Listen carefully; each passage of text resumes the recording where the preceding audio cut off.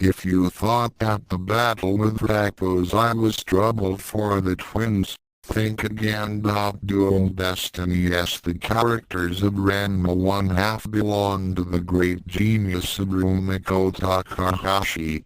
Belgondi, word and skilled hair from Oh My Goddess and its respective creator left parenthesis s. Please, I'm poor. Don't sue me! Exclamation point less than greater than. Thoughts left curly bracket. Telepathic communication chapter 16 confrontation. The Ranma twins stood at the ready as they assessed their demonic opponents. Reaching out with their senses, they became alarmed at what they found. Oh, these guys are a lot more powerful than Echo's eyes, Ranma Red remarked. Damn. This is going to be a tough one, Ranma Blue said. Well, we better fight fast. Akan's 8-hour time limit is almost up and ours is just about the same. Let's do it. Concentrating their key energies, the Ranma brothers exploded into action. MOKODAKBISHA. Scatter. Power Blaster. The barrage of Kai energies hurtled toward the demons. Tsuruka and Hakodo smiled as they each simply made a waving gesture with a clawed hand. The Kai energies dispersed before they came within 5 feet of them. Not this time, Tsuruka said as he and his counterpart began to advance toward the twins. We have been observing you since the day you were separated. We know all of your paltry skills and techniques, Hakodo added. The two Ranmas decided to change tactics as each leapt toward one of the demons. Ranma Red tried a roundhouse kick to the demon with crimson armor. The kick landed solidly on the temple. However, Hakodo's head didn't move a millimeter as the demon reacted with lightning speed and grabbed the pig-tailed martial artist by the ankle. Even though Ranma Red and his brother were in their astral forms, in the realm of oblivion, their soul energies had taken on solid characteristics. They may as well have been fighting in their real bodies. Ranma Red was hauled up by one leg as Hakodo's raised him until their eyes met. He then smirked at his foe and said, "Was that supposed to hurt?" He then swung his victim around in a wide arc and slammed him against a stone formation. Ranma Red winced in pain as he realized that he could also feel the damage done to his form in this place. Ranma Blue had also made that discovery as he tried to use his accelerated chestnut fist on Tsuruka. KDCHUDNSHINAMAGURIKN. Advanced. Just before his first punch connected, Tsuruka's body glowed with a blue aura. Immediately, Ranma Blue felt his hands flare up with an intense, stinging pain. He was forced to stop in the middle of his technique as he backed away and looked down at his hands. He was alarmed to see them with black splotches. In a few moments, the marks faded away, but he was still left with sore hands. "Cute trick," Tsuruka commented. "Let me try." With those words, he then began slashing at his opponent with the same lightning speed. Ranma Blue barely managed to get his body in motion, trying desperately to avoid the demon's razor-sharp claws. Unfortunately, he was unable to avoid the last of the attacks and he felt more burning pain as Tsuruka's talons ripped into his side. Backing away, He looked down at his side and was shocked to see a large tear in his left flank. Of course, there was no blood, but the gash had left him with a nauseated feeling. The injury was jagged and looked like the edge of a frayed piece of fabric. Concentrating his inner being, Ranma willed the tear to reform. After a moment, his energy form was whole again and he continued to fight. Spirit Fist. The huge fist of mystic energy flew toward Hakodo's midsection, but to Ranma's surprise, the Dark World Demon made no attempt to stop it. The blast impacted heavily against him, but after that energy had depleted itself, he simply shrugged and said, "Oh, come on now. You have to do better than that. I would have thought that Soren taught you more than simple parlor tricks." The servant of Shiroka raised his arm and sent an intense blast of energy at his opponent.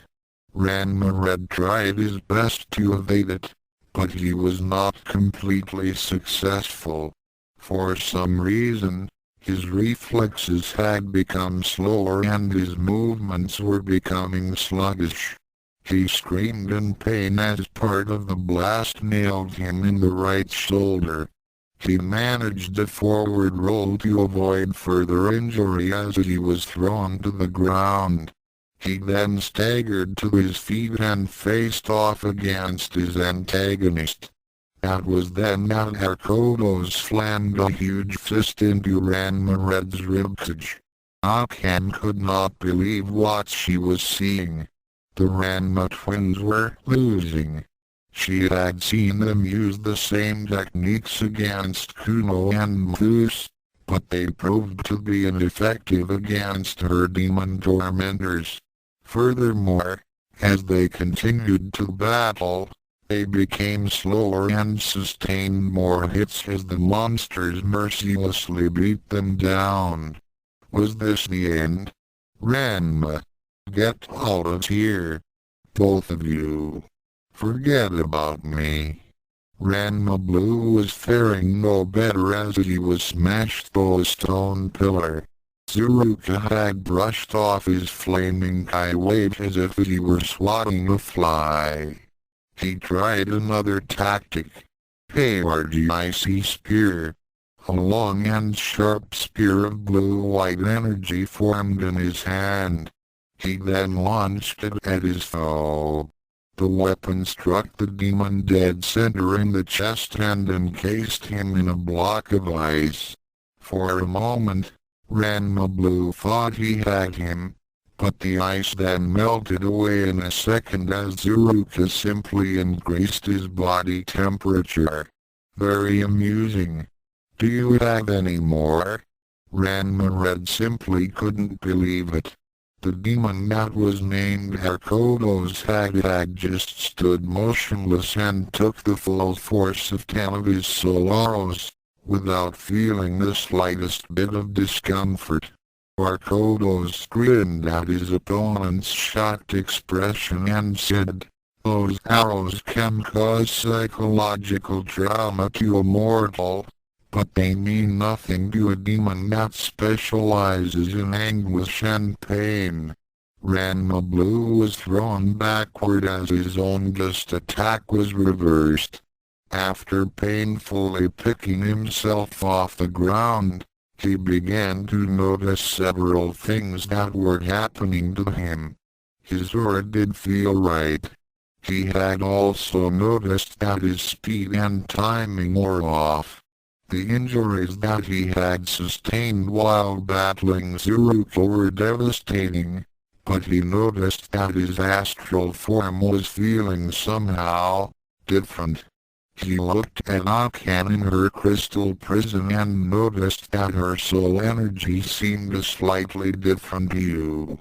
It was almost as if she was matching the dismal colors of the realm of oblivion. He looked down at his own form and saw that it too was becoming paler. Less than, oh no. Our time's almost up. We've got to get out of here before we become permanently part of the Kami plane. Doesn't matter if we beat these guys. They're just trying to delay us. That's why they're not using much power. They don't have to exclamation point greater than red. We have to get going. Our time's almost up. Ranma Red barely dodged another one of Arkodo's energy bolts as he responded. I'm all for it. But these guys aren't going to just let us waltz out of here. And we can't leave Akan. He then dodged another withering blast which ricocheted off a stone pillar and blasted off a small piece of Akan's crystal cell. Ranma Red noticed it and began to think. Less than hey. They're using some different kind of energy against us than what we saw they used on Akan. Maybe Kamade can help us free her exclamation point greater than panic began to take hold of the twins as their demon foes increased in the intensity of their attacks. Soon, the both of them were backed up against the crystal that contained Akan's soul. Both Dark Worlders smiled as they raised their arms and powered up for a massive blast. Looking behind him, Ranma Red saw Akan's fearful expression. It was then that he came upon a desperate plan. He began powering up his ki, as the demons were about to unleash their attacks. Ranma Blue looked at his brother's eyes, then nodded, as he understood what his sibling was thinking of. Just as Zuruka and Hakodos released a massive discharge, Ranma Red grabbed his brother's shoulder and teleported the both of them to a spot behind Akan's crystal prison. The energy slammed into the walls of the structure and caused them to shatter into fragments. Akan found herself falling to the floor, but was caught in Ranma Blue's arms as he and his brother rematerialized. Before the demons could react to this unexpected development, Ranma Blue shouted out to his twin, "Now!" Before the startled eyes of the demons, the Ranma twins and Akan disappeared from view. Both Dark Worlders looked around in confusion as they tried to detect their presence. It was then that they realized that they had been tricked. Howling with rage, both demons vented their frustrations and began wrecking anything and everything in their immediate vicinity. The ultimate force system, the twins and their passenger reappeared on one of the terminals where Skilda had been working on, giving her quite a fright. Beldandi turned her head when she heard her sister yelp. As soon as she saw who was perched on the console, she immediately saw that their forms were about to become one with the Kami plane. She then sent a blast of energy at the three, which enveloped them and caused them to vanish once more. The realm of infinity, Soren and Taron were fretting over their pupils when three energy forms appeared beside their respective bodies. Seeing how battered each one was, Soren wasted no time in merging them to their flesh and blood vessels. In bright flash of mystic energy, all three were restored to their physical forms. Ranma Blue's body suddenly started bleeding profusely as a huge gash appeared on his left flank. Several large bruises and minor scratches came into view as well as he got up moaning in pain. His hands became numb as they also became riddled with cuts and bruises. Ranma Red felt intense pain as his right shoulder as it became covered with third-degree burns. He could feel at least 2 broken ribs, and his left ankle felt like it had torn several ligaments and tendons. Akan was the worst off. She had suffered tremendous psychological trauma when her soul had been tortured by the dark world demons.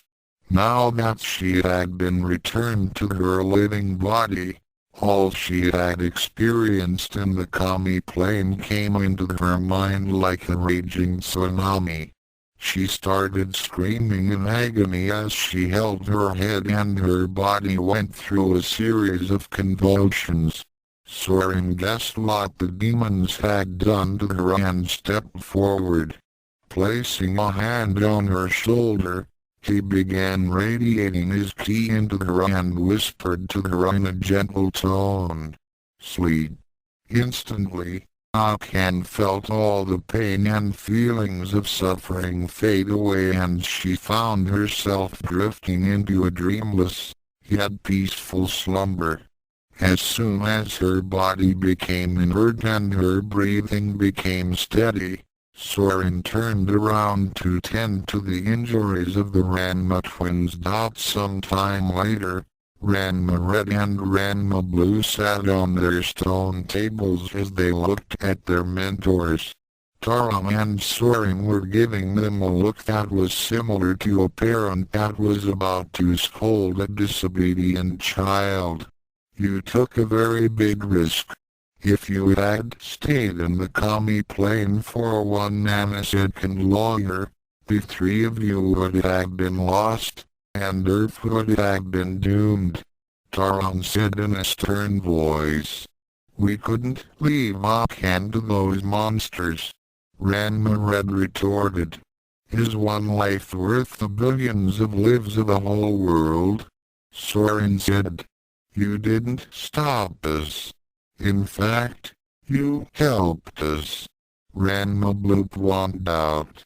Both immortals sobered at that aspect. They slowly nodded as Taron said, "Yes. I'm afraid that you were too determined to save your friend. In any case, it's just as well that you went to save her. We know what it's like to lose someone you care about, knowing that you had the ability to prevent it. We're not heartless, and in a way, this experience has helped you in your training." "What do you mean?" "I mean, those demons wiped the floor with us." Ranma Red nodded in agreement. "They showed you that no matter how powerful you become, victory is not always assured. Furthermore, you two learn to think and use your heads.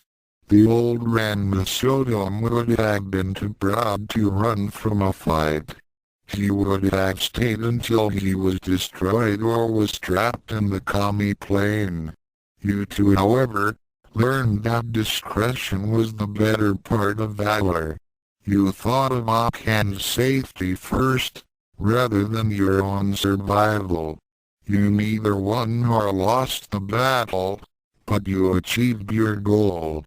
Akan is now once again among the living. Is she going to be okay?" Ranma Red asked. "Physically, she's in good health," Taron guardedly commented. "Mentally, however, she will suffer severe psychological distress. Your wounds and her experiences had carried over into your real bodies. Repairing the physical damage was easy enough, but I'm afraid we can't do anything about the terrors and bad memories that she will experience in the future. That is something that she must come to terms with on her own. For now, we've put her into a dreamless sleep, so that her dream centers won't start churning out nightmares about her stay in the realm of oblivion." "So now what?" Ranma Blue asked.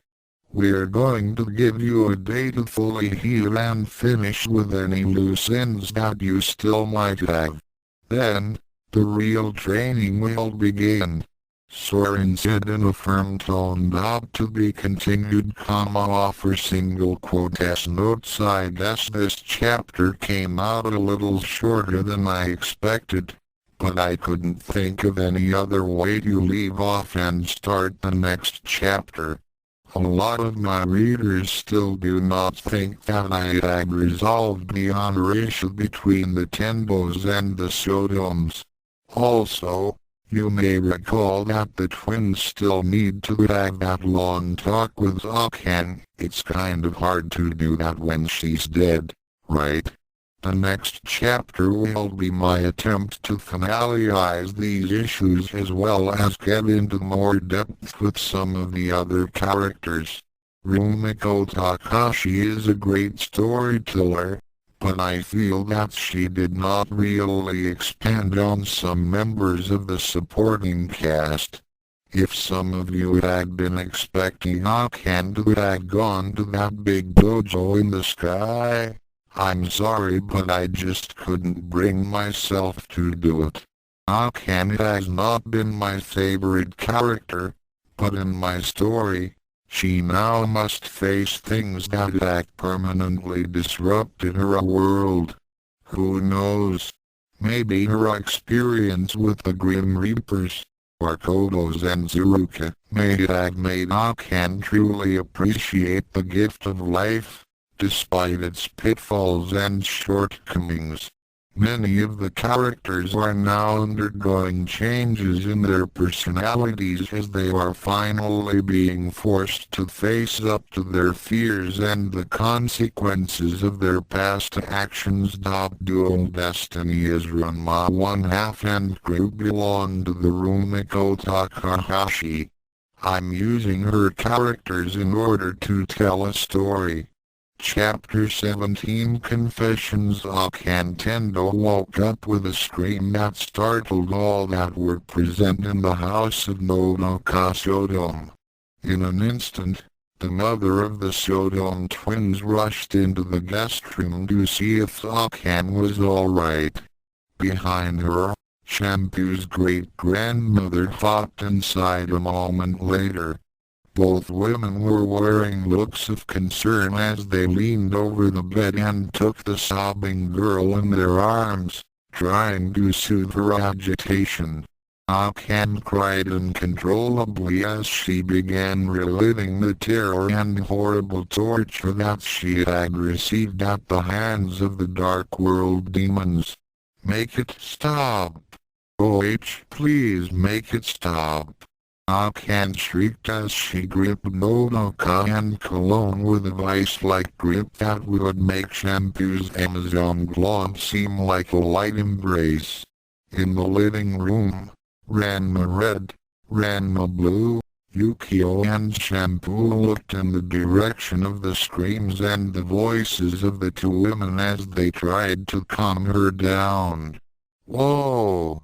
Soren and Taron weren't kidding when they said that Akan would have some real painful memories. Ranma Red remarked as he looked at the adjoining door with sympathy. I'd feel the same way if I almost had my soul torn apart. Ranma Blue added. Come to think of it, we almost did. Ran-chan. You mean that story about Akan really dying is true? You went into the Kami plane to get her back? Ukyo said with a slightly fearful voice. Ranma Blue looked at his fiancée and slowly nodded. We had to. It was because of us that she committed suicide. If we hadn't gotten to her in time, Ukyo began to have fears that she might lose her future husband to Akan again. Shampoo also began thinking the same thoughts. Both twins noticed their expressions and decided to put their fears to rest. Pukan. The reason why we risked our lives for her is because she's our friend. That's right. No matter what she's done to us in the past, we couldn't just stand by and let her slip away like that. Ranma Red said. Right now, she needs our support, more than ever. We really made a mess about the whole fiancé business, and our biggest mistake was not talking to Akan about all this sooner. We love Akan, but it's not the same kind of love as we have for you two. More like a sister and her brothers. It wouldn't be right to just leave her like that without at least saying goodbye. After all that we've been through with her, she deserves that much. We have to get her to understand that it won't work. Neither of us can marry her. We love you too. But we don't want to leave her like this either. We went through a lot to get her back. We wouldn't want her to kill herself all over again. Both girls relaxed a bit when they heard their words of reassurance. They each gave their bows a kiss, then took a deep breath and looked into their eyes. After a long silence, Ukyo decided to speak. Go to her, Ran-chan. She needs you both. Shampoo understand. No one can do like this. Both brothers looked at their fiancés with small smiles, then turned towards the guest room, just as Cologne hopped into the living room. Son-in-law, I assume that you and your brother wish to have a word with Akan. It's a discussion that has been long overdue. Ranma Red replied as he and his other half nodded. His mother still there with her? Yes. She finally managed to calm her down. Although I had to use several pressure points in order to relieve some of her convulsions. I was just going to the kitchen for some water to help in easing her back to sleep. Convulsions? Ranma Red asked, concerned. Yes. Cologne's expression took on a very serious look. Whatever she experienced in the Kami plane has caused extensive damage to her psyche. I fear that Miss Tendo will have a long and difficult road to recovery. If you would wait for a little while, Cologne, Ranma Blue said. My brother and I need a bit of privacy with her. Very well. I will wait here with the girls. Please call me immediately if you need any assistance with her. The boys nodded as they headed into the guest room. They saw their mother sitting on the bed, cradling a whimpering Akan. She looked up and saw her son standing next to the bed. Their expressions were a mixture of sadness, sympathy and a bit of apprehension as they gazed upon the trembling Tendo girl. Mom, Ranma Red began. Nodoka held a hand and said in a gentle voice, You don't have to tell me. I knew that the two of you would need to speak with her sooner or later. Looking down at Akan, she quietly whispered, Akan-chan. My sons would like to talk with you. Will you be alright? Akan gazed up at the two Ranmas standing in front of her, then turned her head to their mother. With a little sniffle, she nodded. Nodoka gave her a gentle hug. She then stood up and left the room, quietly closing the door behind her. As soon as they were alone, Ranma Red brought his hands together as if he was praying. His aura glowed briefly as he uttered a single word. Silence. Akan looked at him strangely and asked, What was that? Ranma Red shrugged and replied, Just a simple spell of silence.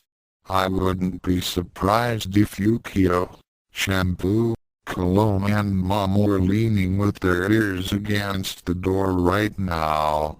I mean, That sort of thing always happened at the dojo, right? The twins gave her a playful smile and gave a little laugh.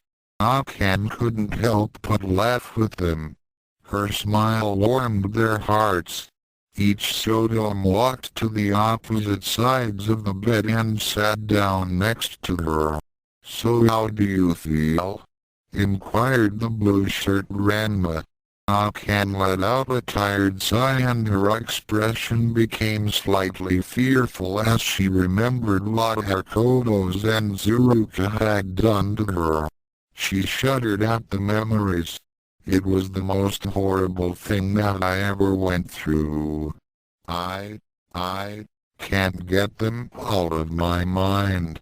Every time that I close my eyes, I see them tearing my soul apart and laughing. Even when I'm awake, I can still feel them as they rip me apart. As her shivering became worse, Ranma Red reached out with a glowing hand and placed it on her shoulder.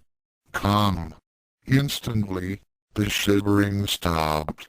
Akan gave Ranma Red a half smile, which soon became a frown. "Thanks, but it doesn't help me much. Even the pressure points that Shampoo's great-grandmother used aren't enough to deaden the pain. I can still see them in my mind. You don't know what true agony is until someone tears your soul apart, little by little. I felt as if I was losing my entire being. I wasn't Akan Tendo anymore. I wasn't anybody. You can't know what it's like to totally lose what you are." Both Ranmas nodded their sympathy. "You're right, Akan." Ranma Red agreed. "Compared to what you went through, the pounding that those two monsters gave us was nothing. How long were you in the realm of oblivion? How did you end up there?" Akan sighed as she began her story. "I wandered around the Kami plane for what seemed like hours. I had thought that after I had died, the pain of losing the two of you would go away. It didn't go away. I still felt those feelings. During my wanderings, I met up with a lot of famous people who had died over the last few hundred years. They all had stories to tell and the regrets that they had in life. Unfulfilled dreams, mistakes, wrong decisions and missed opportunities." "Sounds familiar," Ranma Blue said, his tone expressionless. Akan looked at him for a moment before nodding. "Listening to their life stories made me remember my life. And how badly treated the two of you." Both Ranmas nodded as they waited for her to continue. "It was one ghost in particular that made me realize that I was all wrong about you. Both of you. That ghost wouldn't happen to Agden George Armstrong Custer, now would it?" Ranma Red asked. Akan's head looked up in surprise. "How did you know?" Ranma Blue gave her a shrug as he replied, "We met him while we were following your spirit trail." Akan let off another sigh as she brought her knees up and crossed her arms over them. "Well, anyway, what he said about respect and treating other people better stuck with me. I should have done that with you. I should have treated you better and given you more respect. It wasn't your fault that you were cursed from the spring of ground, girl. It wasn't your fault that your stupid father engaged you to all those girls. Just because I was fighting all those boys at school didn't mean that you were like them. You didn't ask to be put into an engagement that was made before you were born. But no, I didn't take into consideration of what you felt. All I could think about was myself. I made a snap judgment about you the moment I walked in on you that first day. I never thought about what you were going to. Ken, Ranma Red began. No. She interjected. You were right. You've had to put up with my temper for almost a year. At first I thought you were nothing more than a self-centered, egotistical jerk, but after being dead, I realized that it was just as much my fault as it was yours that we thought a lot. I did assume the worst when something went wrong. I always thought that you were the cause of the problem because it was so easy and it became a habit. I just couldn't stop. Well, I can. You have to admit, we weren't exactly the perfect gentleman. Ranma Blue commented. I guess deep down, we really didn't want to upset you or make you mad. But then again we were sharing the same body and developed a taste for food. We certainly had it in our mouth a lot. It was really easy to go into the usual fights and arguments. Ranma Red added. Talking it out just seemed to be impossible for all of us. We just couldn't open up. We couldn't tell you how we felt. Heck, there were a lot of things that we wanted to say, but we just couldn't do it. Speaking of things that you wanted to tell me, Ken's face took on a hardened look as she said in an irritated tone. Why didn't you tell me about Ryoga? Tell you about what? Both Ranmas asked in a nervous voice. Ken frowned as she said in a very annoyed voice, Why didn't you tell me that Ryoga was P-chan? Why you know? Both Ranmas stammered. Ken nodded. While those demons were torturing me, they teased me as to how dense I was as to not being able to figure out that Ryoga and P-chan were the same person. They even pointed out all the clues. They were never seen together.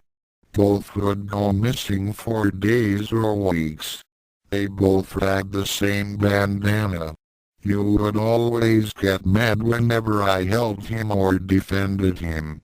Ryoga was always afraid of cold water and he never ate pork. Then there were those incidents with the tattoo, the rhythmic gymnastics tournament, the skating competition and so on. Ryoga would always get excited whenever he heard of you getting a chance at curing your duels and kyokers. They even reminded me of the fact that you used to call him P-chan right in front of my face. Why didn't you just tell me? It's because we promised Ryoga not to tell anyone. Ranma Blue replied. Since you know the truth, I guess it's alright that we tell you the whole thing. You see, after we had gotten cursed, we were so mad at Pot that we weren't thinking straight. We were more than willing to pound him into the next century and we chased him around the training grounds. We were so angry that we didn't notice that Ryoga was there. He was still after us for missing that duel behind his house. You know, the one that we waited 3 days for him to show, but it took him 4 days to get there. Well, he had followed us to China and was standing near a cliff that overlooked the springs. We had chased Pop over the cliff and accidentally knocked Ryoga into the spring of ground pig. We didn't know about it until after P-chan showed up later. Remember when you asked us to give him that bath? Akan nodded slowly as a look of realization crossed her face. Less than so, that's why Ranma was so mad when she came out screaming after P-chan, I mean Ryoga. And here I always accused him of picking on him. Why was I so stupid? ? Greater than Akan let out another sigh as she looked up and asked, so who else knew about it? Ranma Red cocked his head and then replied, well, besides us, Pot knew about it. That's another reason why Ryoga was so mad at us. Just after he got cursed, Pot found him and almost made him into sweet and sour pork. Ryoga turned back into a human after being dumped into a wok of boiling water. Shampoo and her great-grandmother knew. Ranma Blue added. Cologne found Ryoga as a pig and tried to boil him for a lunch. Mousse knew. After all, he did get captured with him and Shampoo when that secret society of Jews and Kyo were after them. Also, he did team up with Ryoga against us that one time. And we really hate to tell you this, Akan, but your father knew as well. What? Akan yelped in disbelief. It's true. Ryoga had used the dojo's bathtub several times to change back into a human. Twice he used it when your father was still in it. We never could figure out why he never told you about it, despite the fact that we were supposed to be engaged. You'd think a father wouldn't let another guy sleep with his daughter when she's supposed to marry someone else. Ryoga Akan raged. Ranma shook his head in sympathy as he watched Akan fume.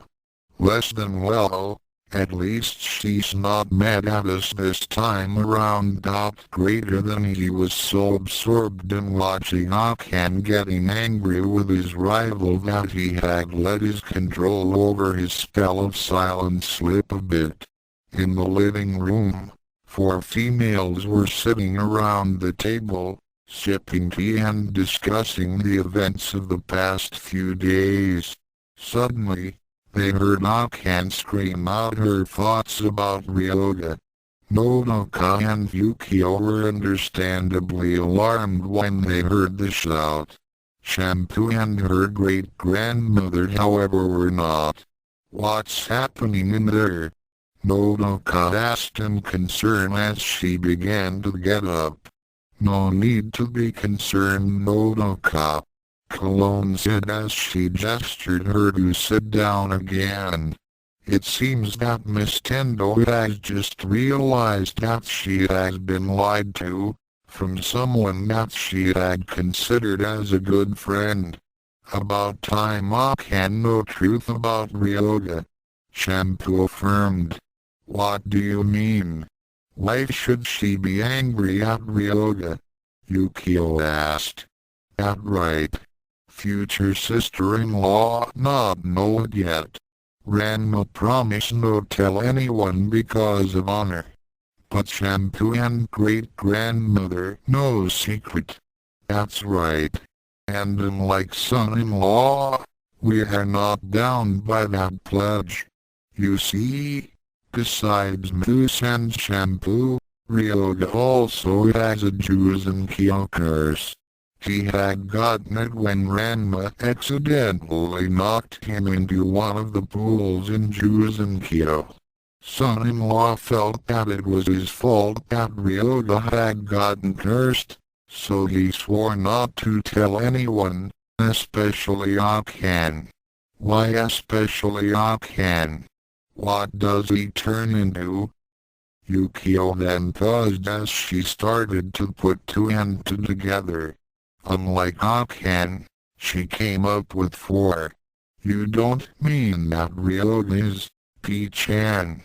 Shampoo nodded as replied, is true. great-grandmother found Ryoga as big. Thought he make good lunch.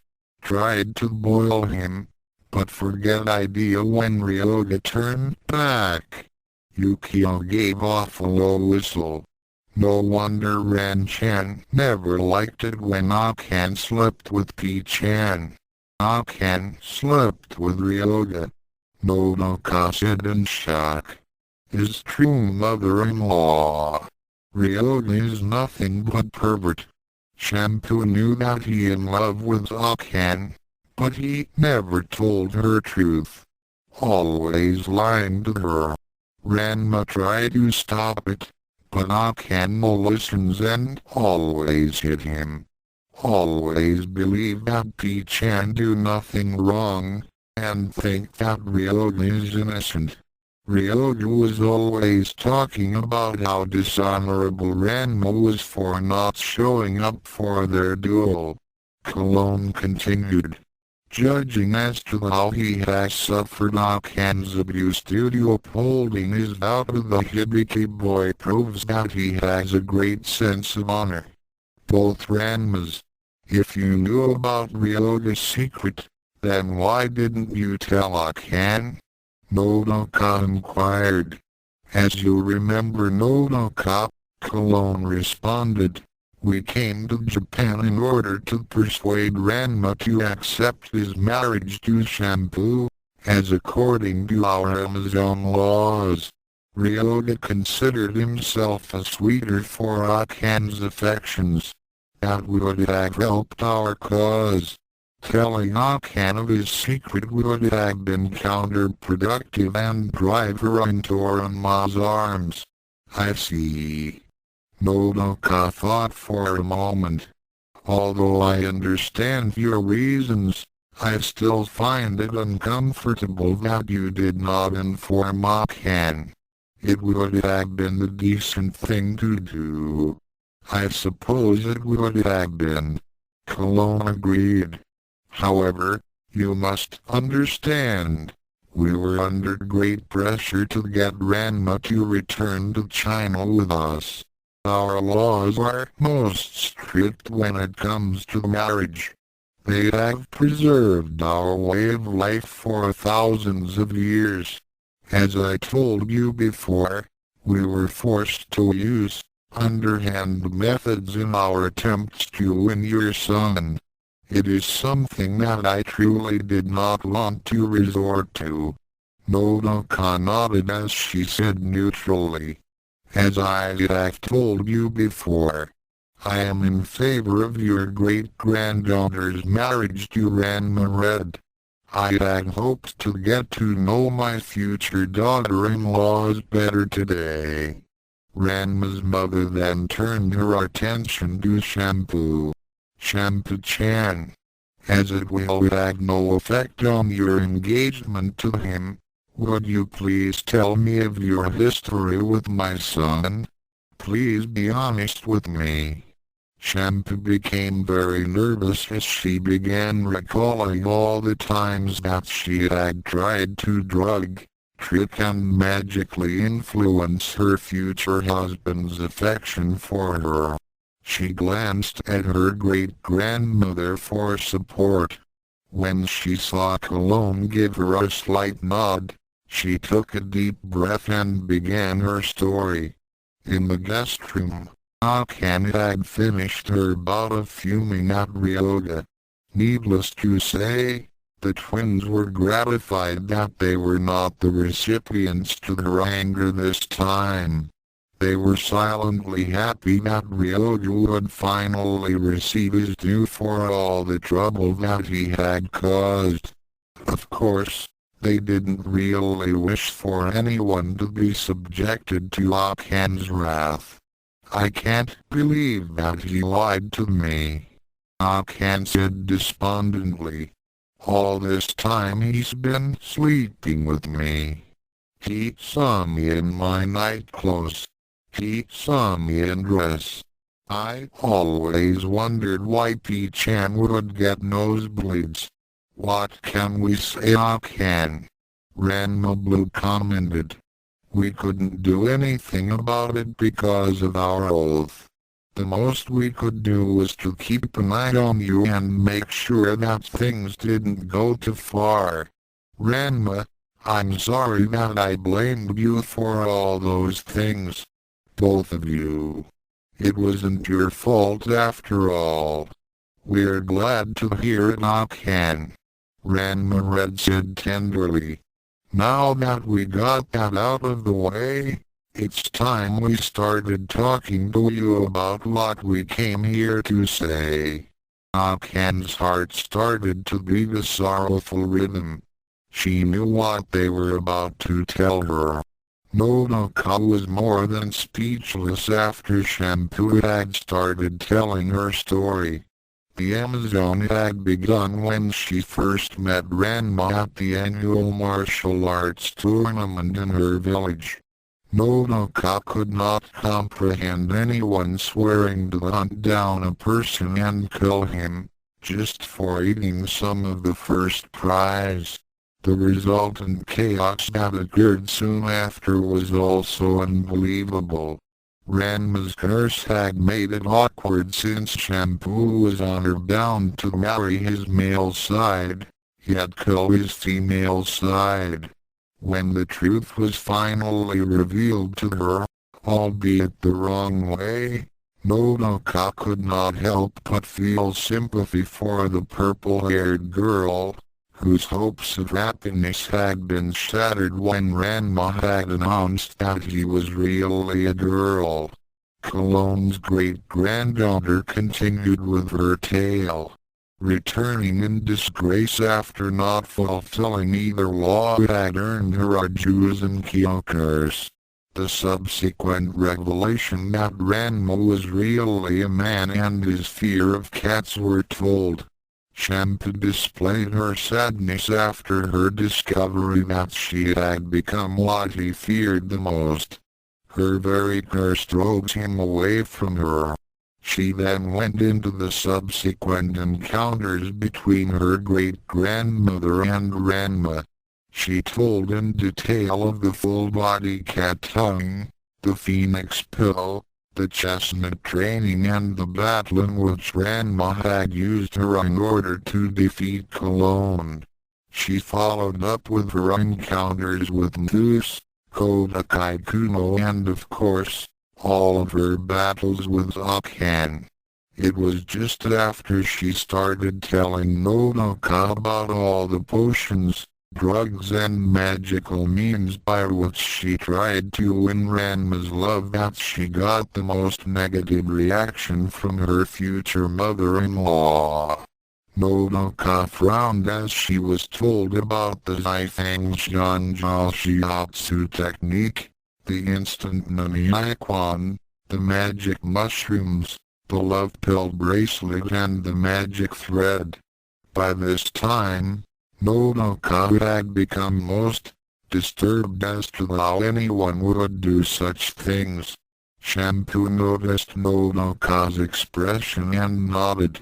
Nodoka is right to think that is bad things to do to Ranma. Shampoo know that now. Shampoo wanted to have happy marriage with Aaron, but she know that he no be happy. If he no happy, Shampoo not happy either. Nodoka nodded as she began to get an understanding of how Shampoo was feeling. Shampoo took another deep breath as she continued. Shampoo was very sad when she tried to show Ranma that she loves him, but he no want to be with her. Shampoo wonder why he no even like her. I no hit him like I can. I never call him names. I no blame him when things go bad. But still, he showed he like I can better. I can violent and always treat Ranma bad before. Always say she no want to marry him, but if other girls show they like him, she get very jealous, then call Ranma pervert.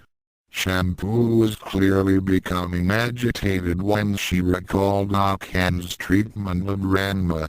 Shampoo no like to see Ranma treated like that. Ranma no always deserve it. Ranma not perfect before he had twin brother. Was very arrogant and like male chauvinist. He sometimes had big mouth. Get into trouble lots of times. Many times he treats Shampoo the same way as Shampoo treat Mousse. But Shampoo still loves him. Many people say that Shampoo should marry Mousse, but Shampoo will no be happier with Mousse. Be only happier with Ranma. Why? Nodoka inquired. If I went through all the trouble that you had gone through, I would have given up on him. Some time ago, Shampoo asked herself same question.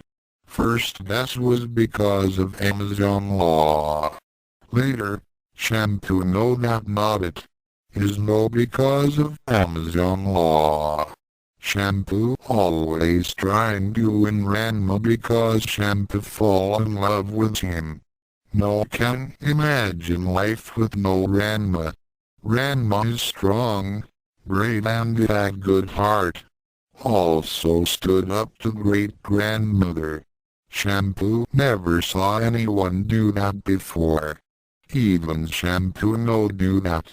After he saved Shampoo from Ghost Cat, Shampoo knew that she loves him. His only reason why she still chase him. Ghost Cat? Nodoka asked. Shampoo's curse to change into cat was why she was kidnapped by Ghost Cat. Wanted to make Shampoo as bride. Ranma come and he saved her. Shampoo knew that Ranma do care about her. No other reason why he faced greatest fear. If Ranma care for Shampoo, then is good chance that Shampoo can get him to love her. But what about all those potions and spells? Aren't those unfair ways to win, my son? Shampoo know that. At time, Shampoo and great-grandmother thought it only way to make Ranma come back to village as Shampoo's husband. After Ghost Cat, Shampoo decide to change. We'll tell something now. 7 days before Ranma become twins, Shampoo almost used potion again. Great-grandmother make very strong potion. Just like lifetime pillow bracelet. Only make once. Cannot do again. Ranma come to restaurant and Shampoo about to give food with potion in it. Too easy chance. But Shampoo no do it. Finally figure out why Ranma no love her. And what was the reason, Shampoo? Ukyo queried. Very easy reason. Shampoo stupid not to figure out before. Ranma no love her, because he no trust her. Shampoo always use trick on him. Gives him potions. Use magic. Try to trick him to take her on date.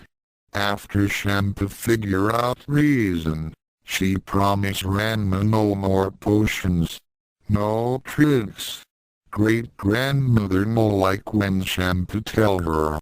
Nodoka looked at Cologne.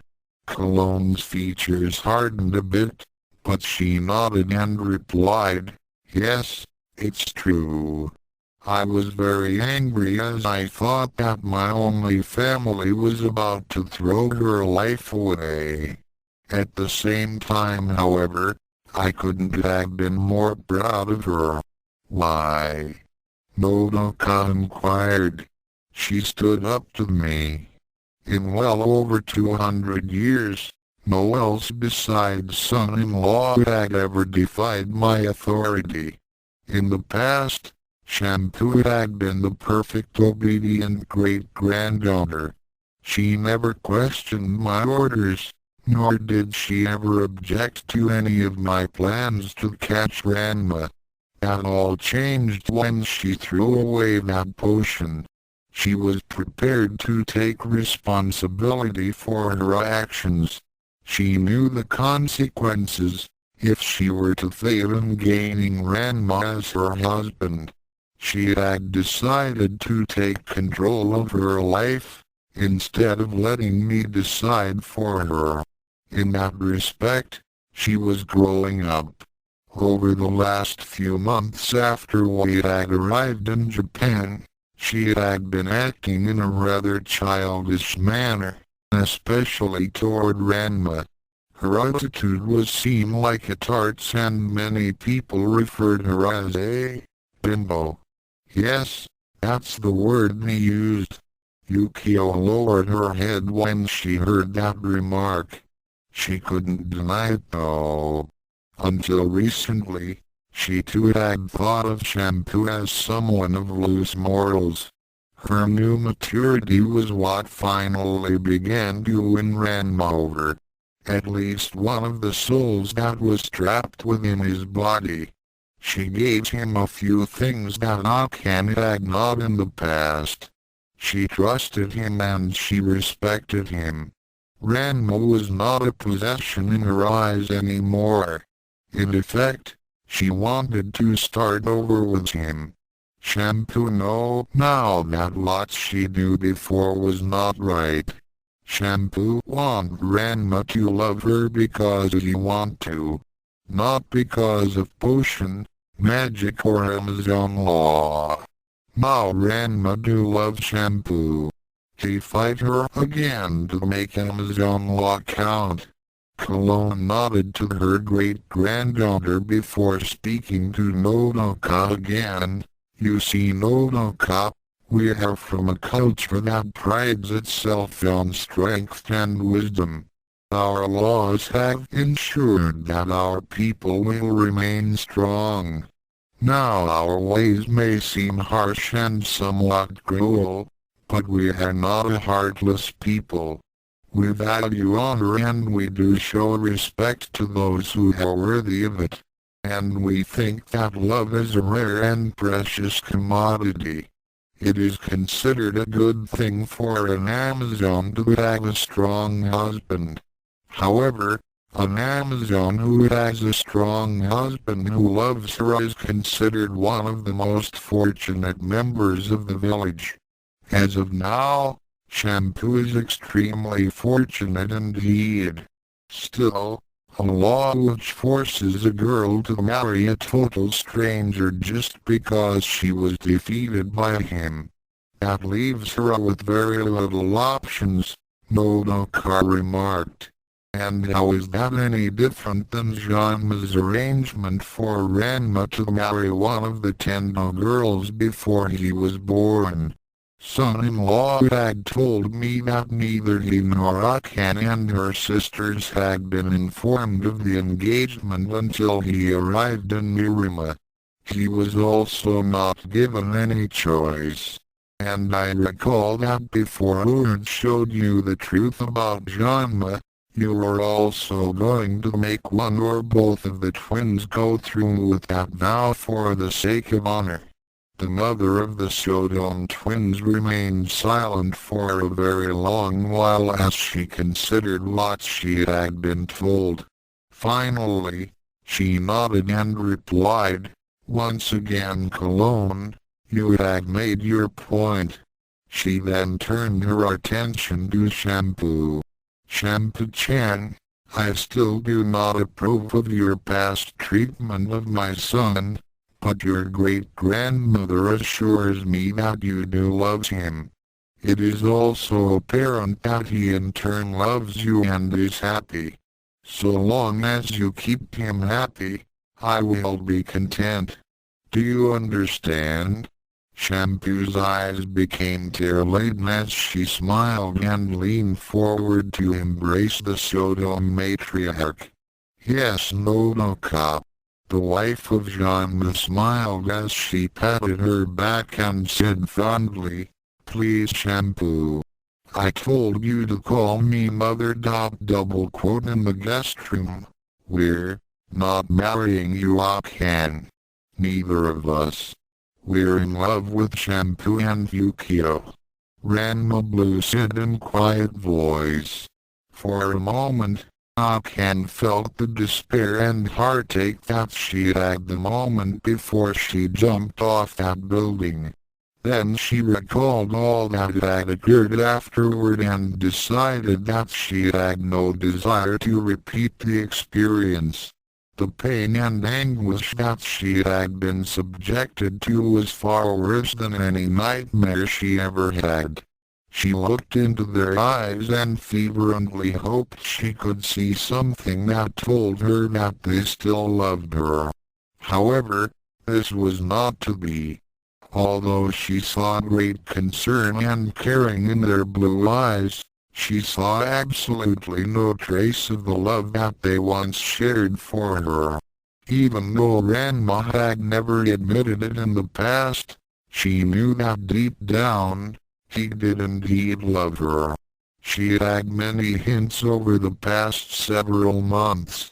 Whenever he regarded her as cute or peeked around corners at her when he thought she wasn't aware, he would always become jealous when some other sweeter appeared, and he really did like it when she smiled. Now, their feelings of love were in favor of Shampoo and Ukyo. That last thought finally made her realize the futility of clinging to an impossible dream. She sighed and decided that it was time for her to accept the truth. In the living room, Nodoka had just finished her embrace with Shampoo and had now turned her attention to Ukyo.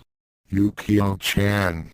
I am now satisfied that Shampoo is a good match for Ranma Red. Although you do have a valid claim to Ranma Blue and I would have allowed your marriage to him anyway, I am still curious about you. Other than what my sons and that goddess had told me, I still do not know much about you. Ukyo nodded as she began to tell her future mother-in-law her side of the story.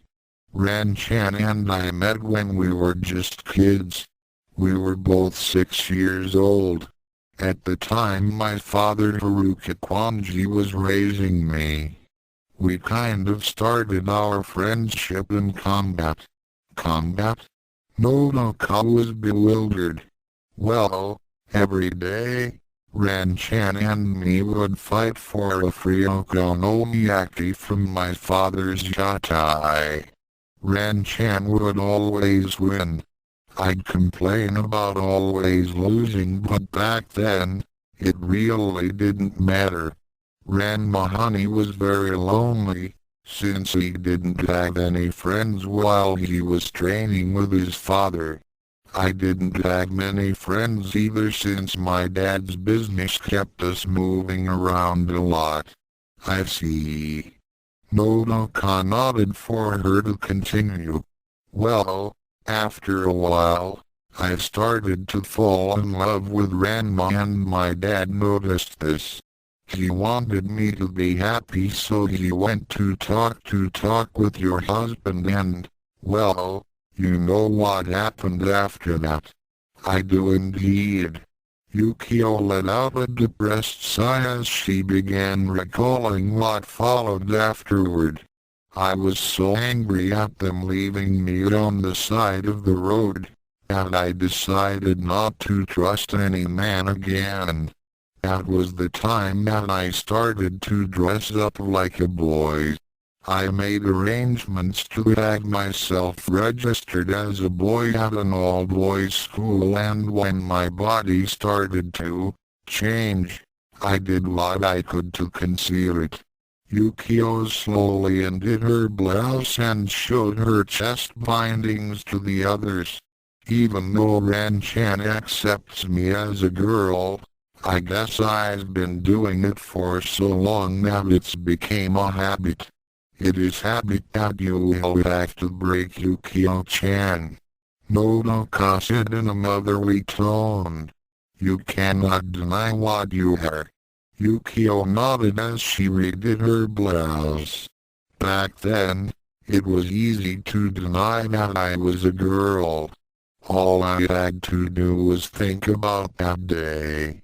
Of course there were some problems, such as, well, most of the other students were convinced that I was a boy, except for one, Sakurane. He figured out that I was a girl and chased me around just as badly as Mousse did with Shampoo. I take it that you did not want his affections? That would be putting it mildly. Agreed the Okonomiyaki chef. He also had a weird way of thinking. He dressed like a girl since I was dressed like a boy. Oh dear. And when I say dressed like girl, I mean the whole 9 yards. Dress, makeup and women's underwear. It really annoyed me. Not to mention the fact that he did this in public at an all-boys school. It was so embarrassing. I can imagine. He also had this fetish for disguising himself as inanimate objects. Mailboxes, fire hydrants, soda machines and Kami-sama only knows what else. I can see that you've had a rough time of it. Did you try and convince him that you weren't interested? Kami-sama, did I ever? Unfortunately, Sabase understood the word no about as well as Mousse did. I tried to be subtle, and when that didn't work, I had to tell him bluntly. That also didn't do any good and I even hit him several times with my spatula to try and get him to leave me alone. None of it worked though. Out of desperation, I told him that I already had a fiancé. I take it you were referring to my son? Yes, but at the time I really didn't mean it. Of course, technically since your husband did take my dowry, I was engaged to Ran-chan. Yes, I suppose you could see it that way. Sabase left me alone for a while after that, which suited me fine since I had no intention of ever getting close to a man again. That all changed when I moved to Nirima. When I found out that Ranma and Ranma were in the area, I thought that I had my chance to get even. What happened? I first challenged Ranma and beat the living daylights out of him. Ukyo looked at Nodoka for any sign of offense. Nodoka simply shrugged and nodded her to continue. I then met up with Ran-chan in class when I transferred to Furinkan High. After Ran-chan recognized me, he was really excited at seeing me again. I don't understand.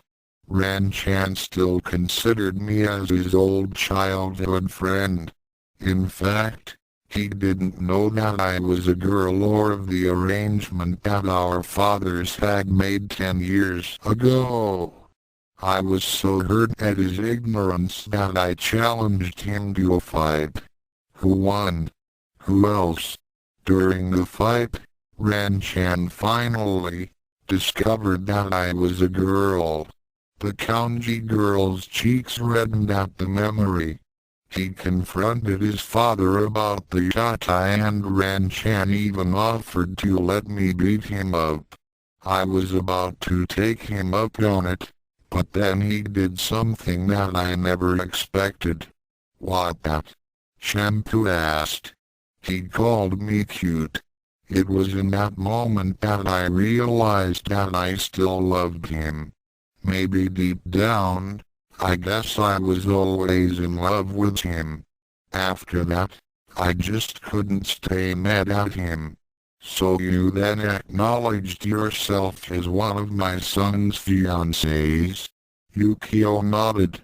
Of course, it didn't help my situation when I found out that Ran-chan had been engaged several times and had 3 other girls after him. 3. Well, there was Shampoo of course. And then there was Kuno's twisted sister Kodakai. But my biggest rival was Akan. She'd repeatedly denied that she didn't want to marry him, but I knew that was a crock. If she didn't want him, then she should have been glad that he had someone else that he could marry. I also knew that Ran-chan had some feelings for her. Being his best friend made it easy for him to talk to me when he was feeling down. It sounds like that you've been a good shoulder for my son to lean on. Nodoka said. Well, he was my fiancé. Furthermore, he was my friend. With all the craziness that was going around, Ran-chan really didn't have too many people supporting him. Akan was always blaming him for everything, even when it wasn't his fault. Shampoo was always drugging him and trying to trick him. No offense, Shampoo. Is okay. Shampoo already admit that she do wrong. Of course, future sister-in-law also no innocent. Ukyo's expression sobered at the thought as she gazed back at Nodoka. It's true. I'm not really a saint either. I have tried to break up Ranma and Akan on several occasions. Tell me about those occasions. Nodoka said. Well, the first time I tried to split them up was when I found out that Ryoga was in love with Akan. I tried to set them up, but it didn't really work. After that, I found out about Ranma Honey's curse. Another time I tried was when Shampoo and me came across this pamphlet about the Tunnel of Lost Love. What is that? It's a cave that has ghosts and booby traps that were designed to break up happy couples. I even roped Ryoga into the scheme, but well, to make a long story short, I ended up getting caught in my own trap. Ukyo let off another sigh. Now that I think back on it, there were a lot of things that I did that I wasn't very proud of. For one thing, my goal to get Ranma had caused me to make snap judgments of other people. I was one of those people who thought that Shampoo was bimbo, just because she spoke bad Japanese and kept on throwing herself at him. After listening to her story, I realized that I had been wrong. Shampoo was doing what she could to get Ran-chan, just as I was doing. Most of all, I held a lot of resentment toward Akan, since she kept on abusing Ranma.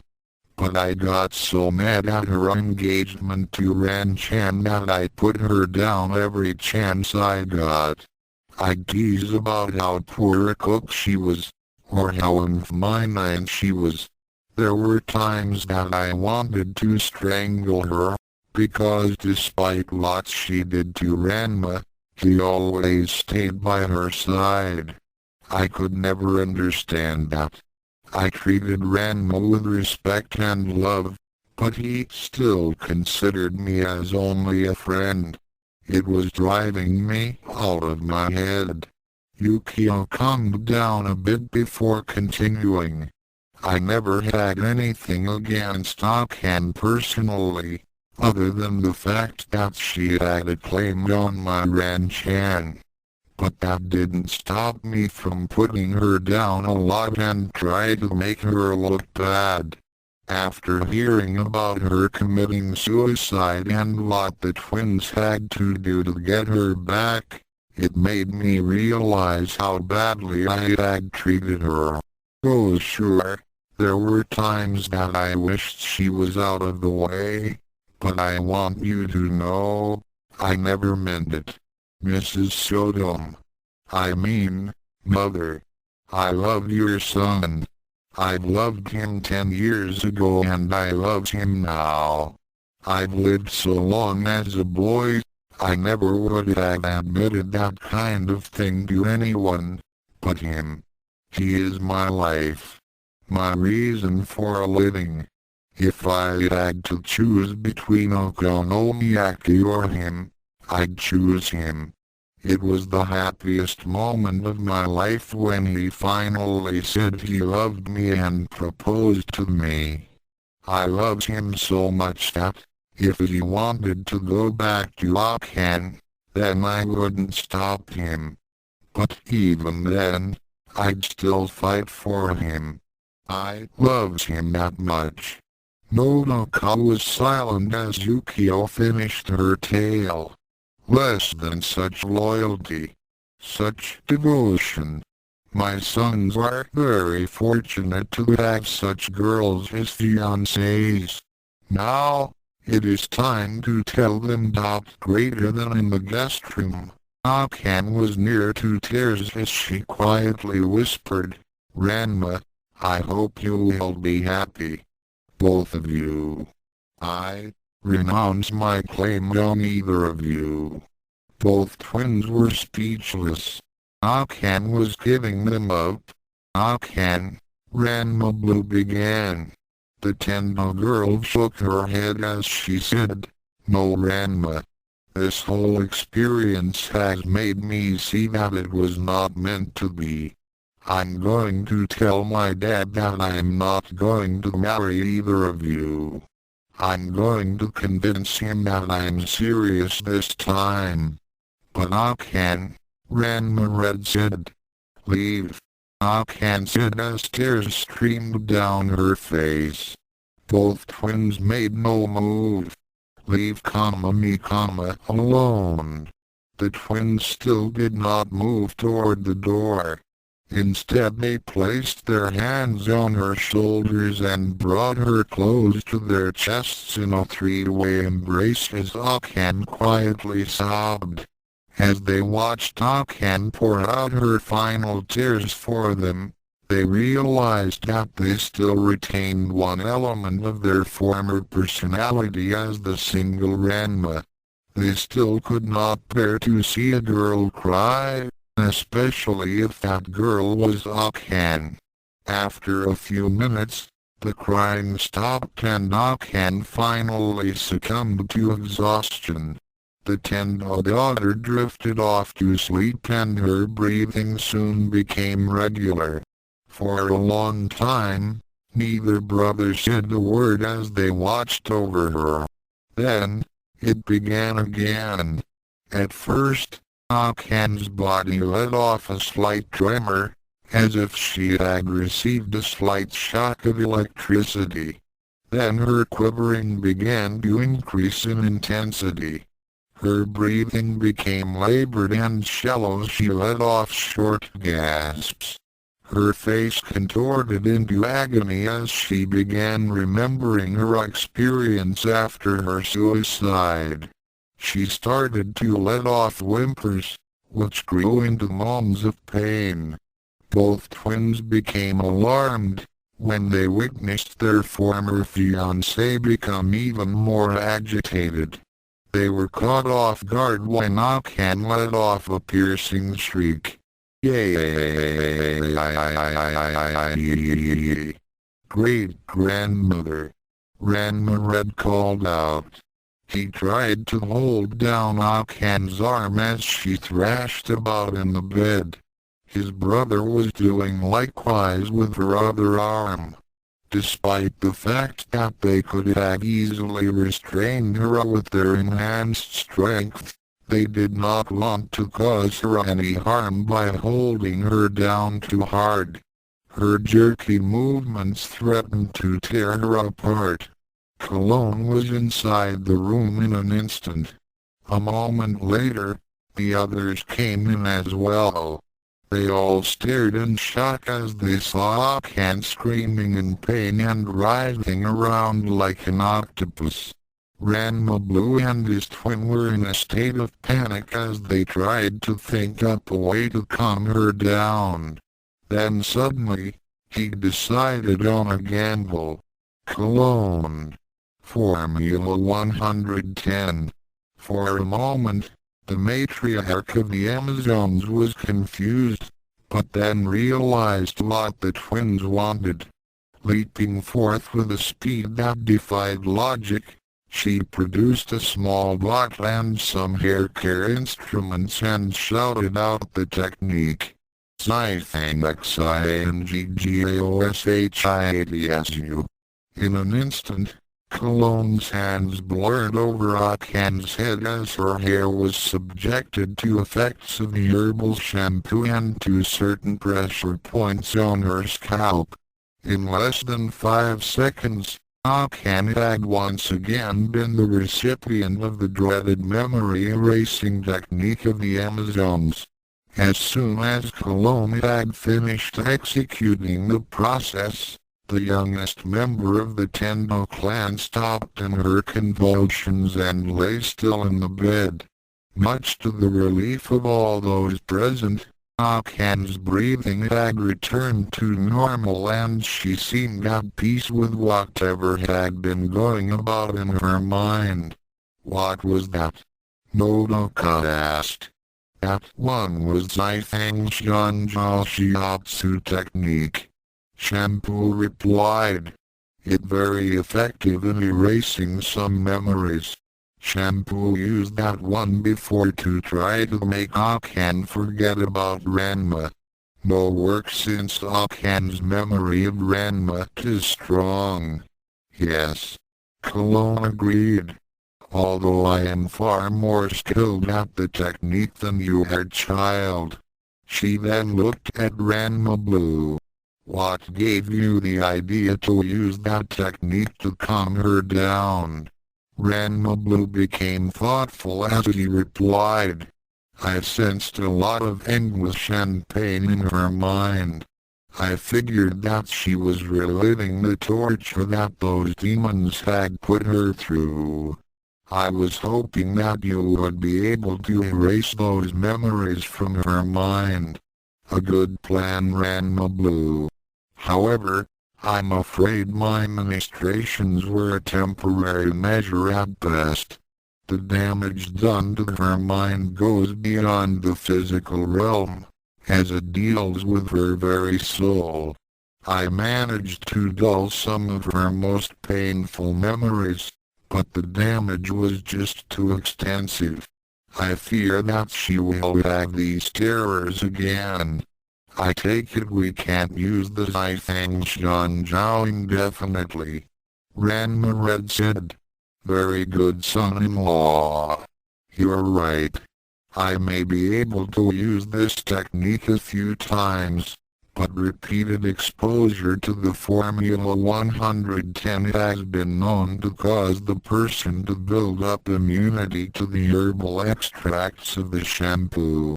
I suggest using the technique only as a last resort.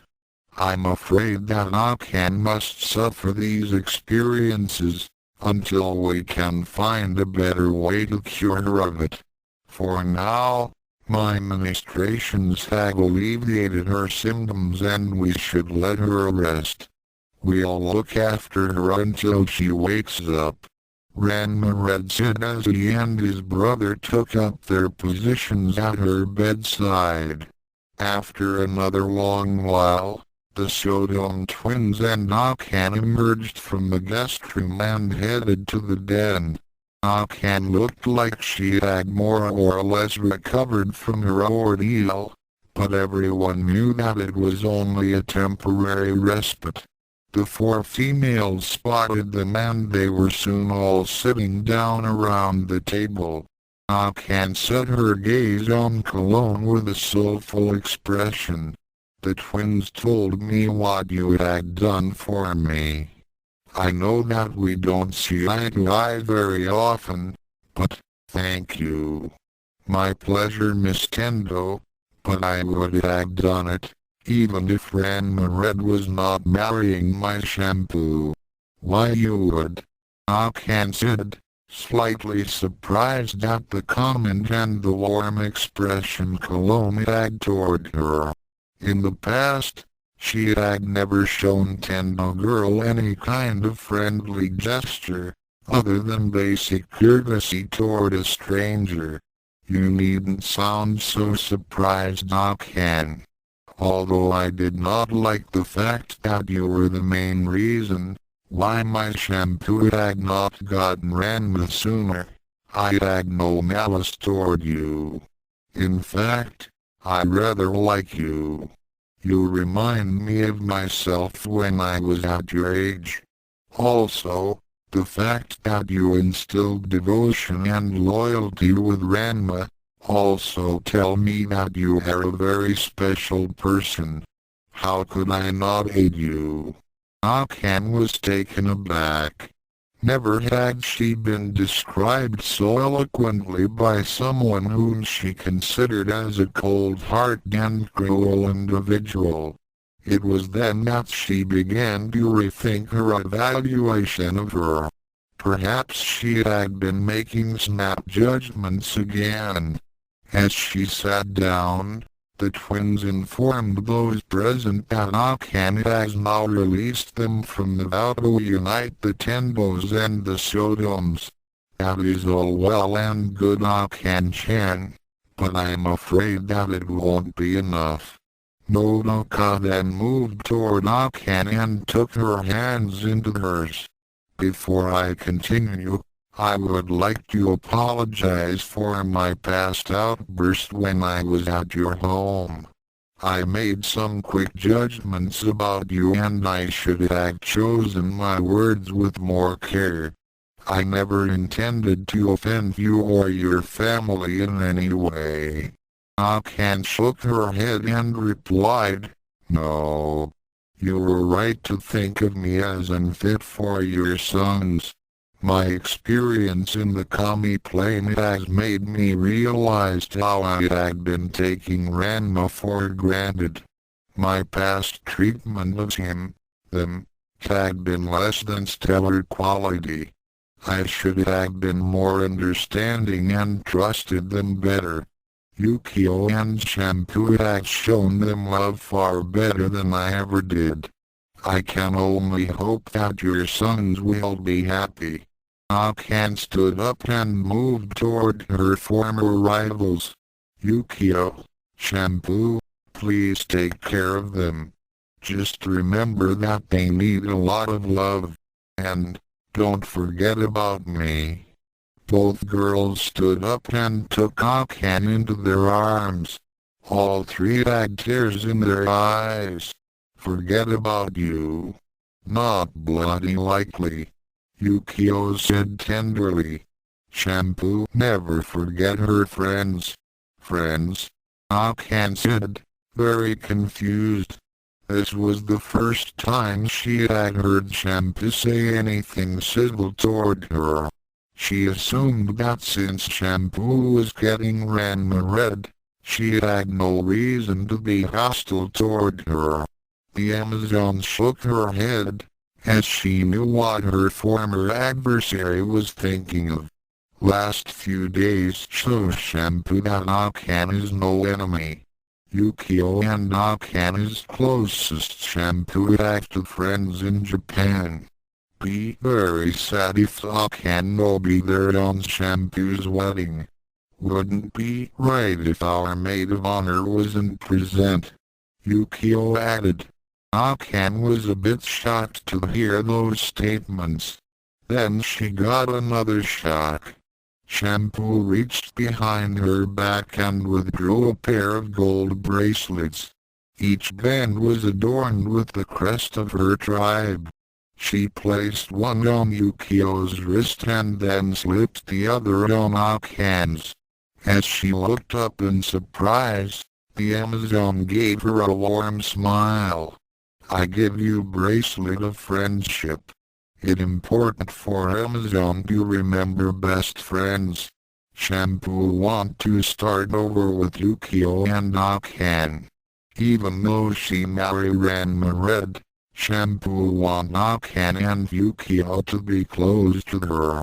Shampoo asked to give her another chance. Yes. Akan felt a twinge of anger as she remembered her past relationship with the purple-haired girl. Less than she single quotes just trying to bite me off. I know she is. She got what she wanted. She just using this piece of junk jewelry to comma greater than Akan never finished her thought as she looked up and saw her tearful expression. Looking into her violet eyes, Akan saw the desperation and sadness in their depths. Less than does she really mean it. She really wants to be friends ? Greater than Shampoo, Akan said slowly, as she removed the bracelet and placed it in her hand. I can't really forgive and forget all that you've done to me, but I want you to know that I'm glad that Ranma has found someone that he loves. You were able to give him some things that I couldn't do. Now you're asking me to give you my friendship. That's something that I can't do right now. I'm not even sure about myself anymore. I can't accept this bracelet now. But that doesn't mean that I won't ever accept it. I just need some time. Shampoo clearly became disappointed, but soon gave Akan a warm smile. It's okay. Shampoo can wait. Having Akan as friend very important to her. If Shampoo need to prove to Akan, then that what she do. Akan's expression turned into a small smile and she nodded. The three of them shared a good-natured laugh and then saw Nodoka smiling, while gesturing them to take a seat. As they all sat down, Nodoka informed them that she wished to discuss one further matter with everyone present. Girls, I am very proud to be associated with you all. I now am quite satisfied that my sons will be happy. However, there is still the matter of satisfying the family honor between the Tendo and Saotome clans. Even though I had invalidated the vow and Akan has renounced her claim, I'm afraid that Soon and Ranma will still press my sons into marrying Soon's other daughters. Wouldn't Pop still be afraid of the promise of seppuku? Ranma Red asked. Yes, he would, and I will hold him to it, if things get too far out of hand. Nodoka replied. However, Soon will be of a different mind. I believe that he will still maintain that it is a matter of honor that one of you will marry a Tendo girl. Besides the threat of seppuku, which I am quite reluctant to use even on my idiot husband, there is only one other way I can think of, to release you both from that oath, without impugning on the honor of either family. Both twins became silent as they suddenly realized what their mother was implying.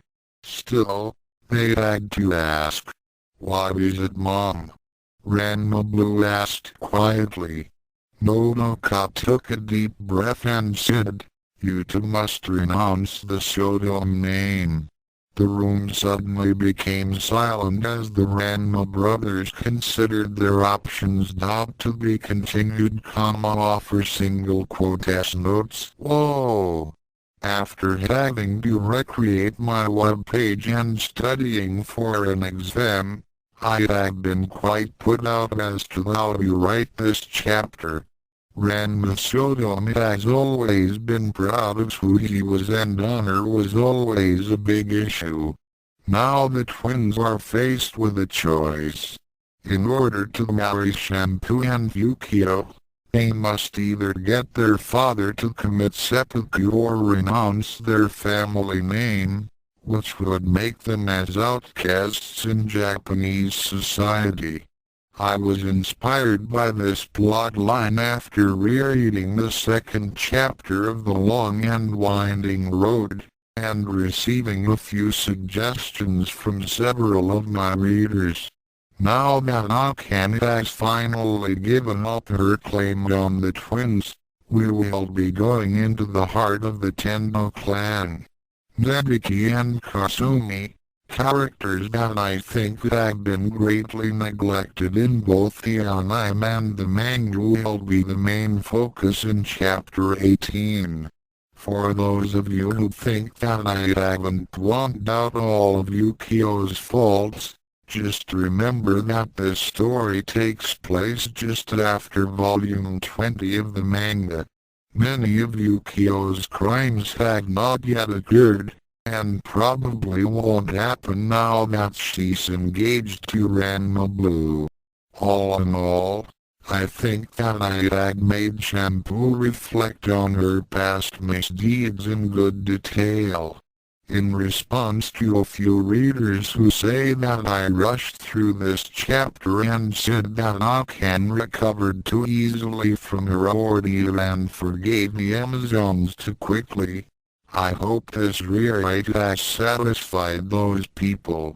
Akane does indeed have a long road to recovery to travel, and I will be expanding on a top dual destinies less than greater than. Thoughts Chapter 18 Final Decisions. Renounce our name? Both Ranmas said simultaneously. Nodoka nodded as she explained. Even though I do not approve of your father's past actions, he is still the head of the family. You two are still bound by the vow, since you are both Saotomes. If the Saotome line were to end with you two, then there would be no reason for Tendo to force the issue. Furthermore, I too will no longer be associated with that idiot Ranma. What do you mean? Ranma Red asked. I will be filing for divorce. I will no longer share his name. I shall resume my maiden name of Misaki. My parents were quite against my marriage to that fool, and I see now that they were right. In fact, the only good thing that ever came from him were the two of you. He has used you for his own ends with no regards for your opinions, feelings or welfare. I rather suspect that he arranged the marriage with the Tendos, so that he could live off the dojo. With your curse and the threat of seppuku, I feel that he had no intention of ever contacting me. I thank Soren and Taron for allowing me to meet my sons and showing me how big a fool that man truly is.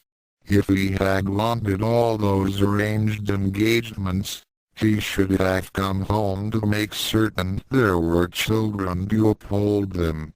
Both Ranmas nodded as they too had come to that conclusion before. Ranma had never worked for anything in his life. Not if he could use them to get something for free. The multiple engagements were proof of that. Although they were not totally uncomfortable with losing the Saotome name, they had always prided themselves of being Ranma Saotome. Of course, that was when they were a single being. Added to the fact that their mother was also giving up the name. Mom, Ranma Blue started. Nodoka held up a hand and motioned for him and his brother to listen. Do not worry about my well-being. I am quite well off. The Misaki family is very wealthy, as it is descended from a noble samurai line. That is one of the reasons that I think Ranma married me. My parents opposed the match, but I assured them that I would not let Ranma get his hands on any of my fortune. That is why I chose to live simply. Furthermore, during the time you were in the Kami Plain, I had contacted my parents and told them of what had happened and my plans. They had agreed to let me take up the Misaki name again and are even more than willing to name the two of you as heirs. You will no longer be Ranma Blue and Ranma Red Sodom. Your new names will be Ranma Misaki, respectively. However, I will not force the two of you to do this. Your lives have been controlled by others long enough. I will let you make your own decisions. Both Ranmas looked at their mother for a long time as they considered their options. They then looked at their fiancés and Akan, hoping that they would give them a hint as to what to do. Ukyo sighed and then gave Ranma Blue a smile. Ran-chan, I never wanted you for your name. Even if you didn't have any name to give me, I'd still marry you. I love you. Shampoo nodded as she agreed. Shampoo no care if Ranma not Sodom is still Ranma. Shampoo will marry Ranma. I mean. Akan was a bit shocked at the whole discussion and didn't know how to respond to this development. She had thought that her renouncement of the engagement would be enough, but now the twins are being asked to give up their very identities. She then shuddered as she recalled how close she had come to losing her own. The twins then gave each other a small smile as Ranma Red said thoughtfully, Ranma Misaki. You know, I like the sound of that. Ranma Blue shrugged as he replied, it doesn't sound too bad. Double quote. The next day at the Tendo dojo, Sum had been pacing the house and bawling his head off for several hours since Akan had disappeared. Kasumi had done her best to try to calm her father down, but he had proven to be inconsolable. Ranma had tried in the beginning to get his old friend to stop, but after being reminded that Akan had left because of the twins, he later decided that it would be better to let Sum get it all out of his system. In any case, he did not want the Tendo Patriarch to go into that demon head again. If he was reminded that was Ranma's fault that the twins had left the dojo in the first place. By the time Nebiki had gotten home from school, Sum was still doing his impression of Niagara Falls, shaking her head in frustration and worry, not only for her father, but also for her missing sibling. She decided that it was time to discuss an important matter with her older sister. Since Akan, Ukyo and the Ranma twins had not shown that day in class, she knew that something was up.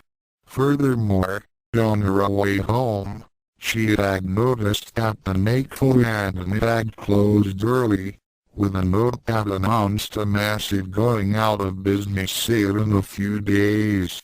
Less than something big must be happening! Greater than Nebiki thought. Less than if it is what I think it is. Then it's time I had a long talk with Kasumi.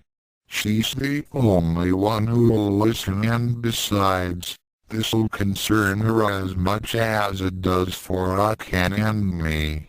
Wherever she is, I hope she's okay! Exclamation point greater than Nebiki found her sister in the usual place, in the kitchen preparing the evening meal. She saw that Kasumi had prepared her delicious sukiyaki for tonight. Sukiyaki was her father and Janma's favorite dish. Sighing to herself, Nebiki approached her sibling and said, "Kasumi, can you spare a few minutes? I need to talk to you about some really important things.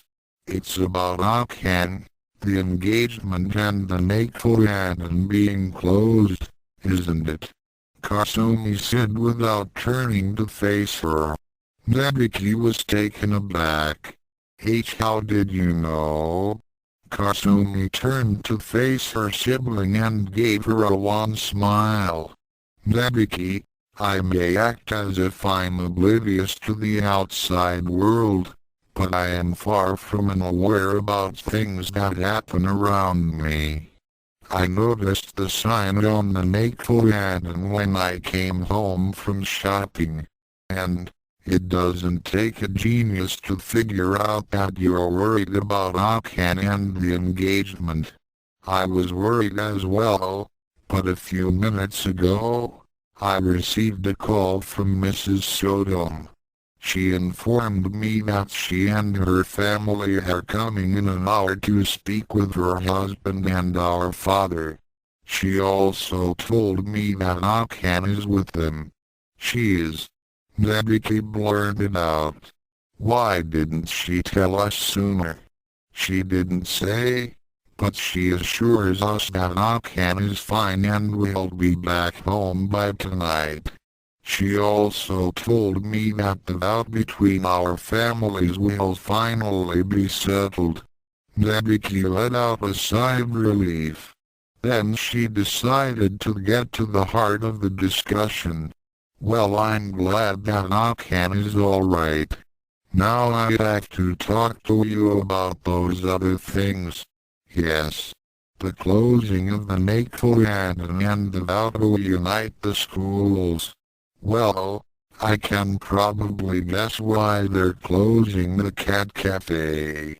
I mean, they got what they wanted. Ranma Red is going to marry Shampoo.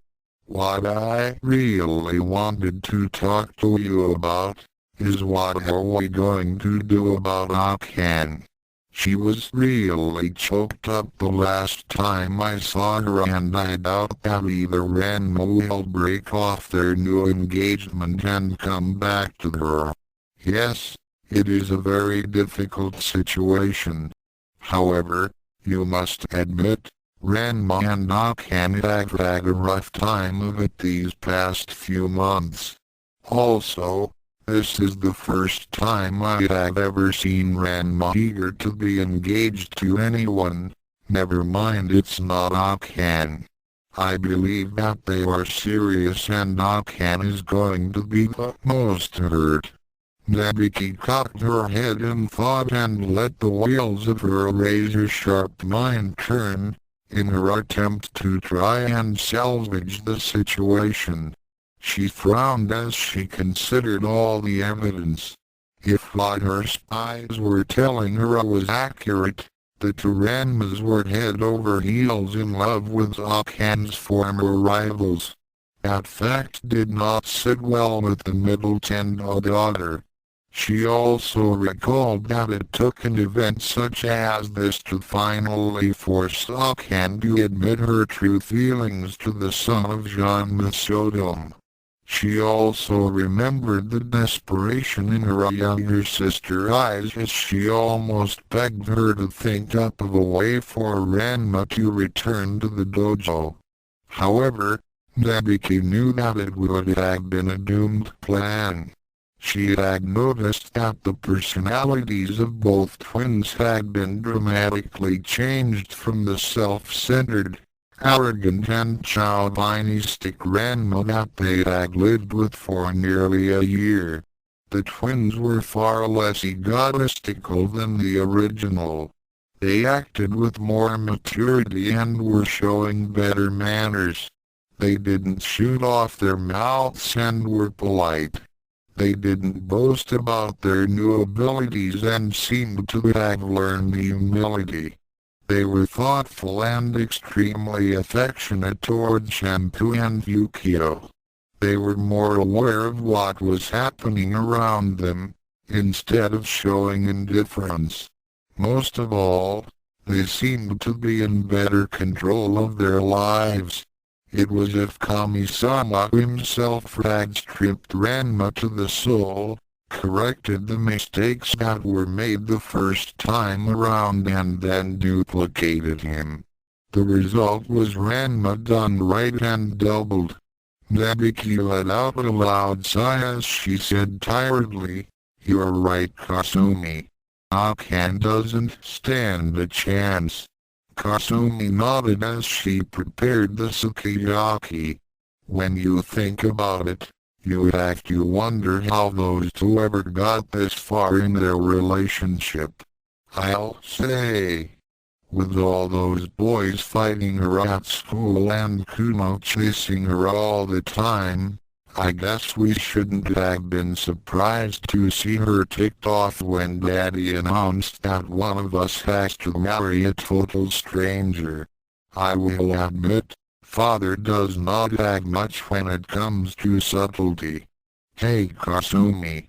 When Ranma came in that day, why did you agree with me to have Akan engaged to him? I mean, no offense, but I always thought you were the dutiful daughter. As the oldest, shouldn't you have accepted the engagement? Kasumi became silent for a long moment, and Nabuki began to fear that she might have offended her. The eldest daughter of the Tendo clan then nodded slightly as she replied, "You're right, Nabuki. I should have accepted the engagement. When I saw Ranma's curse, I panicked." You. Nabuki could scarcely believe it.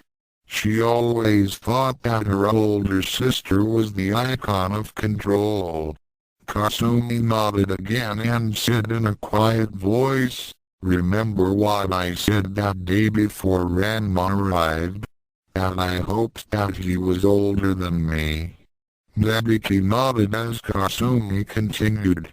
"When Ranma first came in that door, I decided that it didn't matter that if he was younger than me. He seemed nice enough and I realized that I was just having a case of nerves. After all, we had just met him, even though one of us was supposed to marry him.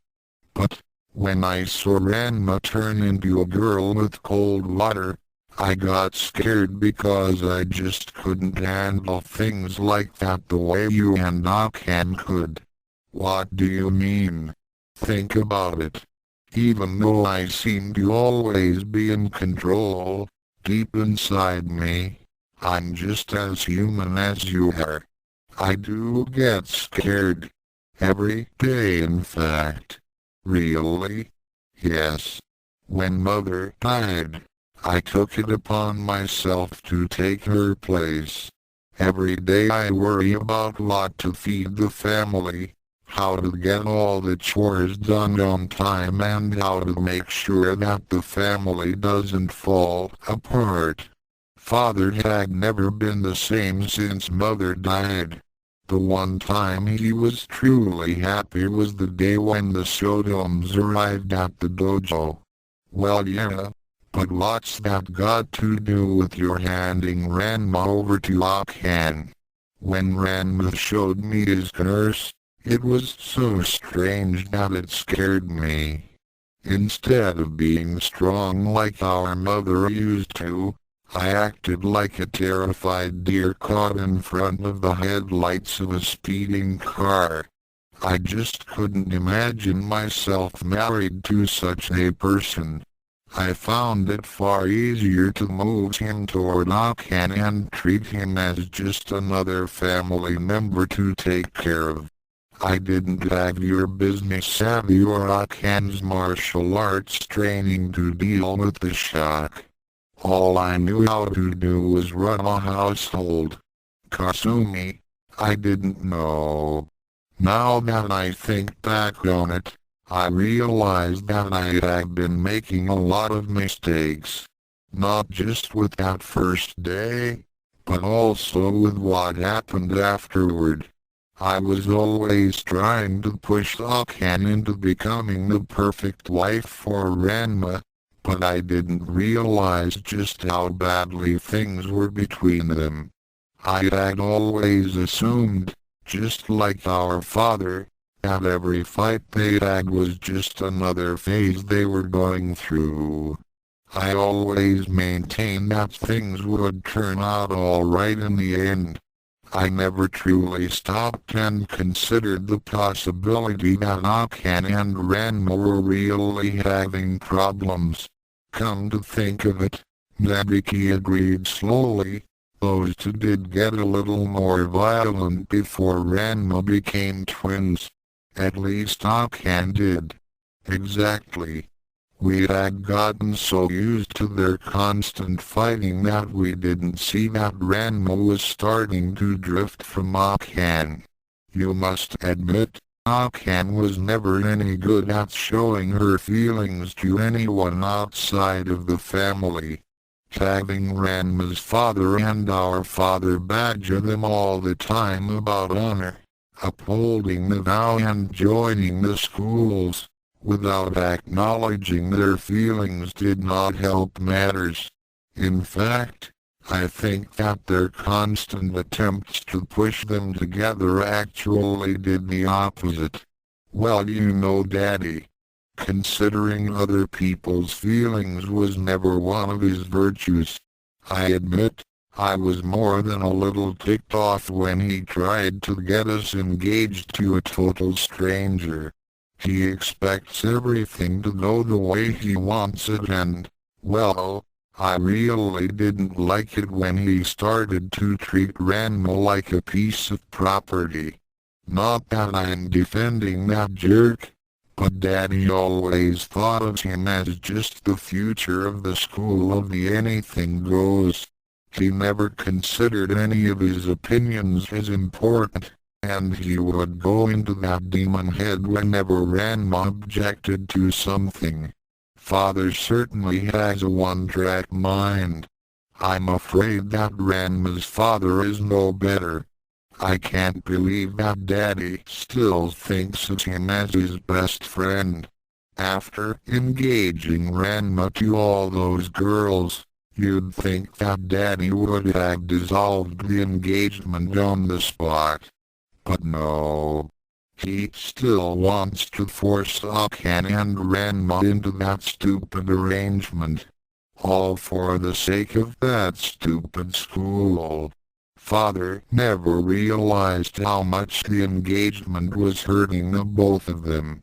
Both were being forced into a marriage, in which they barely tolerated each other. Neither one was willing to swallow their pride and let the other get close. The insults, fighting, misunderstandings and rivalries were too much for them. There were so many missed opportunities, botched matchmaking schemes and too much pressure on them to get married when they were clearly not ready at the time. I'm afraid that we're just as much to blame for this as well. We were just adding fuel to the fire by telling Akan that her behavior was unladylike or Ranma's treatment of her was inappropriate. We never really discussed with them as to why they were always fighting. We pointed out their mistakes, but instead of correcting them, we chided them and made the situation worse. It's so sad that Akan has finally come to love Ranma, but he no longer wants her.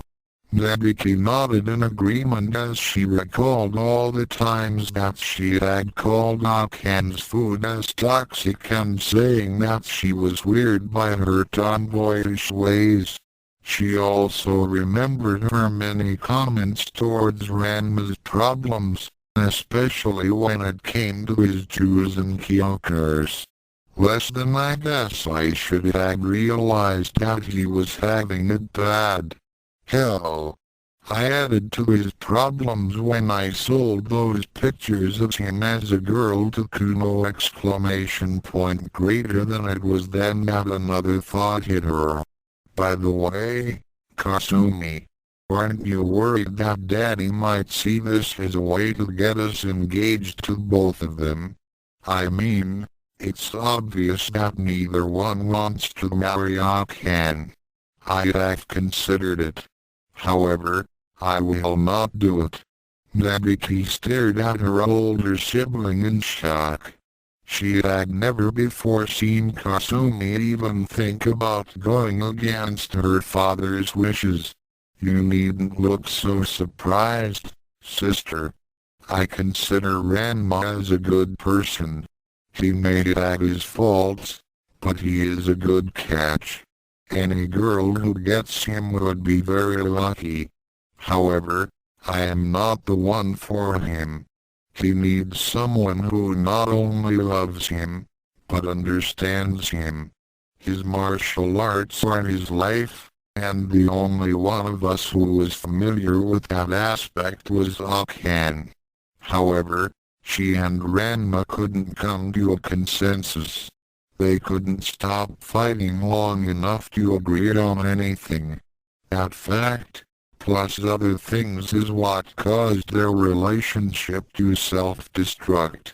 Furthermore, my becoming the new fiancé would only lessen the problem, not solve it. Granted, I will not have the same arguments, but I would still be subjected to some of the troubles his Akan had. Ukyo or Shampoo would resent me, and so would Kodakai. Also, you do remember that Mr. Saotome had arranged other marriages for Ranma that we did not know about.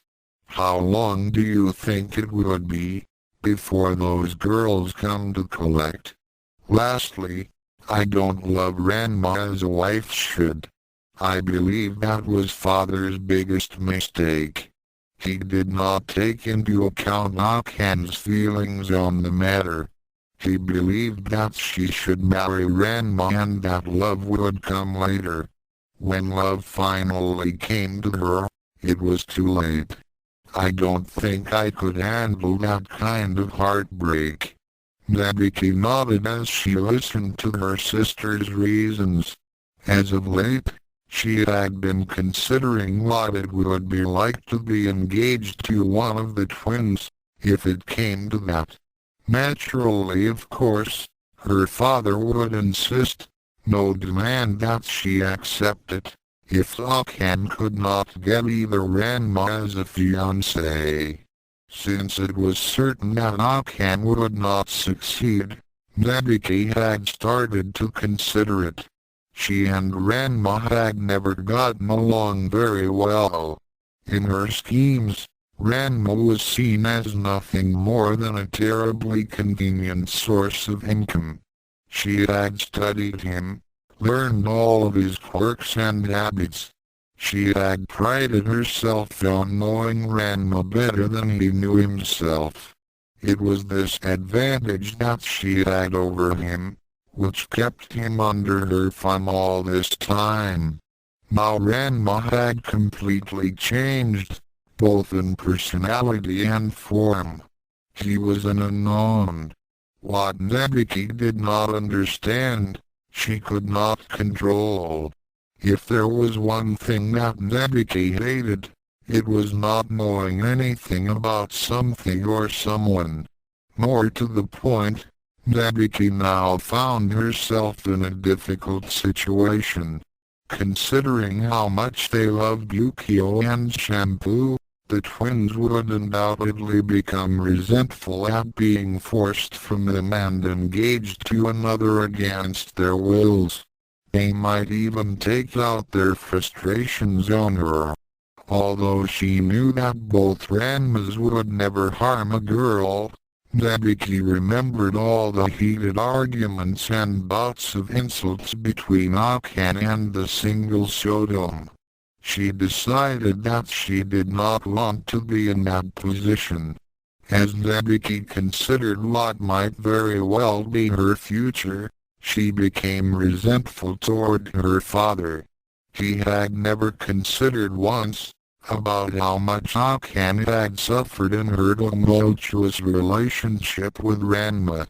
He had always tried to push them together, when in fact, the attempts only sent them further apart.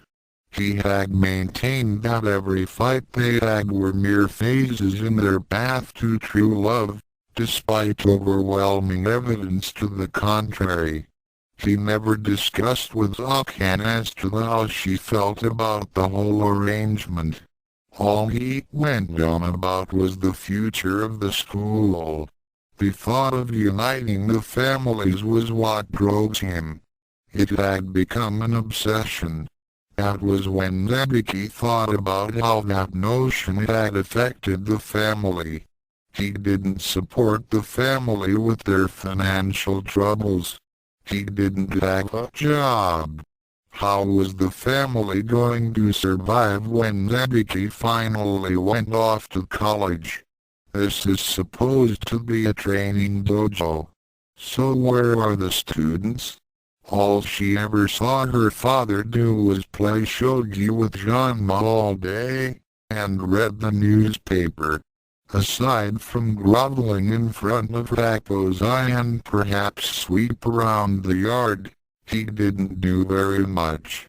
Nabuki had to deal with the family's money worries, and quite frankly, she was getting tired of her mercenary life.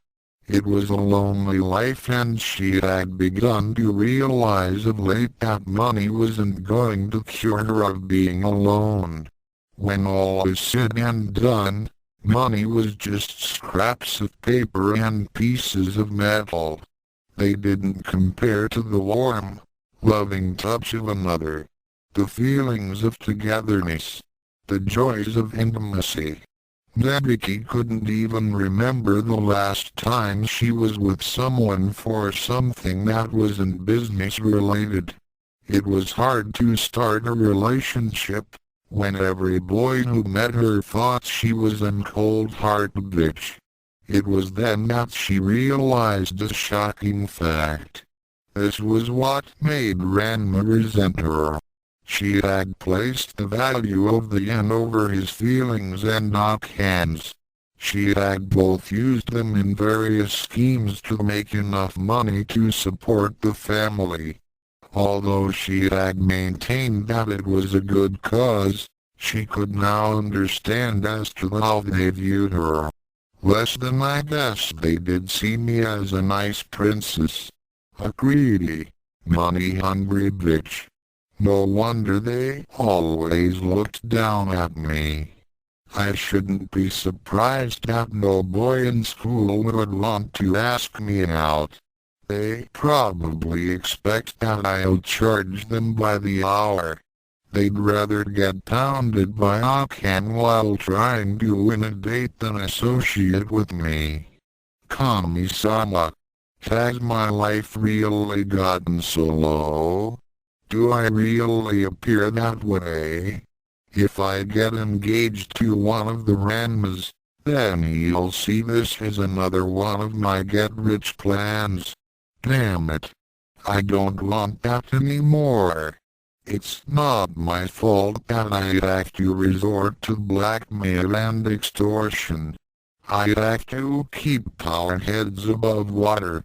Why can't Daddy see that his family needs him? Why can't he get a job or start teaching? Why can't he listen to what we have to say? Can't he see that we're all suffering? Kasumi is stuck with taking care of us. Akan has all of her problems. I have a reputation of being a mercenary. He never talks to us about anything other than the engagement. All he cares about is the stupid future of the schools. He never gave Akane a choice, and he's not going to give me or Kasumi a choice either. I made that promise. I made it. I ate it! Exclamation point, exclamation point, exclamation point. Greater than Nebiki. Kasumi's voice shook her back to reality. As Nebiki looked up at her sister, she had what appeared to be tears that were starting to form in her eyes. Nebiki, what's wrong? Kasumi asked in a motherly tone. Nebiki took her sibling in a hug and said in a quiet voice while tears began to stream down her cheeks. Kasumi, I'm not going to marry Ranma either. It's time we face Daddy and tell him that there are more important things than uniting the schools of the anything goes. It was Kasumi's turn to be surprised. The last time that Nebiki had shed tears was when their mother had passed away. Since then, she had become hardened and hid most of her pain behind a cool exterior. Of course, she knew that Nebiki was really hurting inside. She wrapped her arms around her younger sibling and let her cry for the first time in years. For once, she was not even concerned that dinner was becoming burned. 1 hour later, the twins, Shampoo, Ukyo, Cologne, Nodoka and Akane arrived at the dojo. Soon brightened up as he saw his youngest daughter walk through the door. He quickly rushed to the front and had his child up in a hug before she could get out a "Hi Dad." Ranma was right behind him, and when he saw that the twins had returned to the dojo, he immediately jumped to the wrong conclusion. "Ranma, my boys, I'm glad that the two of you have finally come to your senses. After we have chosen a fiancé for the other boys, let's hold the weddings tonight." "Stop it, old man. That's not the reason why we're here," Ranma Blue growled. "We haven't changed our minds. And don't think that old lecher is going to help. Last time we saw him, he couldn't beat a 4-year-old. Ranma Red agreed. What? Both Ranma and Soon stammered as they heard this. "That's right," the blue shirt Ranma said smugly. "We did Nirima a favor. They don't have to worry about their underwear or food being stolen for the next 6 months or so." Both men paled a bit when they realized what had happened. Why you beat?" "But master," Soon stammered. "Quite handily too," Cologne replied as she smiled. "I was fortunate to have been there to finally witness the downfall of that pervert. Although I would like nothing better than to talk about Happai's defeat, we have more important matters to discuss." "Yes, well, there is the matter of the engagements," Ranma began. "Ranma," Nodoka slowly growled as she began unsheathing her katana. As soon as Ranma's father caught sight of his wife, he went into a state of shock. Briefly he thought about hiding in the koi pond, but then remembered that she knew about his curse. Gulping loudly, he backed away to where Nebiki and Kasumi were standing. Kasumi knew that things were starting to get tense, so she decided to take control. "Why don't we all go inside and discuss this over a cup of tea?" A few minutes later, there was much shouting as Soon was informed that Akane had renounced her claim and that the twins were still not going to uphold the vow. "Akane, You will marry a Sotome. I will brook no disobedience. It is a matter of honor that the schools of the anything goes martial arts be united. And what's wrong with me being able to carry on the school on my own? I can't shut back. I'm a martial artist too. It was intended that you and Ranma would and carry on the Tendo line, as well as the school. You were two sire enough children to ensure that our legacy would continue. Is that all? Is that what I am to you? Just a brood cow? I'm your daughter. How can? You will not speak to me in that tone. I am only doing what is best for you and the school. Furthermore, it is a matter of honor. Don't give me that. You have just about as much honor as Ranma's father. When Daikoku and Ukyo showed up with valid claims, you should have dissolved the vow right there, since Mr. Saotome had broken his promise to you. And if you really did have my best interests at heart, then why didn't you tell me that Ryoga was P-chan? Kasumi and Nebiki let off startled gasps as they heard of this development. What? How did you know? Soon stammered out.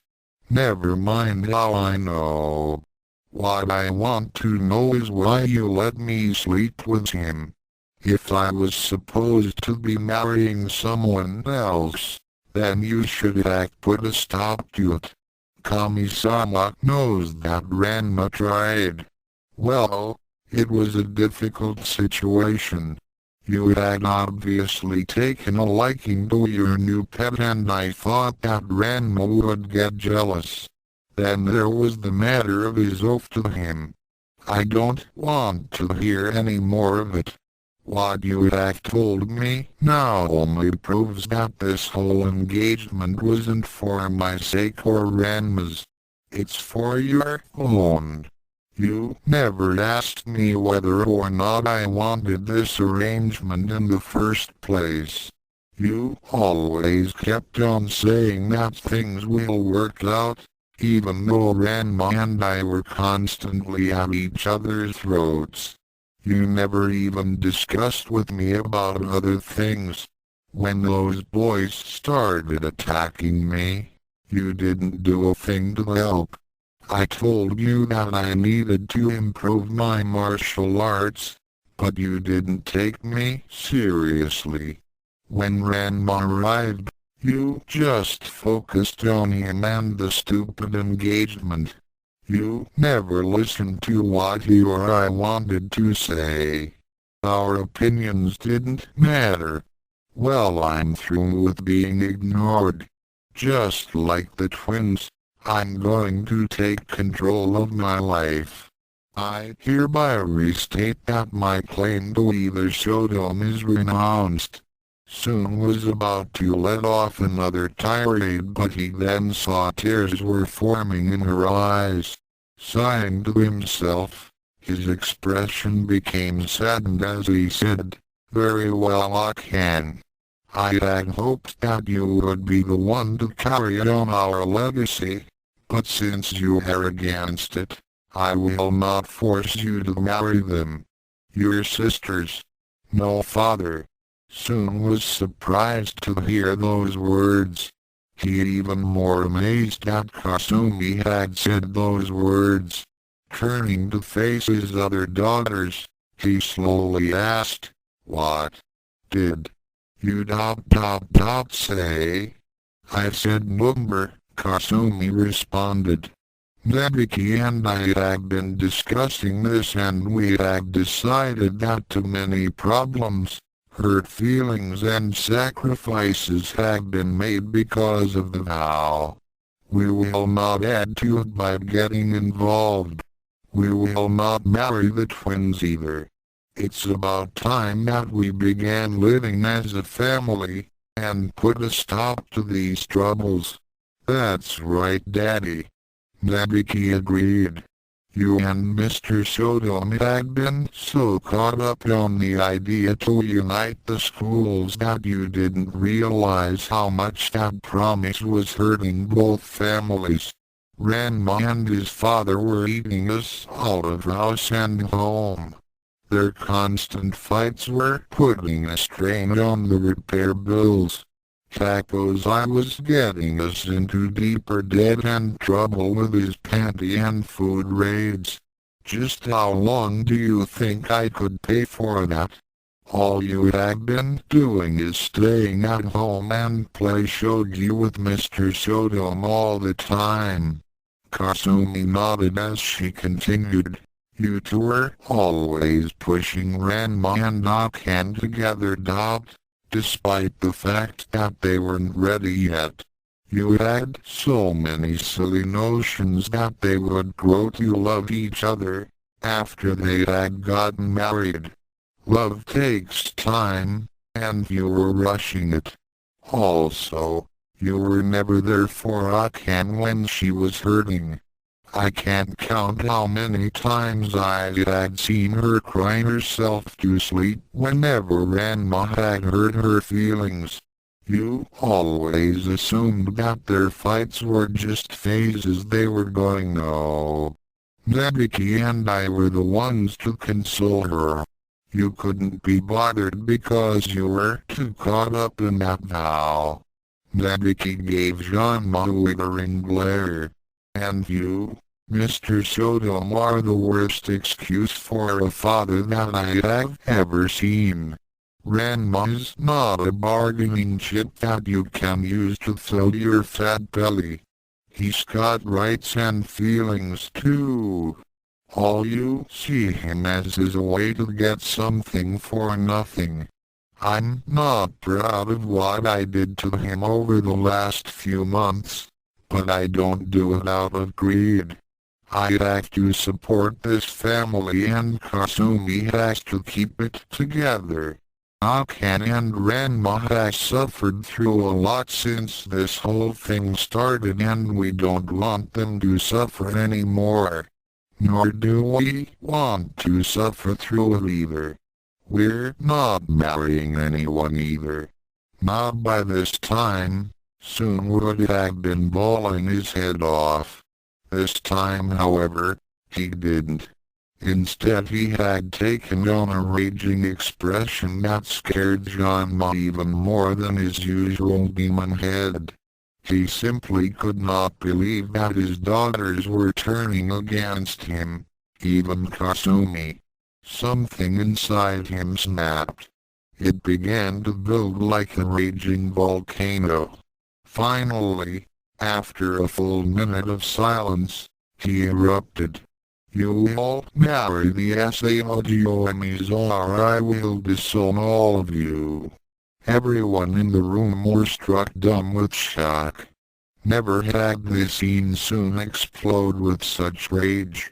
They had seen him in severe emotional distress before, but this went beyond anything they had witnessed before.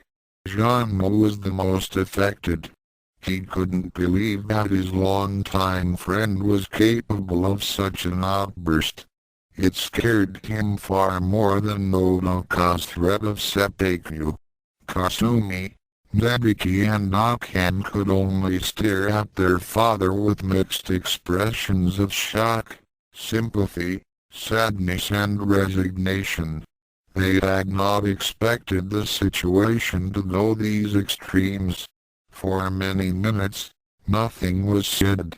Finally, Kasumi broke the silence with a tearful voice as she spoke. Goodbye. Soon Tendo. Nabiki unsuccessfully held back her tears and said, if that single quote is what you want. I love you, Dad, but I can't live with you anymore. Akan sniffled. The three sisters wept as they all ran up to their rooms and slammed their doors. A minute later, the people downstairs could hear the rustle of clothes. It was obvious that they had begun packing. Soon's expression changed to one of regret as he realized what he had done.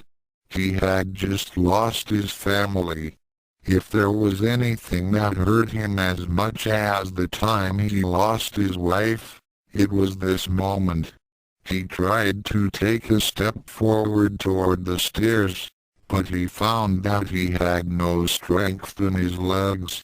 His entire body shuddered as he fell to his knees.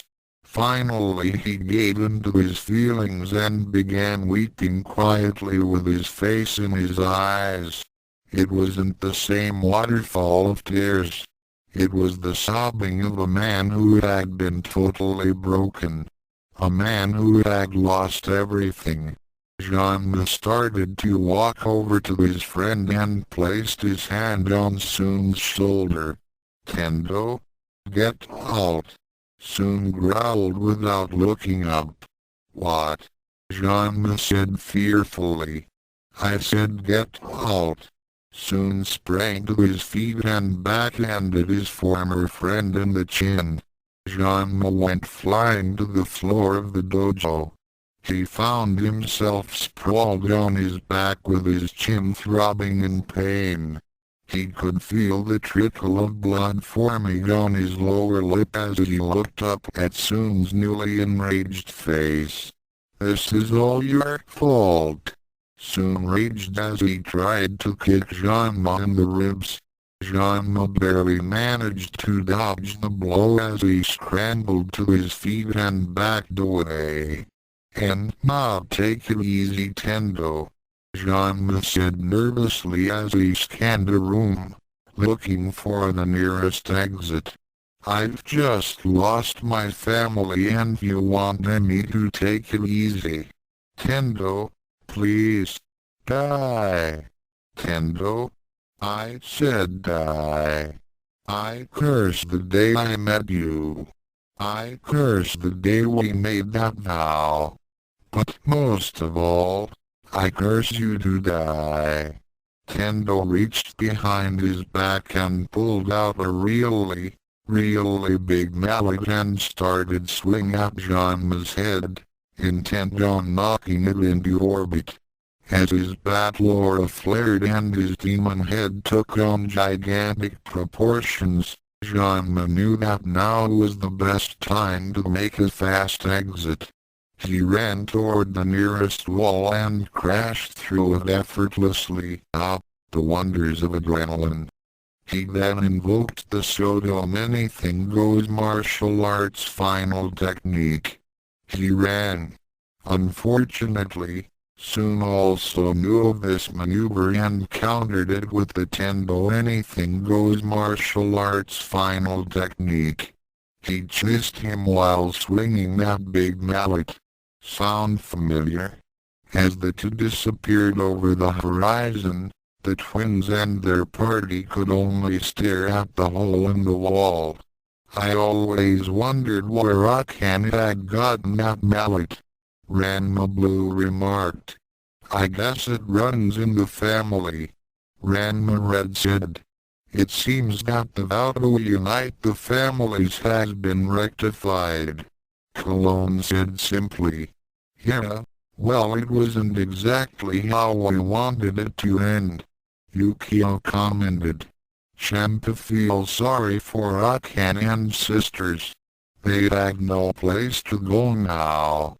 I can give them a place to stay until they're ready to talk with their father," Nodoka said as she turned to her sons. "As for the two of you, it seems you have a choice. Since it's apparent that Soon no longer wishes to uphold the vow, there is no need for the two of you to renounce your family names. What about you, Mom?" Ranma Red inquired. "I am still intent on divorcing with Ranma." She took a glance at the hole, then added, "Provided that Soon does not make me into a widow before then." Not that Ranma did not have this coming to him for a long time. "Well, that's it then. We're still going to renounce our names, Ranma Blue declared. Yeah. We don't to be associated with Ranma either. Besides, we'd like to meet your family too. We can discuss more on this later, Cologne said. Right now, we have 3 very lost and sad girls to comfort. They all nodded as they headed up the stairs. To be continued. Offer single quote S notes. Well now. Have I solved the honor issue with what you expected? Does this mean the end of the Tendos as well as the Sodoms? Have I given everyone a satisfactory end to the chaos? Probably not. But I did want to explore what would happen if Kasumi and Nebiki were to join Akan in defying their father's wishes. Kasumi being disobedient and Nebiki regretting her mercenary life does sound out of character, but as I said before, Rumiko Takahashi didn't really expand on the other sisters as much as Akan, so I decided to go into their minds and make them seem more than they appeared to be. After all, they are human. For those of you who think I'm going off the main focus of the story, don't worry. We'll soon be seeing more of the training, the Dark World and the contract renewal soon enough. I just wanted to satisfy some of my readers' suggestions to end the honor issue. Chapter 19 will be concerned with the aftermath of these events and a few more surprises. Dual Destiny. Yes, the Dual Destinies story is mine. The Ranma 1/2 characters are Takahashi's. Nuff said. Less than greater than. Thoughts left curly bracket. Telepathic communication. Chapter 19. And you thought things couldn't get any worse! Exclamation point. At the foot of Mount Terror, Mokodakabisha. Rapid fire. Ranma Blue let off a stream of baseball-sized Kai blasts at his brother like a machine gun. Ranma Red barely managed to dodge the barrage as he leapt high and did a flip. Landing on his feet like a gymnast that was dismounting the horizontal bars, he charged at his brother and initiated his counterattack. Sillouadd split. Instantly, 12 shadow images of himself sprang forth from his body and encircled the blue-shirt Ranma. Before Ranma Blue realized what was happening, each image of his brother lashed out with a kick and connected solidly on several points on his body. Ranma Blue went down. On the sidelines, Soren, Taron and Cologne watched as the twin martial artists sparred. Impressive. Son-in-law is using a technique that puts the Amazon-splitting cat hairs to shame. Actually, it's an improved, magical version of it. Soren supplied. I was inspired to create it after training your ancestors. Ranma Blue was not to be outdone as he couched down and slammed his palm to the ground. Firewall burst. A hemisphere of red energy exploded from the spot and expanded outward. The images of Ranma Red were blasted apart into wisps of magical energy. Ranma Red had received a substantial portion of the explosion and was thrown backward. He rolled to minimize injury and stood to face his sibling, his clothes slightly singed and tattered. Ranma Blue's aura let of a brilliant flash of light as he charged at his twin with fists glowing. Ranma Red also charged in with battle aura ready. The two started an exchange of punches and kicks that were almost invisible to the naked eye. They darted about, moving with speeds that made the cheetah seem like a sloth. Even more surprising was the fact that they were hitting with far greater force than usual. Ranma Blue ducked a fist to the face, while Ranma Red's punch smashed a gigantic boulder behind his brother. The big-tailed martial artist with the red shirt looked in surprise at his fist, then at the pile of debris. Less than how? Since when could I hit that hard? I wasn't even using my key techniques!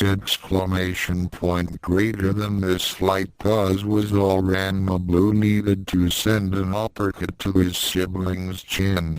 Ranma Red went skyward as he shot up from the ground like an icy beam. Ranma Blue looked in shock at his airborne twin, then looked down and at his own fist.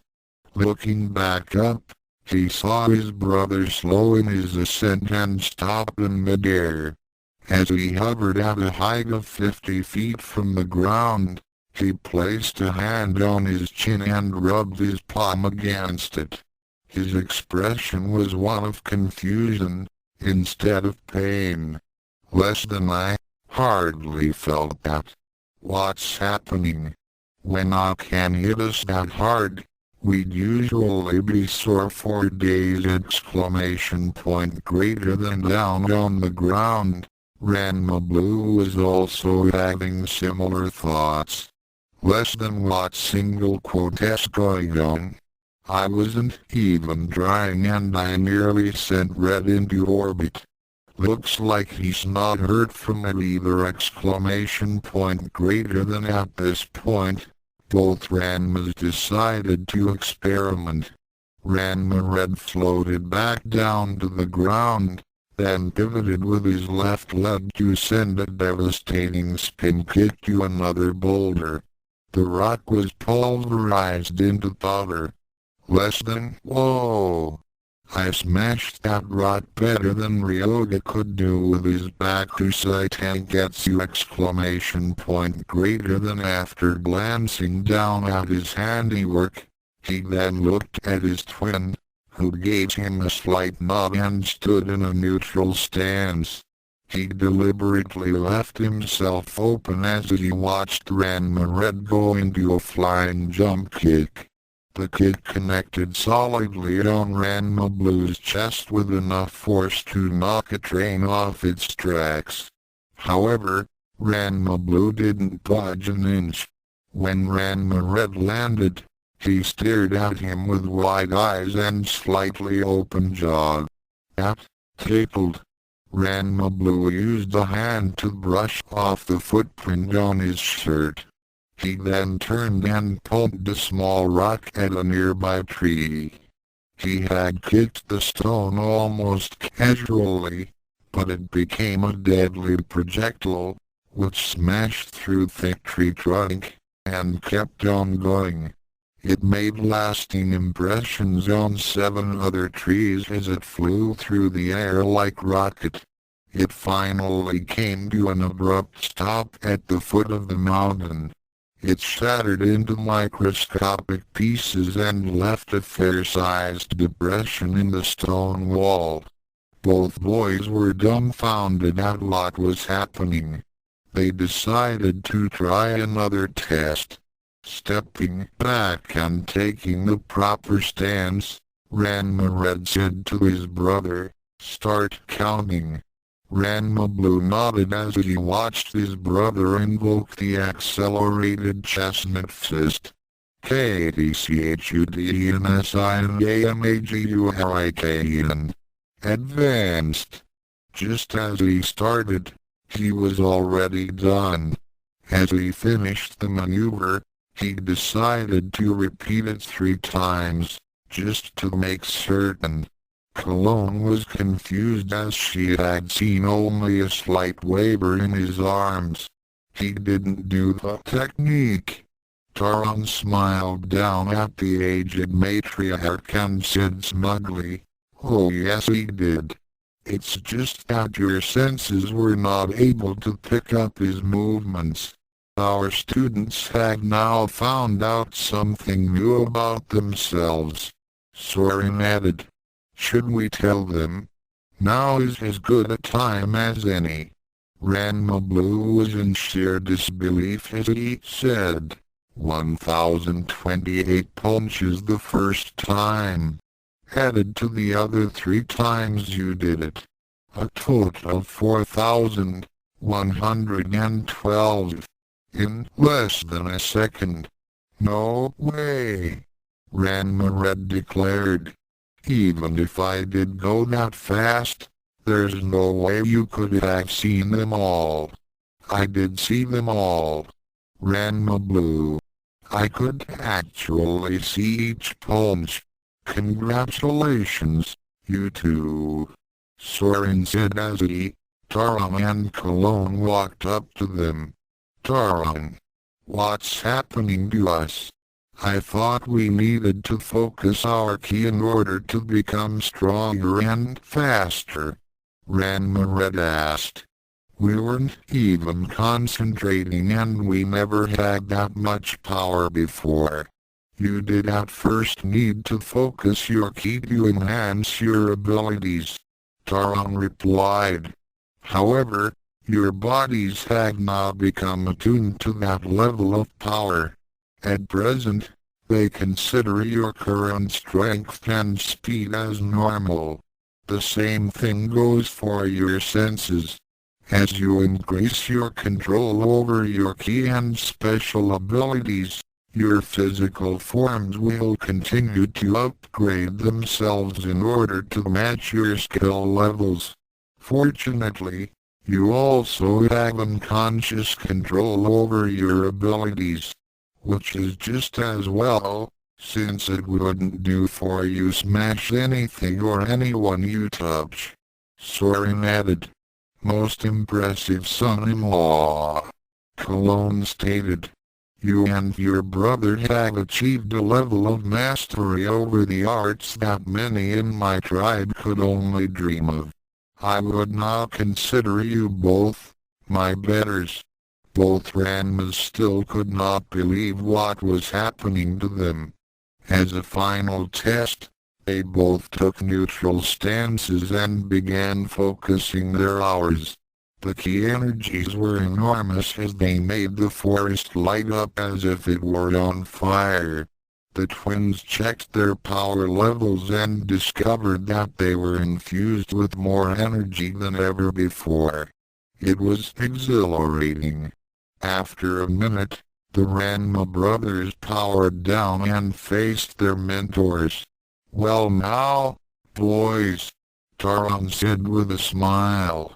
It has been a long and hard 5 days. We're proud of what you've been able to achieve. Considering what has happened to you over the past week, I'd say that the two of you are almost ready to face the first of the contract challenges. Ranma Red and his brother nodded as they remembered all the trials they had undergone in the past. The training had become ever more difficult as the immortals had put them through their paces and taxed them to their limits. The twins had been subjected to injuries that would have killed even the grandmasters of the martial arts. Their mother constantly worried over them as they usually came home with bruises, cuts, concussions and perhaps the occasional broken bone or two. Fortunately, Soren had also taught Ranma Red extensive healing spells, and the two were usually up and about in few hours. The one time that they had to return to the Kami plane was one of the most grueling tests they ever had to undergo. Remembering their previous experience in that place had made them more cautious and they were careful not to end up in the realm of oblivion again. It took them a day and a half to navigate the Kami plane and learn its secrets. Luckily, They remembered to leave that place every 8 hours to keep from becoming a part of that side of existence. The most difficult thing of all to face was the fact that the 3 former Tendo daughters were now residing with their mother. Kasumi had protested in the beginning, saying that she did not want to impose on the mother of the twins. Nodoka, however, would not take no for an answer when she had offered to let Tsun's disowned children stay at her house, until the Tendo patriarch had come to his senses. After some gentle prodding and persuasion, the 3 girls were now residing at the house, while the twins had decided to move into the spare room at the Hookins, since Nodoka's home was too small to accommodate them all. The immortals had decided to transport the form of Raposi to the realm of infinity to continue his healing process and not to bother the girls. The girl that the twins had worried most about was, of course, Akan. As Kalome had predicted, she had been having recurring flashbacks of her stay in the realm of oblivion and seemed to be getting worse. 3 times, Shampoo had been forced to use the Zaifang Shanjal Shiatsu technique to calm her down. After her 3rd attempt to erase Akan's most painful memories, Shampoo had insisted that she reside at the house and watch her for any future episodes. Although Kalome had been reluctant at first, knowing that repeated exposure to the Formula 110 shampoo was not going to work forever, the looks of concern from her great-granddaughter and the other sisters convinced her to let Shampoo try to ease Akan's suffering. Since the ancient Amazon was busy with finalizing the sale of the Neko, Shampoo had a lot of free time. She was more than determined to convince Akan that she really wanted to let bygones be bygones and perhaps become friends. Akan was still very suspicious of the purple-haired girl's motives, but she couldn't deny that her treatments had lessened the agony, if only for a little while. Grudgingly, she had decided to tolerate her and hold back any insults, lest she stop in her ministrations. Surprisingly, Shampoo did not mind the looks that Akan gave her. She did everything she could think of to make life easier for her former rival. This was certainly a slight shock to the youngest sister as she remembered all the times that the Amazon did to make her life a living hell. Despite all these tensions, one had to admit that for the last 5 days, the former members of the Tendo clan had experienced something they never had when the Sotomes first moved into their home. It was an absence of chaos. There were no attacks made against Ranma, Akan or both. No one was breaking through the walls or smashing down the door. Since Akan and the 2 Ranmas were no longer arguing, one could expect that the roof stayed intact. With Raposi in the realm of infinity, there were no reports of missing underwear or stolen food. There were no long-lost fiancés looking to marry the once heir to the Sodom name. Nodoka had seen to it that her sons would not carry the name of her soon-to-be divorced husband any longer than they had to. 2 days ago, she had finalized the changing of her son's name from Sodom to Masaki. In fact, her own divorce papers were just about to be filed away themselves. The nice thing about belonging to a wealthy family was that one could afford high-priced lawyers to bypass the slow judicial process and get all the paperwork done. She didn't even need to have Ranma's signature, as she already produced evidence of Ranma's mistreatment of her sons over the course of 10 years and of the document, which he signed to commit seppuku. She had used several contacts to speak with the families who had dealt with her husband in the past. These people included the families which had arranged Ranma to be married with their daughters. The most irritated family of all was, of course, the Kwanji clan. Haruka Kwanji was angered to learn that she was the wife of Tendo-Saotome, but after hearing that Ukyo will marry Ranma, at least one of them, he calmed down considerably. After giving their testimonies, Nodoka had generously given each family large sums of money as recompense for Ranma's misdeeds. When all was said and done, the courts were more than convinced that Ranma had acted in a dishonorable fashion that defied belief, and granted Nodoka's request for divorce that afternoon. Kasumi-chan, I told you before. I'll do that, Nodoka said in a gentle tone as she removed the ladle from the eldest sister's hands. Since they had moved into Nodoka's home, Kasumi had been trying to make herself full by doing the household chores. Nodoka, however, insisted that she take a vacation from her normal duties. She certainly earned it. I'm sorry, Mrs. Saotome. I mean Ms. Misaki. Nodoka smiled at the well-mannered girl and said, That is all right, Kasumi-chan. You may call me Nodoka. All of you can.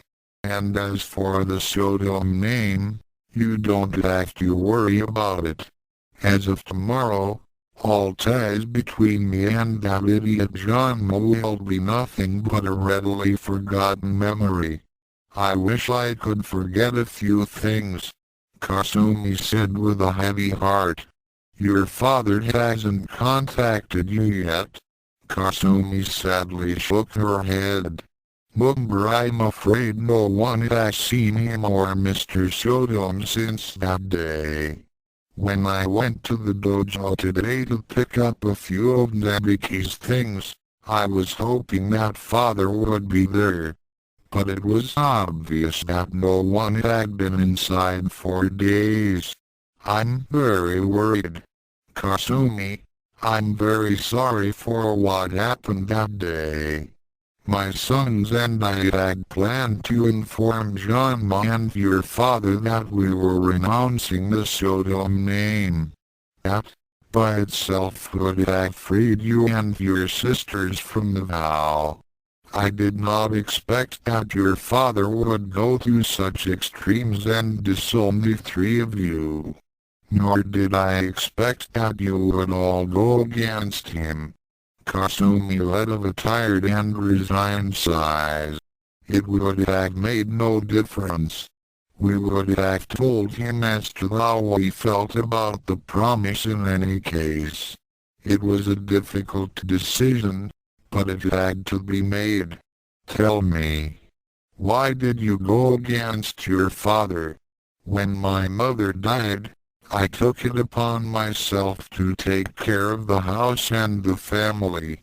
I suppose people looked at me as the dutiful daughter.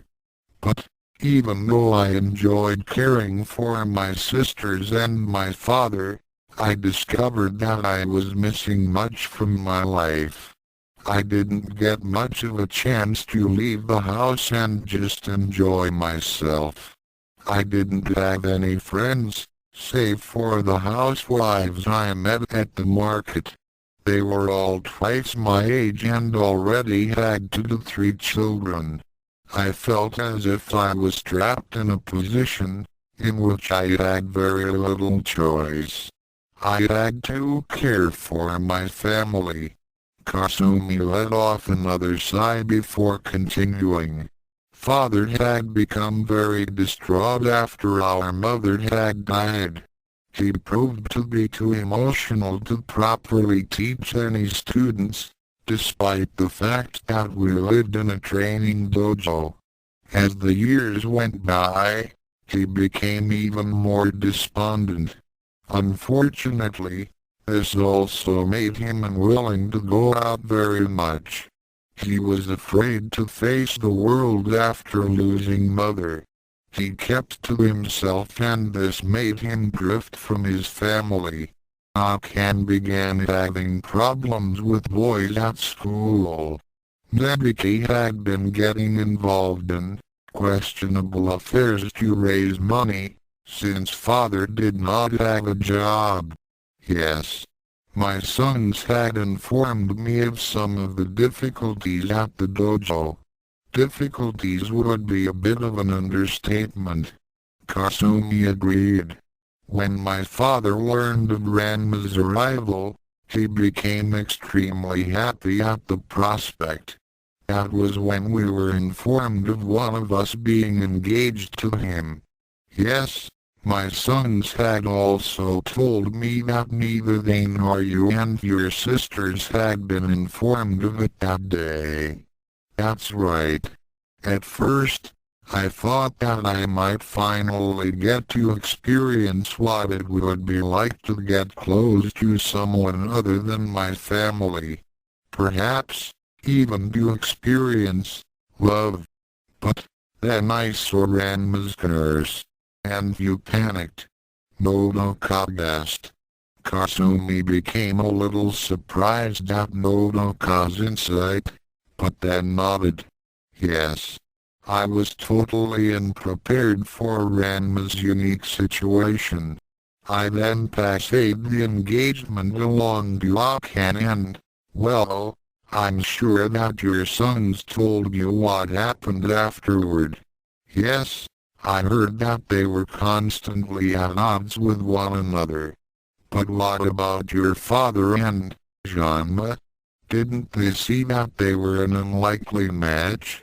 Kasumi let off a tired sigh and a look of sadness as she responded. I'm afraid that they were too caught up in the thought of uniting the schools, that they didn't see or just ignored the conflicts between Ranma and Akan. They were constantly trying to push the two of them together, but I'm sure that your sons have told you that as well.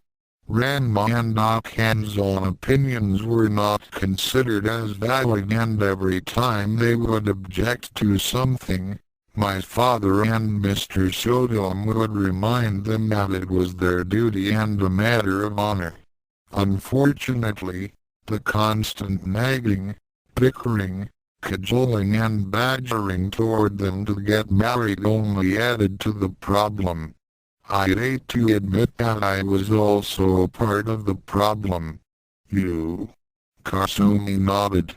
I was so intent on making Akan the perfect wife for Ranma that I did not even think about her own feelings at being forced to marry someone against her will. Akan has had a difficult time with coping with her life in general, much less deal with an arranged marriage. Yes, I recall that she had to battle all those boys at school before my Ranma arrived at the dojo. That's right. And because of that and the fact that she prided herself as being the best at martial arts, she wasn't very skilled at other things. You see, Akan does not have much in the way of her domestic skills and, well, quite frankly, I have a feeling that it will take a long while before she can even master the basics. Many times I had offered to teach her how to cook, so and so on, but before Ranma came, she had very little interest. Her social skills when dealing with others were also lacking, as she seemed to be rough, tactless and, forgive me for being crude, but she was also tomboyish. I see. Is that when she went into the routine of rating all boys? Well, you must admit, the boys at school and especially Tatewaki-kuma were not good examples for her to associate with. Point taken.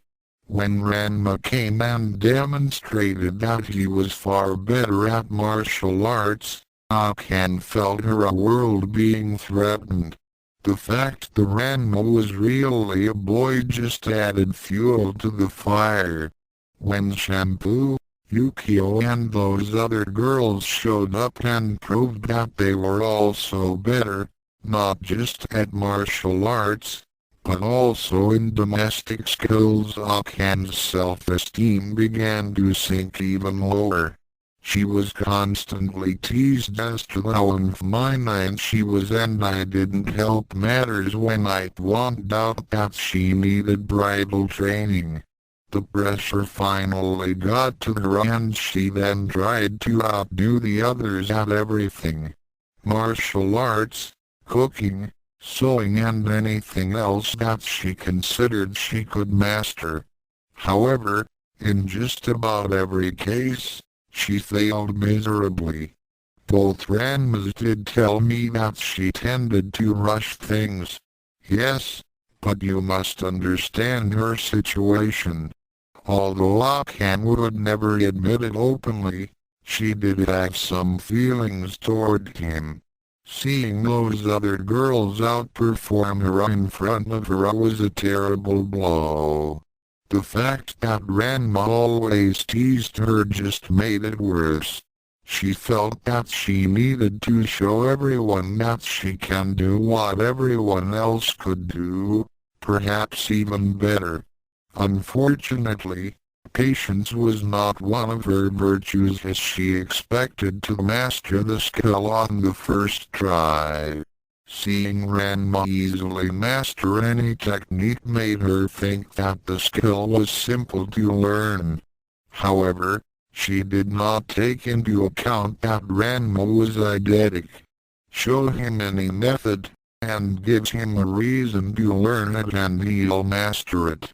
He rarely needs to be shown twice. I suppose that's what makes him a good martial artist. So that's why Akan is so competitive. It's because Ranma can do things better than her. That's a big part of the reason. Ranma is a boy, but he has shown himself as a better girl. He can cook and sew extremely well, and he was a better martial artist even as a girl. Akan just didn't realize that there are many steps between being a novice and being a master. She needs to realize that if you want to be good at something, then you have to work at it. All of us has to practice, even Ranma. The only difference is that Ranma just works much faster than most people. I see. So what you are saying is that Akan has great potential, but because no one takes her seriously and the fact that she is impatient, she is prevented from achieving her goals. Basically, that's it. Father never trained her much in the past, and when Ranma came along, Akan's martial arts skills did not improve since then. All the focus was on Ranma's training, while my poor sister was neglected. She had no one to show her how to get better. Ranma would spar with her now and then, but his refusal to hit girls only made her angry. Shampoo, Ukyo and Godlike were steadily improving, both in fighting and domestic skills, leaving Akan even further behind. Didn't your father see that his daughter needed help? Kasumi's expression hardened ever so slightly, But Nodoka noticed it. With a firm voice, the oldest daughter replied, "That was one of the reasons why we refused him 5 days ago. As I said before, Father was very insistent on fulfilling the vow to reunite the schools. He was so caught up in that promise that he either didn't notice or didn't care that Akan was having difficulties, just so long as she married Ranma and carried on the school. I'm not saying that he didn't love us all, but his obsession with the vow had made him ignorant of the fact that the relationship between my sister and your son was just too volatile. And I'll tell you something else. I'm listening. All this time, I had been going along with the engagement, since I believed that it was in Akan's best interests. I had thought that my father was also doing it because of that reason. We were both concerned about her future and wanted to make sure she was well taken care of. However, these past few days had made me realize that was not the case. It wasn't for her sake or Ranma's that my father and Mr. Soto made that arrangement. It was for their sakes. My father never helped in supporting the family and its financial problems, and you do know how lazy your former husband is. They didn't care that Akan and Ranma were at each other's throats, since they assumed they were going through phases in their relationship and would eventually marry. In fact, I suspect that it wouldn't have mattered if any one of us were engaged to Ranma, so long as one Tendo girl was the fiancé. I believe that they intended on an early retirement, living off the dojo run by their children. My suspicions were confirmed when Father made that ultimatum. But surely he was only acting out of anger. At first, that's what I thought too, but something inside of me said otherwise. I considered all that had happened in the past year, and discovered that the engagement itself was the reason why the two families were falling apart. Also, I considered other things as well. Father was so intent on getting Ranma and Akan together that he didn't give much attention to his other two daughters. He seemed very content to let me continue caring for the household and Nebiki to take care of the bills. What would have happened if those two did get married? Would that mean that Nebiki and I would still be stuck in the same situation? We both had dreams for our future as well. We want to eventually find someone to love and start our own family. Father never did more than talk occasionally about it with us. Nodoka nodded as she felt Kasumi's pain and frustration. We've lost so much time with our own lives when Mother died. I don't know of any boys my age, and Nebiki hasn't been able to get any suitors because of her reputation as a mercenary. We wanted so much to talk to Father about it, but we were either too scared or he could not be bothered with it. When Akan renounced her claim on Ranma, he was more than ready to hand over the engagement to us, without even finding out how I might feel about it. It seems that the engagement was more important to him than his family was. Why else has he not contacted us since then? Kasumi, I am so sorry that this has happened to you and your sisters. Nodoka saw the tears streaming down the brown-haired girl's cheeks as she began sobbing a bit. Taking the girl into her arms, The mother of the Ranma twins held her tightly and let Kasumi soak her shoulder with her tears. "It's so unfair," Kasumi sobbed. "We've lost everything. Our father, our home, our family name. We have nothing but each other now." "No, Kasumi. My sons and I support the three of you as well. As I said before, you and your sisters may stay here as long as you wish. On that note, there is something else that I would like to speak to you and your sisters about." Kasumi stopped in her tears as she looked up at Nodoka's smiling and warm face.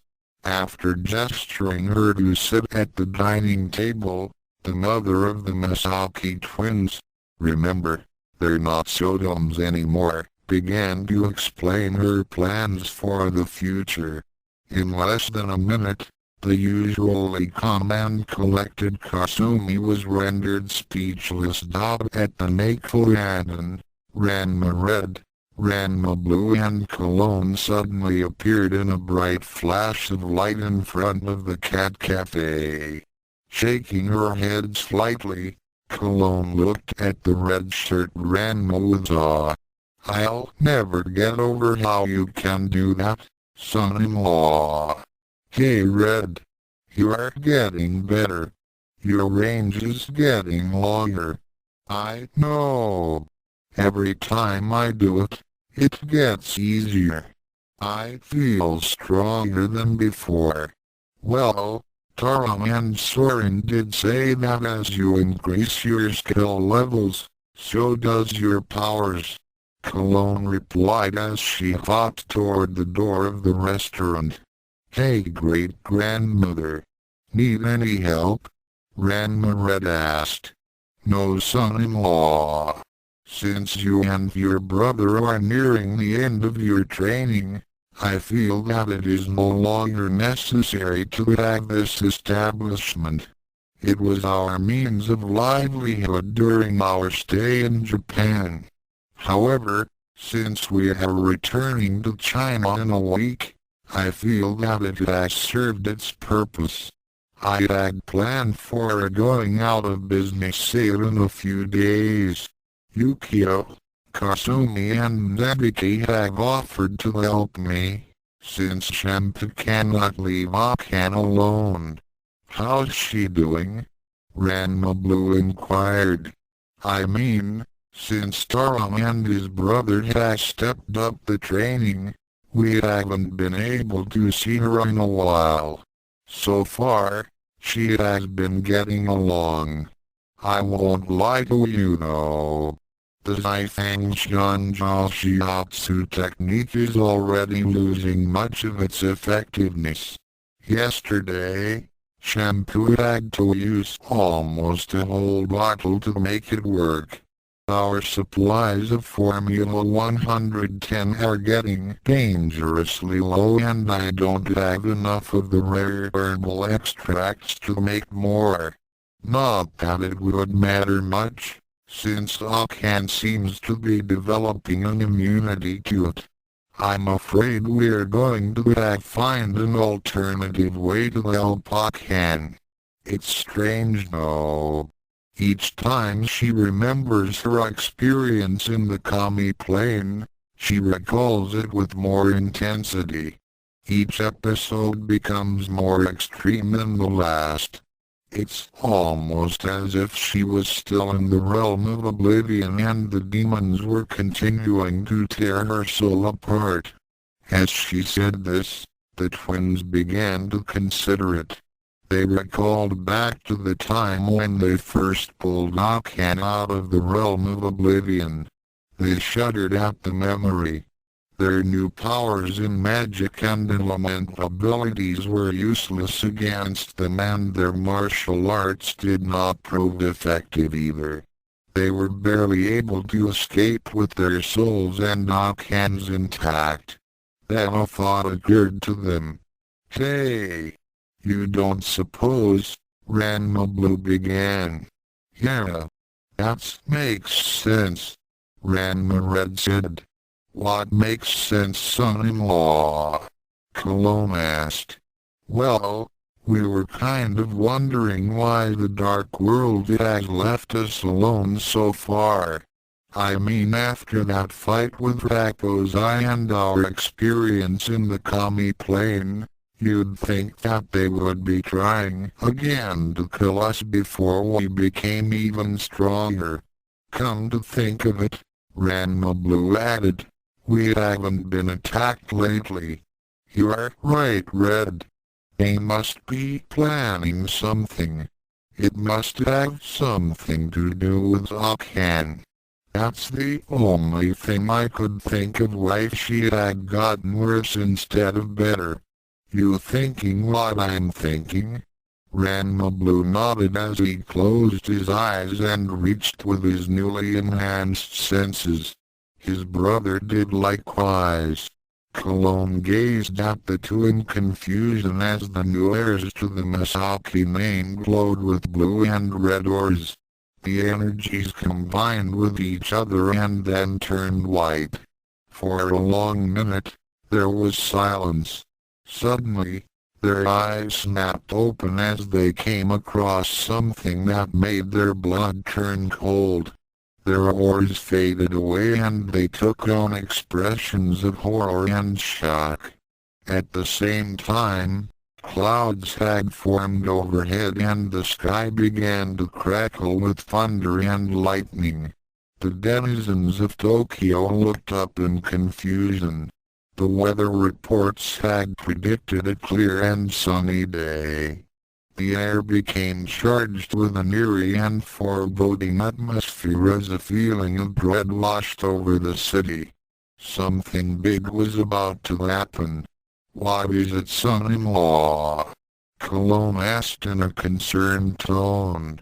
Both twins looked at one another then set their sights at the aged matriarch. They said nothing for a long moment, then shouted out two words to the heavens. Soren. Taron exclamation point double quote in the realm of oblivion. Well, I was wondering when they would figure it out. Tsuruka said with a smirk as he watched the scene on the viewing portal. I was beginning to think that we would have to drop a few hints. Barkodos agreed as he gazed behind him at a large crystal sphere that was suspended itself in midair. Inside the crystal was a transparent, ghost-like figure. It stood erect with its eyes closed and its head bowed down. The ghost was female in appearance and it had short hair. The specter looked like a young Japanese girl of 16. What was the most surprising thing about it was that it had a flawless resemblance to the youngest daughter of Sun Tendo. The reason for that was, it was Akan Tendo. Master Shiroka was a genius to suggest that we create a doppelganger from this soul. Barkodos cackled. Yes. Tsuruka agreed. It was mere child's play to take a small portion of her being and use it as a template to create a virtual duplicate soul, complete with memories and experiences. Why it even fooled Soren and Taron. Indeed. I think we put on quite a performance when their champions arrived to claim their friend. They didn't know that they had rescued the carbon copy, while we still retained the original. Since the two souls are still connected, our ministrations to this soul is affecting the doppelganger on Earth, and bringing the copy to Earth has further weakened the dimensional barrier. We will be able to invade the Earth realm much sooner. Yes. Undoubtedly, the Saotome twins, or should I say the Masaki twins, will not be coming back to us to rescue Akan again. We should prepare for them. That's right. By now, they should have improved since we last fought them. Their power levels are just where we want them to be. This time, however, we're not going to have the kid gloves on. It is good that all is going to plan. Both demons shared a satanic laugh as they awaited the return of the champions of Earth. The Earth realm. Come again. You want to go back to the realm of oblivion? Taron said in disbelief. We have to. Ranma Blue pleaded. Akan's still in there. Impossible. Soren stated. You got her back already. Besides, if she was still in there, then it would be too late for her. Her 8-hour limit would have long since expired. What makes you think that she's still there? When Cologne said that Akan was acting like she was still being tortured by those demons, my brother and I decided to scan the Kami plane. Ranma Blue explained. We detected her presence, and those two demons still have her. We then scanned Akan here and found out that her key wasn't right. It was if Akan was there, but only a small part of her soul was present. So that's it. Taron replied. What? Both Ranmas asked. A doppelganger. Soren said firmly. Doppelganger? Ranma Blue said in a confused tone. It looks like our Kodos and Zuruka has pulled the wool over our eyes and used some of Akan's soul to create a duplicate that was infused with Dark World energy. When you two returned to the realm of infinity, we had no time to properly check Akan's soul.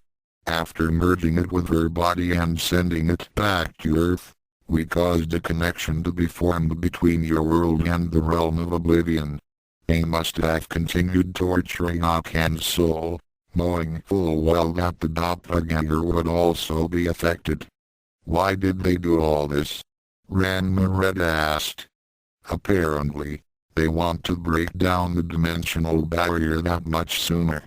Before you to gain your full potential. Every time they torment Akan's soul, the damage done to it is transferred over to the doppelganger, thereby causing a rift to occur in the space-time continuum. The original disruption happened when you two brought back the original body, but only a small portion of Akan's soul. Her body has now become a nexus between the two realities. Taron then took up the explanation. Each time they cause damage to her soul, the effect increases geometrically. That would explain why Akan has gotten worse instead of better. It's only a matter of time before the dimensional wall breaks down completely. Already we are receiving reports from Belgondi that the ultimate force system is on the verge of crashing. Then we have to get the rest of Akan's soul back into her body to stop the process, right? Ranma Blue said. But it's been more than 8 hours since we've been there. The fact that Zuruka and her Kodos had created the doppelganger has worked in our favor too. Since you got a small piece of her soul out before the 8-hour limit, she hasn't been totally acclimated into the Kami plane. Because of that, it is theoretically possible to bring back the rest of her soul and merge it with her body, thereby purging it of all Dark World influence. Okay. Let's do it. Ranma Blue said as he and his sibling began powering up their key energies. Hold on there. Soren said. There are other things to consider before you go charging off into Dark World territory. What's that? Ranma Red queried. We just figured out the rest of the Dark World's intentions. The reason why they haven't attacked you as of late was because they wanted you to achieve your current power levels. Huh? Both Ranmas said confused. They knew that you would figure out that Akan was still in the realm of oblivion.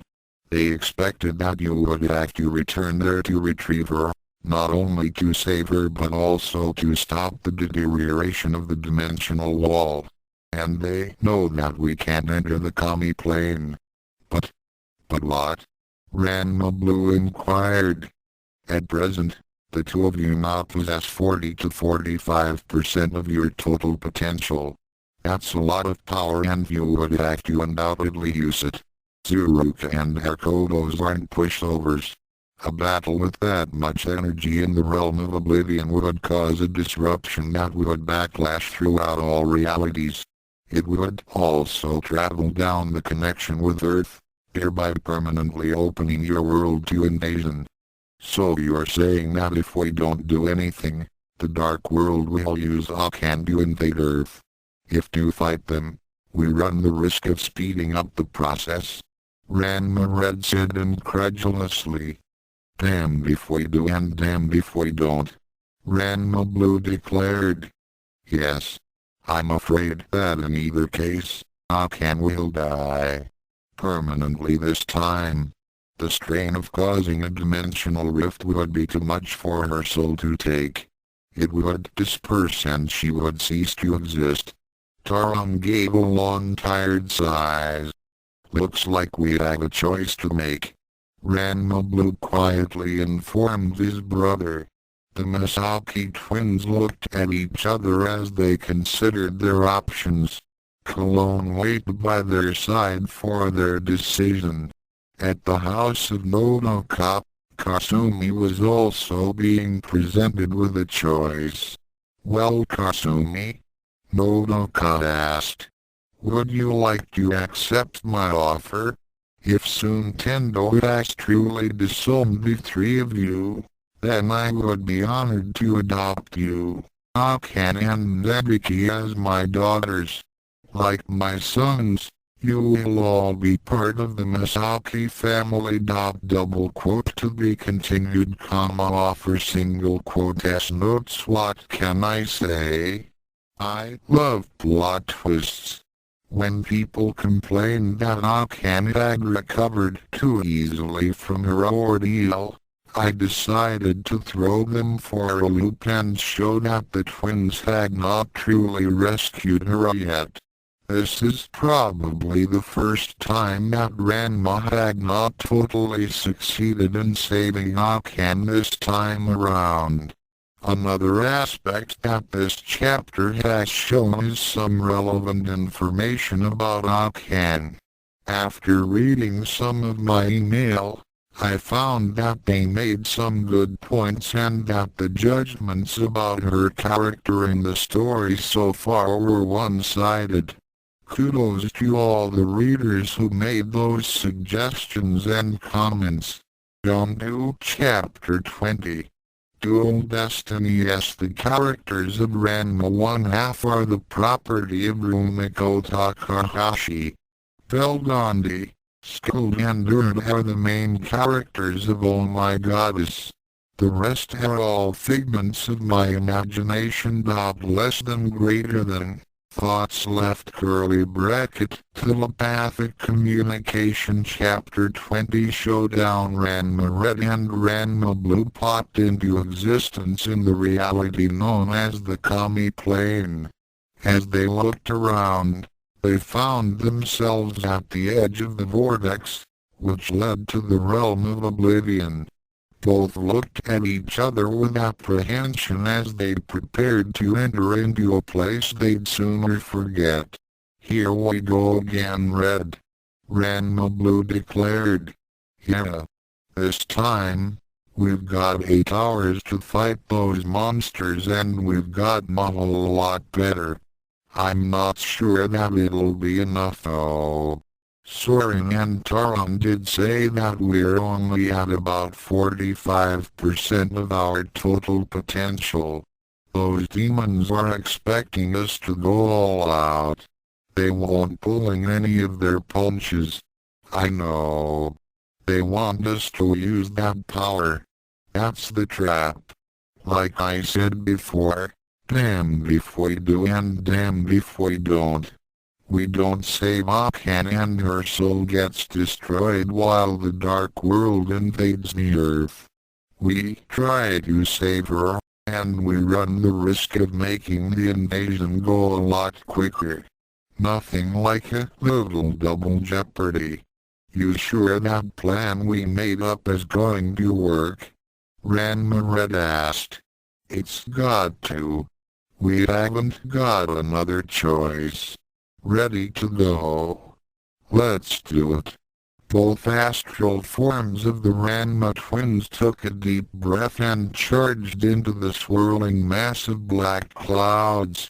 The twins reappeared inside the realm of oblivion at the same location that they had been previously. Looking around, they saw that neither the demons they fought before or Akan's soul energy was anywhere in their immediate vicinity. Hey Blue, you still got that computer that Skuld gave you? Yeah. I think it's still able to track Akan's soul energy. Taking out the small device, Ranma Blue looked down at the screen. After a minute, he gestured to his identical sibling in the direction that the instrument was pointing. They floated off toward the place where they hoped to find the rest of Akan's soul. An hour later, they finally came to what appeared to be a huge stone platform, which floated in a huge expanse of the great void. The structure was the size of Shea Stadium. In its center was a large, transparent sphere that seemed to be made of crystal. Inside it was the transparent figure of Akan Tendo. She looked as if she asleep with her eyes closed and her head bowed down. However, she was floating in a standing position within her crystal prison. The twins looked around for any sign of the demons and saw no one. Is that it? Ranma Red asked. Yeah. The other Ranma replied as he looked down at the mini-guide screen. According to this, that's her all right.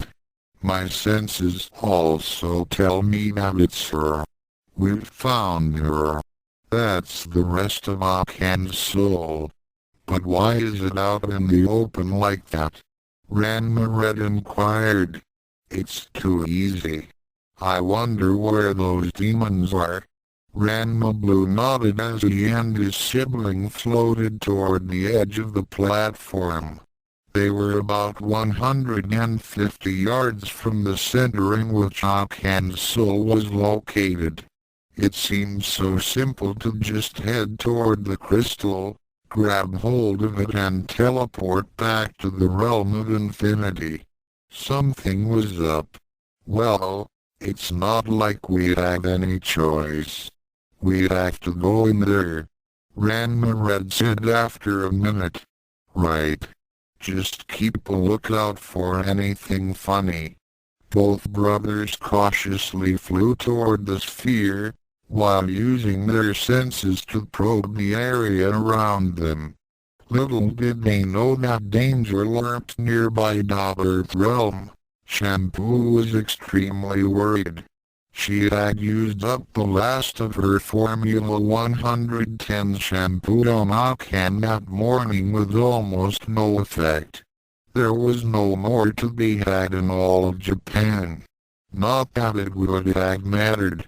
Akan convulsions and outbursts were the worst she had ever seen, and she had built up enough immunity to render the shampoo useless. The episodes were so intense that Shampoo had been forced to use drastic measures to keep Akan from injuring herself as she thrashed about. Using secret pressure points that she had learned from her great-grandmother, she had caused the Tendo girl lapse into a near comatose state, slowing down her body functions to the barest minimum needed for survival. Nodoka had become alarmed to hear of what the Amazon had done, but Cologne assured her that it was the only way to keep Soon's daughter from killing herself. She had also informed the mother of the Ranma twins that her sons were now in the Kami plane, looking for a way to destroy the source of Akan's torment. All they could do now was wait top realm of oblivion. Both Ranmas approached the floating sphere with no trouble, which worried them. If the demons were going to make a move against them, now would be the time. Ranma Red began powering up his ki energy to invoke his teleport action spell, while his brother prepared to shatter the crystal to release Akan's soul. It was then that all hell broke loose. There was a deafening and inhuman roar as Arkodos appeared out of nowhere and charged at Ranma Red from behind. Her moved with incredible swiftness as he swiped at the red-shirted Ranma with a huge claw. Ranma Blue's brother had no time to defend himself as he was starting to invoke the spell. He managed to roll with the blow to lessen the impact, but the attack still sent him flying to the edge of the platform. At the same time that Arkodos attacked, his compatriot Zuruka also appeared to deal with Ranma Blue. Before the startled eyes of the twin, the demon came into view before him and grabbed the big-tailed martial artist by the neck. Ranma Blue desperately used his augmented strength to pry those massive fingers apart, but as soon as he got free of them, the servant of the dark world sent a savage kick to the midsection and sent him flying toward his brother. Both demons chortled with glee as they began advancing on the champions of Soren and Taron. "Welcome back to the realm of oblivion," Zuruka taunted. "You didn't think that we were just going to let you take that girl's soul so easily, did you?" Arkodos added. "After we went through the trouble of creating that doppelganger, we're going to get our investment back. With interest. Your very souls, and every other soul on Earth. Come now, boys. Let's see if you've gotten any better." Both Ranmas scrambled to their feet as they prepared to face their foes. As they took their respective stances, they used their telepathic skills to relay their battle plans to each other. "This is it, Blue. Stick to the plan. Keep your power levels down. Don't let them force you to go all out." Ranma Blue powered up some Kai energy in his fist and then sent his arm in an arc towards Zuruka. Flaming Kai wave. Once again, the demon used his arm to deflect the crescent-shaped blast. "Oh, come on now. That didn't work the first time." Ranma Red was shooting bolt after bolt against Arkodos with no effect. His foe was simply deflecting the Kai and magical energy with ease as he continued to advance on the magic-using twin. "I thought you had improved, Ranma Red. Are you afraid to use your full power against me? Perhaps we should raise the stakes." Arkodos turned to the crystal sphere and sent a withering blast of red energy into it. The soul of Akan screamed out as it began to lose its integrity. Earth realm. Akan suddenly screamed in agony, startling all those present. She began thrashing about with wild abandon. Cologne and Shampoo tried to hold down the girl, but they soon discovered that whatever was causing her distress was also giving her a maniacal strength. Nebiki and Kasumi ran into the room as soon as they heard their sister cry out. They were horrified as they saw their younger sibling being manhandled by the two Amazons. They then noticed that she was being handled roughly only because she was struggling against their attempts to keep her down. They could do nothing but stare in shock, as Akan's screams became even more piercing. The realm of oblivion. How I love the screams of pure agony. Barkodos cackled as he sent another blast at Akan's soul. Leave her alone. Ranma Red screamed as he sent another blast of energy at Akan's tormentor. Barkodos did not even bother to deflect the next barrage and absorbed the attacks. He then turned to his opponent and said, "Make me." Ranma Blue was becoming desperate as began using his more powerful techniques against Tsuruka. So far, he had done nothing more than amuse his foe with his attacks. Furthermore, he had been taking a severe beating from his opponent. Tsuruka continued to pummel him with crushing blows that would have killed a normal person in a nanosecond. Raging fury. Ranma Blue slammed his fist to the ground and let loose a wave of fiery energy that caused a massive tremor as it sped along toward the demon.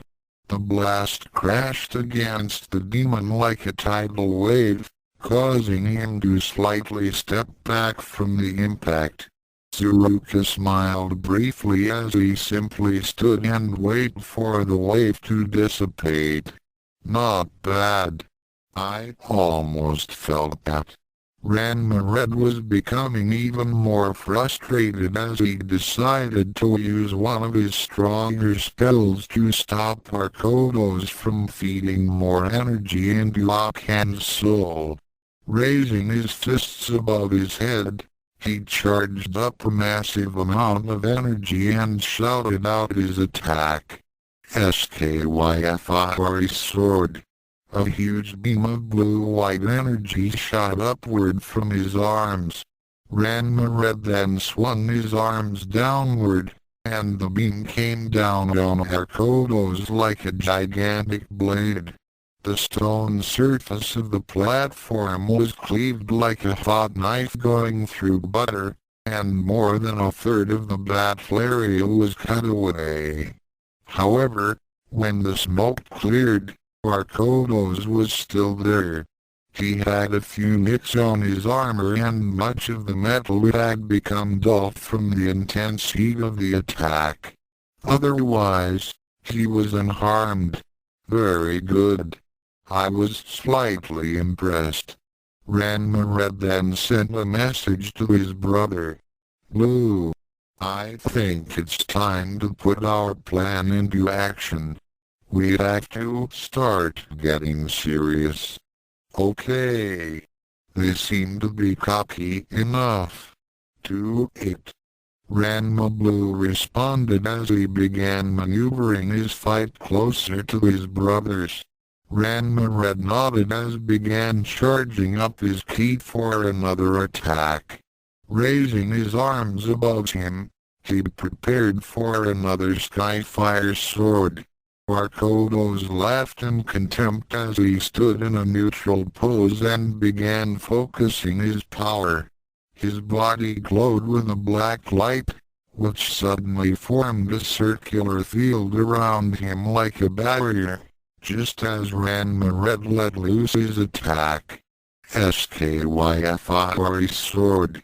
The beam of mystical energy came crashing down on the demon, only to be deflected at an obtuse angle back at his opponent. Ranma Red had just managed to teleport out of the way as the sizzling beam shot past him and toward the area where Tsuruka and Ranma Blue were battling. Ranma Blue had just started to power up his ki for another elemental attack when he suddenly got a telepathic warning from his brother. He charged at Tsuruka and at the last instant, got under the blow that Tsuruka threw at him and ducked beneath his legs. Tsuruka looked down in surprise, and that's when it hit him. Ranma Red Skyfire sword plowed into him, and his body flared immense pain, as he was unprepared for the blast of magical energy. The explosion threw him back and nearly caught Ranma Blue in its wake as he rolled to the side. Getting up quickly, the elemental Ranma pressed his advantage and sent another one of his special techniques at his foe. Fire Driller. Cupping his hands before him, the son of Nodoka let loose a torrent of flames which took the form of a cone and ran into the chest of Tsuruka. The demon howled in pain as the attack penetrated his armor and burned deep into his flesh. The attack left a gaping and charred wound in the demon's upper torso. Hoping to finish off his opponent, Ranma Blue charged in and delivered another elemental attack. Thundershock Fist. Ranma Blue threw his fist forward, which became wrapped in an electrical aura. The blow connected solidly with the open wound of Tsuruka, causing a massive discharge of electricity to occur and wreaking more damage to the Dark World's servant. Tsuruka howled in agony and surprise, as he could not believe that his foe could be inflicting such pain to him. On the other side of the battle area, Barkodos was very irritated that Ranma Blue was getting the upper hand over his counterpart, due to the fact that he had indirectly caused it. Furthermore, Ranma Red had also proven to be a tougher antagonist than he believed. In the past several minutes, the mortal had managed to evade all of his attacks by using that teleport technique. Not only that, but Ranma Red was also using this method to strategically land a few blows on him, while at the same time keeping just out of his reach. Not that his blows were hurting him much, despite his increased strength, but the Dark Worlder was getting very annoyed at being hit and not being able to hit back. He began powering up a massive amount of Dark World energy and then released it all in one massive burst. The energy surged outward in all directions in a hemisphere of black energy with a yellow outline. No matter where Ranma Red would teleport to, the blast would catch him. Ranma Red had been expecting something like this and had come prepared. Just as the demon had powered up his energies, he invoked another one of his newer spells. With an intricate motion of his hands, he threw his arms upward in a crane position and released a bright blue blast of energy. The magical power shaped itself into a two-dimensional rectangle that was about 10 feet tall and 3 feet wide. It was translucent and shimmered like polished silver. Mystic Mirror. Barkodos was a little more than shocked as he saw his attack absorbed into the energy mirror. The rectangle seemed to become alive as its surface swirled and sparked with the Dark World energy. It then turned on its vertical axis until it was facing toward the place where Tsuruka and Ranma Blue were fighting. Ranma Red then threw an arm forward and shouted, "Power return!" The power contained within the mirror flared before bursting forth in a huge beam of black light. Just as it had released that beam, the mirror shattered into smaller fragments before disappearing. The attack stabbed forth and smashed into Tsuruka's back, just as he smashed down his opponent and was about to deliver a crushing blow. The demon roared in pain and surprise as he felt his armor and flesh being pierced and torn apart. As he was shortly distracted, Ranma Blue again pressed his advantage. Quickly rolling to one side, he cupped his hands forward and launched a Kai attack from the ground at the new Unden Zuruka. Mokodakabisha. Rapid fire. The stream of yellow fireballs blasted into the demon's dorsal side at an extreme angle, but enough of the Kai energy hit his wound to be effective. The blue-armored monster howled again in rage and pain. Looking behind him, he saw Ranma Blue scramble to his feet and invoke another elemental skill. Icy mists. Confusion. Swirls of arctic winds erupted forth from Ranma Blue and blanketed the entire area in a freezing, thick and dense fog. At the same time this was occurring, Ranma Red had also decided to add to the confusion. Concentrating his ki, he invoked his duplicity technique. Sillouadd split. A dozen shadowy figures of himself suddenly appeared and began running around randomly around the platform. With the dark shadows of the realm of infinity added to the fog and the illusions, it was near to impossible to tell where the real twins were. Both demons growled in rage as they began firing in random directions, hoping to hit one of their opponents. It was at this point that the Ranma twins fully understood the importance of their telepathic skills. With their minds linked, each was able to tell where his sibling was and coordinate their attacks. Zuruka was firing in vain, as he tried to find where Ranma Blue was. He did not know that the blue-shirted martial artist was also using his camouflage skills to remain out of sight. When he saw a shadowy figure run across his line of vision, he let loose a massive blast. The figure was blasted apart and a scream was heard. Zuruka smiled as he thought he had finally hit Ranma Blue. His smile became a frown as he realized that the scream was not human. Ranma Red grinned. He had purposely put one of his illusions in front of Arkodo's and Zuruka had taken the bait. His attack was an especially savage one as he had sheared off his counterpart's arm. The demon looked down at the charred and bleeding stump that was his right arm. Smoke was still rising from the wound as Arkodos flailed about with his good arm. By sheer luck, he had slammed against Ranma Blue, knocking him to the ground and causing him to become visible again. Grasping the former Sodom by the throat, he lifted him 7 feet off the ground and gritted, "Halt, you die now." To his surprise, Ranma Blue grinned as he replied, "I don't think so." Arkodos felt a searing pain in his back as he was blasted by a massive bolt from behind. He recognized the energy as not Ranma Red's, but Zuruka's.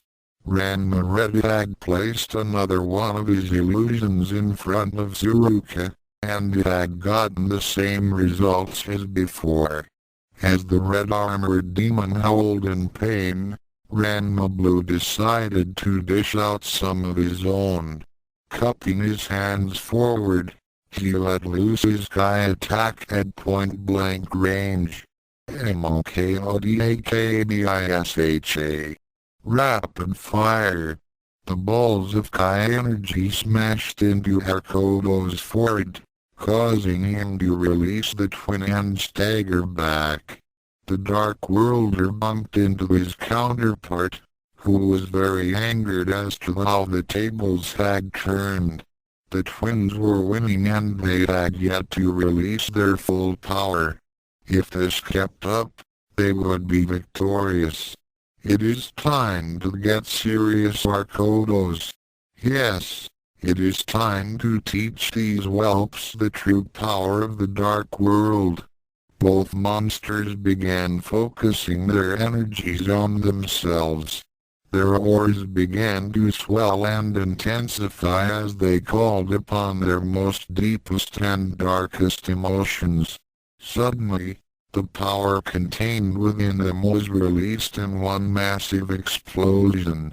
Ranma and his brother were a little confused as to what was happening. The demons had suddenly stopped in their attacks. They were just standing motionless on the other side of the battle area. They had started to glow with black horrors, and both twins knew that something was up. Then it happened.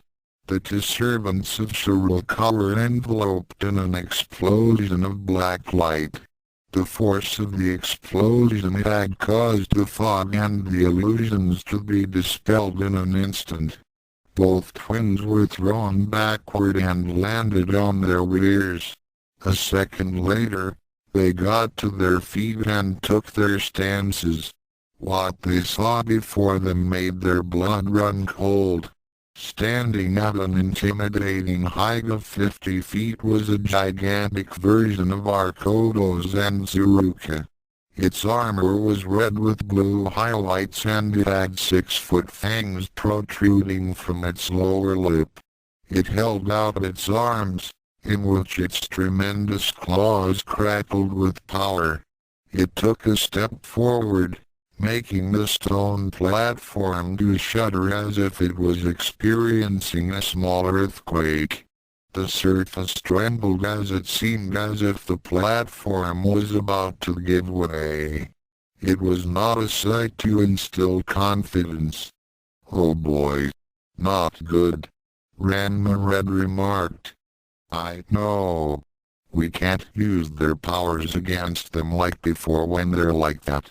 The giant demon took another step forward, making the platform shake violently.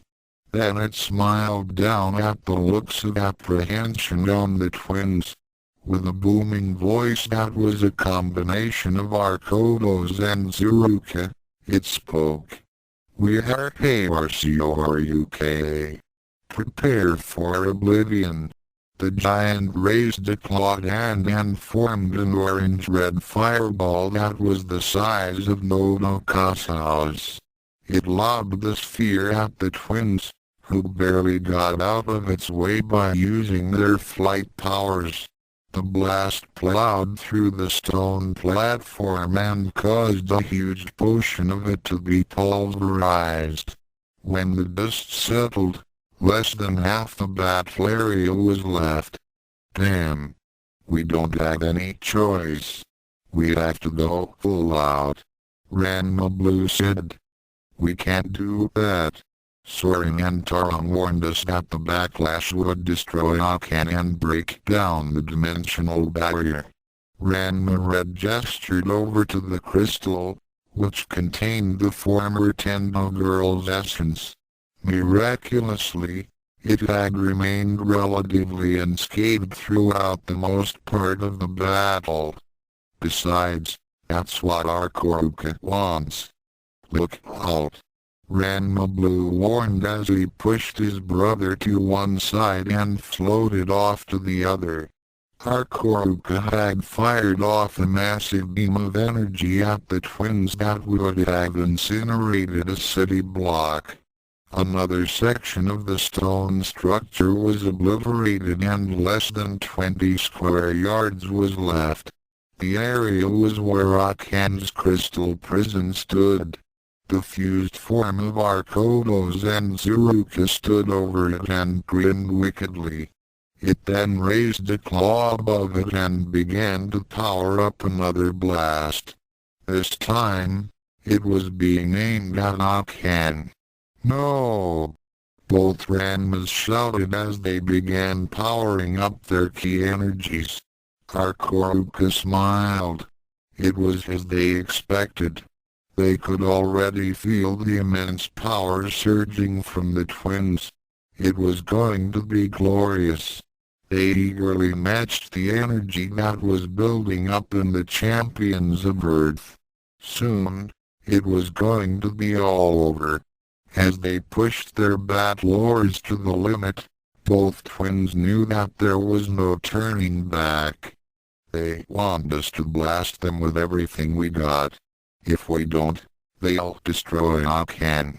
Ranma Red stated. Looks like a no-win situation. What can we do? Ranma Blue asked as he powered up even further. Damn. There's too much riding on this, and Soren and Taron can't help us in the realm of infinity. That's it. That's the answer. Huh? Red. Do you think you're up to teleporting something big? Why? Ranma Blue quickly began relaying his plan to his sibling. Ranma Red smiled as he instantly comprehended his brother's plan. It was a desperate gamble and it required a lot of power to implement it. Fortunately, power was in great abundance at the time. Arkoruka decided that the time had come to end the conflict. Directing their claws toward the twins, the giant fired off a blast of power that would have leveled the lower half of Japan. At the same time, both twins thrust out their arms like tuning forks and released their strongest attacks. Elemental Eradicator, Soul Smasher. Both Ranmas let loose beams of power that would have reduced Mount Fuji into less than an adult. The beams of elemental and mystic power pushed back Arkoruka's attack and all that resultant energy was absorbed into the enormous demon. The twins fell to their knees in exhaustion after releasing so much power. They could only look up at their opponent as it was now laughing its head off. Its body crackled and surged with unbelievable power as it tried to contain it. However, everyone present knew that was improbable. Fools! You have done what we wanted. Once this energy erupts, it will destroy the INDRDIMENSIONAL barrier and the dark world will be victorious. Our body will be destroyed in the process, but in the end, we win. Both Ranmas gave the demon a smug look as Ranma Blue replied, Yeah, but you're forgetting one thing. What is that? You need Akan's soul as a conduit in order to make that happen. But all that power don't mean squat if you're not here with her soul to use it. Arkoruka laughed in contempt as he found Ranma Blue's words as those of one gone insane. They were here in the realm of oblivion. Akan's soul was here. Her doppelganger was in the Earth realm and the connection between the two realities was secure. The energies within their body was ready to be released, and it was more than sufficient to do the job. Why shouldn't it work? It was then that they noticed something. Their body had taken on a lighter shade and their scales seemed to be translucent. Although their form was bursting with power, it seemed that they were fading. In an instant, Barkodos and Tsuruka realized that they had been tricked.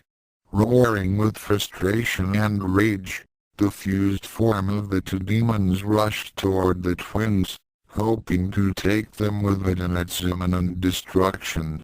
The Ranma twins were too exhausted from their last attacks to make any half-decent attempt to evade. However, they didn't have to. When Arkoruka got within 12 feet of them, the giant monster faded from view. There was nothing left to mark its passing, save for a small wisp of leftover magical and elemental energy that soon dissipated. Both Ranmas looked at each and smiled out the realm of infinity. Soren and Taron were in their usual spot as they monitored the Kami plane for any indication of their champion's progress in saving Akan. It was then that Taron sensed something big heading their way. Incoming! Taron shouted as Soren began erecting a protective barrier around the two of them. A few hundred meters from their position, Arkuruka suddenly appeared in the void and was just about to unleash the combined magical and elemental power within it. Soren and Taron saw this and decided that they didn't want to be anywhere nearby when that happened. Using his power over gravity, Taron reversed the polarity of Arkuruka's body, making it the same as theirs. He also increased the force of gravitational power 1,000,000 times over. Moreover, everyone knows that when two identical polarities come into contact, they repel each other. The monster was pushed back several thousand miles through the void. It was then that it exploded. The release of magical and elemental energies was staggering. The waves of power went randomly in all directions and the protective sphere that Soren had erected was bounced around like a beach ball caught in a tidal wave. The amount of destructive power that erupted from Arkuruka's destruction was greater than 1,040 megaton thermonuclear warheads. It made the bomb that was dropped on Hiroshima seem like a pile of light. This kind of event would have reduced half of the Earth into rubble, but in the realm of infinity, it didn't really matter. There was not much to destroy. When the last of the explosion finally faded away into silence, Soren dropped his shield and looked around. There was no sign of the monster. Its remains had been totally atomized and nothing was left to prove that Hakodos and Tsuruka ever existed. The only thing that remained was the air and chunks of stone that floated about, and the fact that the lights were now darting about more erratically. Remind me to teach Ranma Red about being more careful as to where he teleports things to. Taron looked at the mess the explosion caused and then nodded out the realm of oblivion. Both Ranmas crawled their way to the crystal, which contained the essence of their former love.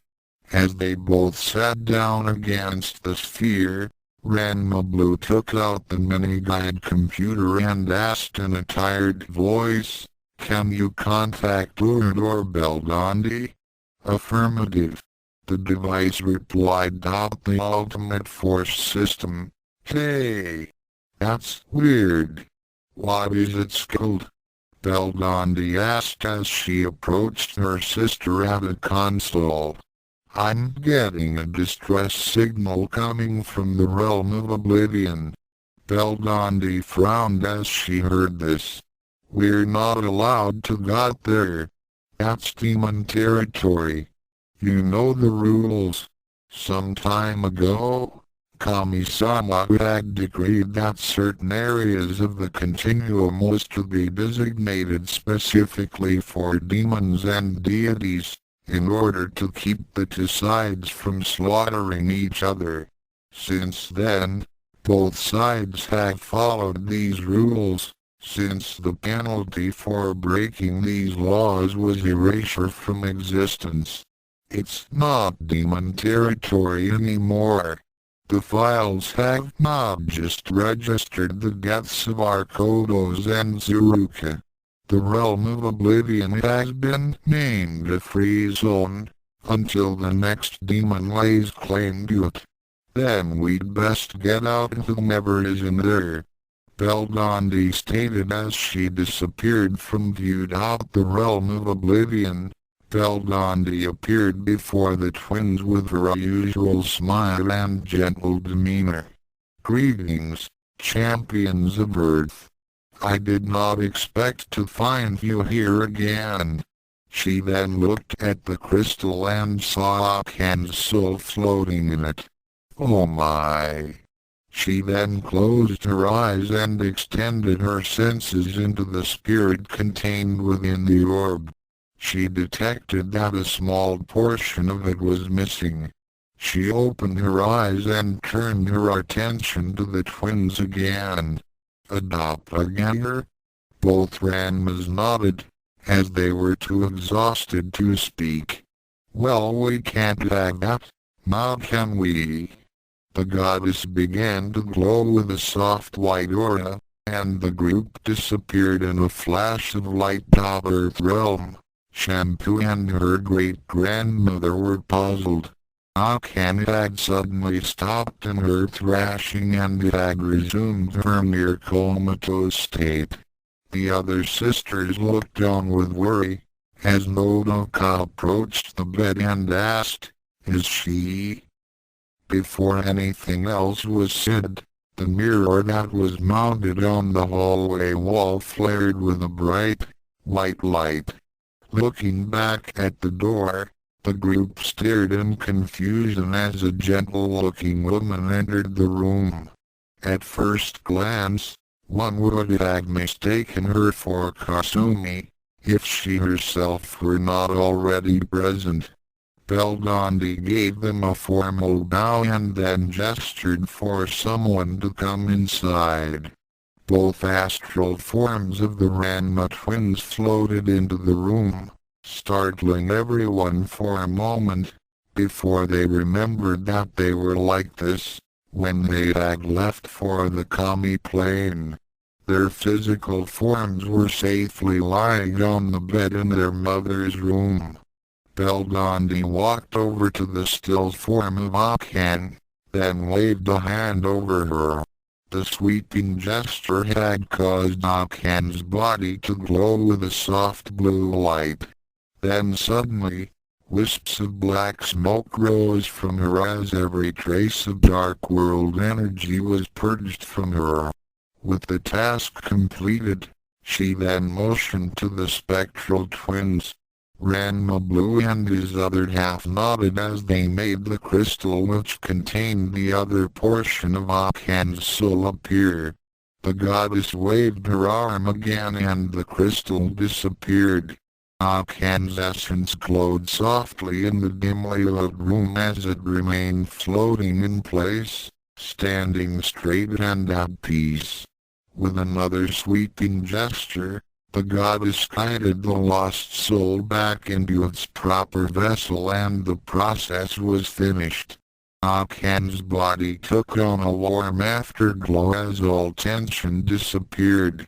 Her heartbeat and breathing rate returned to normal, and she seemed finally at peace. An hour later, after the twins had returned to their physical forms and introductions were made between Beldandi and all those present, the Ranmas began to explain how they had saved Akan. After a few more minutes, Beldandi bid them all farewell and left for the Kami plane via the hallway mirror. Ukyo had come to the house at that time to check up on Akan. She too also listened in as the identical Ranmas related their incredible experience.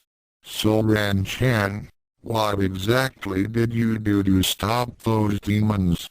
Ranma Blue smiled as he replied, when Red here mentioned the realm of infinity. I remembered what Soren and Taron told us about how those monsters were using Akan's soul as a conduit. I figured that if they weren't in the same reality that Akan was, when they released that energy, then the barrier would stay up and we'd have a chance to destroy them. Right. Ranma Red agreed. When we fed them the power they need to destroy the interdimensional barrier, I secretly added my teleport action spell as well. Usually, it's not powerful enough to transport anything other than myself and maybe a few others. Its range is still limited. However, all that power those demons had, in addition to whatever we gave them, was enough to transport them away from Akan's soul before the backlash could affect her. Simple really. So where you send them to?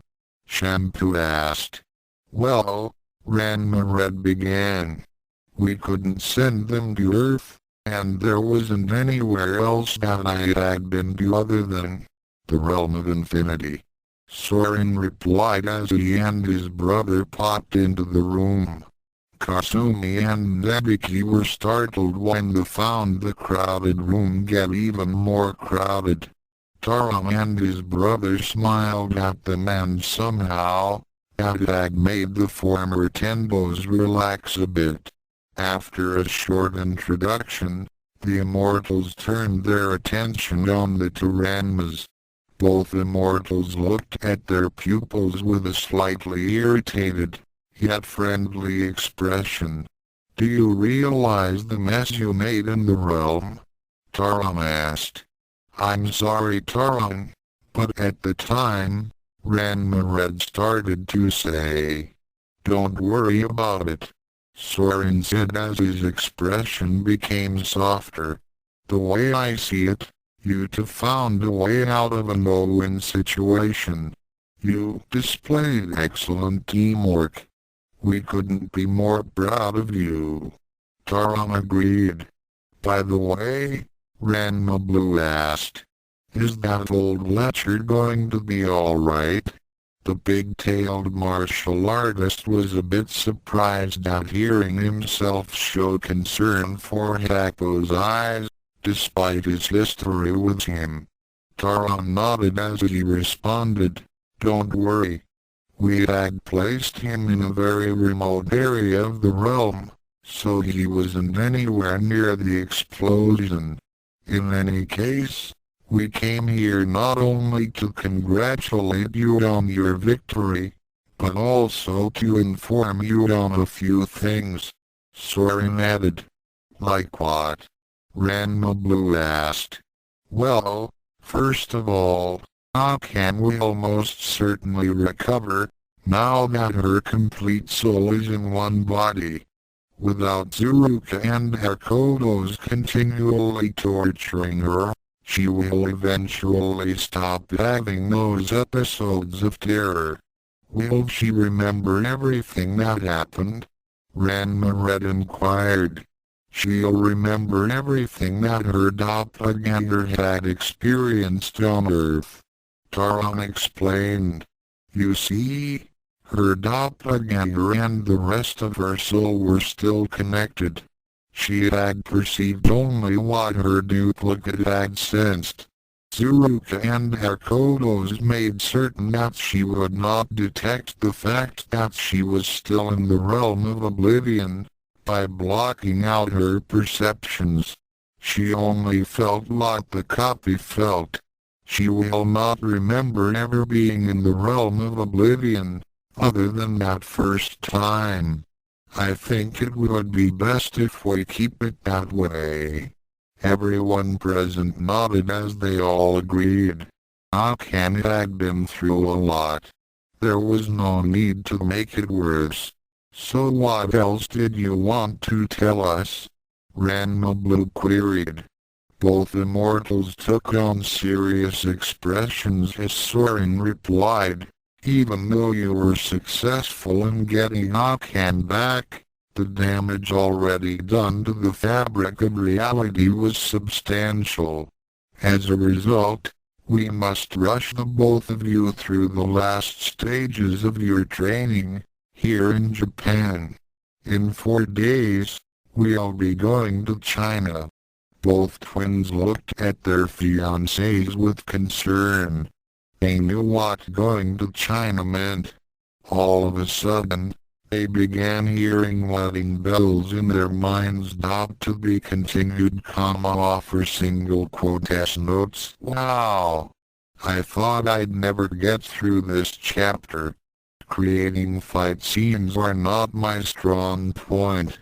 In any case, the problems with Akan's experience in the Kami plane had not been put to rest. Akan is free to actually start on her road to recovery, which still promises to be long and hard. Left parenthesis, at least she doesn't have those demons torturing her anymore. The Ranmas are not preparing to leave Japan and start on their quest to save the world. The training is almost complete and they will achieve their full potential when they get, married. Akan and her sisters will be joining our heroes as well as their fiancés, Nodoka and Cologne. What does this mean for everyone else? The next chapter will go into that. Dual Destinies. The characters of the Nirima gang are the products of Rumiko Takahashi. All other anime personalities belong to their respective creators. Dual Destinies is written purely for entertainment. Less than greater than. Thoughts Chapter 21. Starting over. Tendo-Saotome had been on the run for over 6 days now. He had managed to elude his former best friend Tendo 4 days earlier. But since his only home was the Tendo dojo, he had nowhere to go. As a result, he had been living in an abandoned building that was 1 block west of Furinkan, with nothing but the GI on his back. For the first time in his life, all of the Saotome patriarch's crimes had resulted in serious repercussions for the father of the Ranma twins. Ranma sat contemplating in a room that hadn't been inhabited in several years. The fat martial artist's stomach rumbled with its usual insistence to be fed. However, with not a single yen to his name, Ranma found himself going on an involuntary diet. He had considered getting a job, but after that short period of working for Dr. Tofu, Ranma had found that he really didn't have much talent for earning income. As a result, he was now forced to fast for a while, until he could think up a way to get back into Sun's good graces. The Saotome patriarch sighed as he remembered the times he had at the dojo.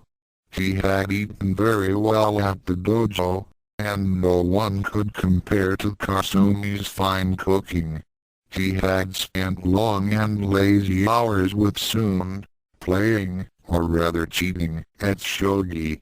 He had considered going to his wife's house, but remembering that promise of seppuku, not to mention that she was royally displeased with his past actions, had made him dismiss the idea. Less than a single quote is all the fault of that ungrateful son of mine. Ranma thought darkly. I thought I had it made when he became twins, and after all I've done for him, he should thank me. I taught him everything he knows about the arts. I took him to great training grounds. I looked out for his welfare by getting him engaged. All I've done in the last 10 years was for his benefit! Greater than the former husband of Nodoka, although he doesn't know that yet, then began to rethink things. Less than okay, so maybe the catfist didn't turn out the way I expected. And I suppose choosing Kyo wasn't a good idea. But the engagement was the best thing for him, right? And if that meant I could retire with Sun and take it easy for the rest of my life, then all the better. After what I had to go through with that lecher Hako's eyes, I think I deserve to be taken care of! Greater than Ranma fumed some more about his recent misfortunes and then came to a conclusion. The only way for him to get back to the way things were, was to somehow get one or both of engaged to Soon's daughters. With that in mind, he decided to confront his progeny at the high school. The Ranmas and Ukyo were walking together with Nebiki and Akan towards Furinkan. After the events of yesterday, Akan insisted that she had fully recovered from her ordeal and was ready to return to school. The others were doubtful, but the determination in her eyes told them that Akan intended to get on with her life, despite the shambles it had become. The twins had decided to keep an eye on her, just in case she needed support or comfort. As they approached the school gates, Akan turned to the twins. "Ranma, both of you. Can you do me a favor?" Ranma Blue and his twin looked at Akan with concern. "What kind of favor?" "You know that those boys are going to come out and fight me for a date, right?" "Sure. Now that we're not engaged, you've got to expect that," Ranma Red stated. Akan winced a bit at the reminder, but then quickly composed herself. "Well, when they do appear, could you stop them? I've been out of practice for over a week and I think it's time I put an end to all this nonsense. I should have done this when it first started." "What are you going to do?" Ranma Blue asked. "You'll see. All I want you to do is to stop those boys. Don't hurt them too much. I just want you to make them stop long enough for them to listen." "Okay." The twins looked at each other, then shrugged as Ranma Red answered, "Okay. "What are you planning, sis?" Nebiki asked in a concerned tone. Ukyo was also mystified. In the past, Akan almost never asked Ranma for help. She was either too proud to admit that she needed assistance or was too mad to ask for it. She was always quick to jump to a conclusion and use her fists to solve a problem. Now, she was actually going to talk it out. Less than as her experience in the Kami plane made her change ? Greater than as soon as they came to within 10 feet of the school gates, the hordes of the Fed, fight Akan for a date, came charging out of the main building with various sports equipment and other blunt objects. As usual, they were screaming out their challenges of love. "Akan, I love you. Please date with me. Go out with me." Needless to say, they were going to be no more successful today than any other time. In any case, both Ranmas couldn't stand to see how pathetic they were and went into action. Ranma Blue stepped forward and began focusing his ki. His brother knew his intentions and told the sisters and Ukyo to step back. Just as the crowd of hormone-driven boys came within 50 feet of the gate, Ranma Blue made a circular motion with an arm and released his attack. Hiroyushodian favorized. Cyclone Scatter. Unlike the original technique, Ranma Blue did not have to draw his opponents into a spiral. Focusing his cool ki against the hot ki of all those present, He had created enough of the temperature imbalance to cause several smaller whirlwinds to appear. Each mini-cyclone sucked up 5 to 6 of the boys and tossed them about with the same force as the one single whirlwind would have. This improved version was very effective against multiple targets, as it did not have to rely on drawing all of his adversaries into the same spiral. When the technique ended, nearly half the would-be sweeters for Akan's affection were sprawled out on the ground.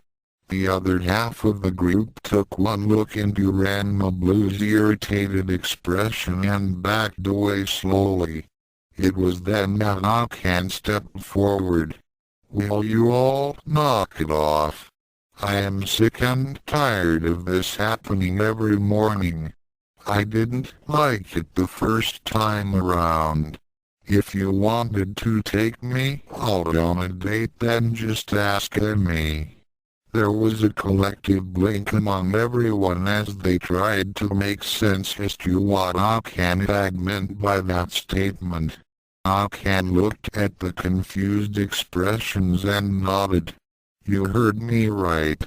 If you want a date, just ask me for it. I may say yes." Unthinkable. The twins let off a sigh of disgust the moment they heard Kuno's voice. They looked to the side and sure enough, the poetry-spouting Kendus was strutting toward them with book and held at the ready. I, the great Tatewaki Kuno, the blue thunder of Furinkan, have already dictated the terms that no one may date with. Shut up, Kayuno. Akan roared in a tone that made even the normally dense Kuno take notice. She then stomped toward him and grabbed his wooden sword out of his hand. Breaking the blade over her knee, she tossed the pieces at the feet of the older boys. Her face took a terrifying expression as she said in a deadly tone, "It's your fault that this happened in the first place. Who are you to decide who I'm supposed to date? But my love, I only wish to look out for your best interests." Akan reared back and slapped him on the cheek. Since she had put in the same force as she used to do when she knocked Ranma into orbit, the blow staggered the Kendus. Kuno had taken punches in the face by Ranma-chan before, but had shrugged them off as love taps from his big-tailed goddess. At first he assumed that the same thing was happening with his Tendo-Tigress, but the look on her face seemed to indicate otherwise.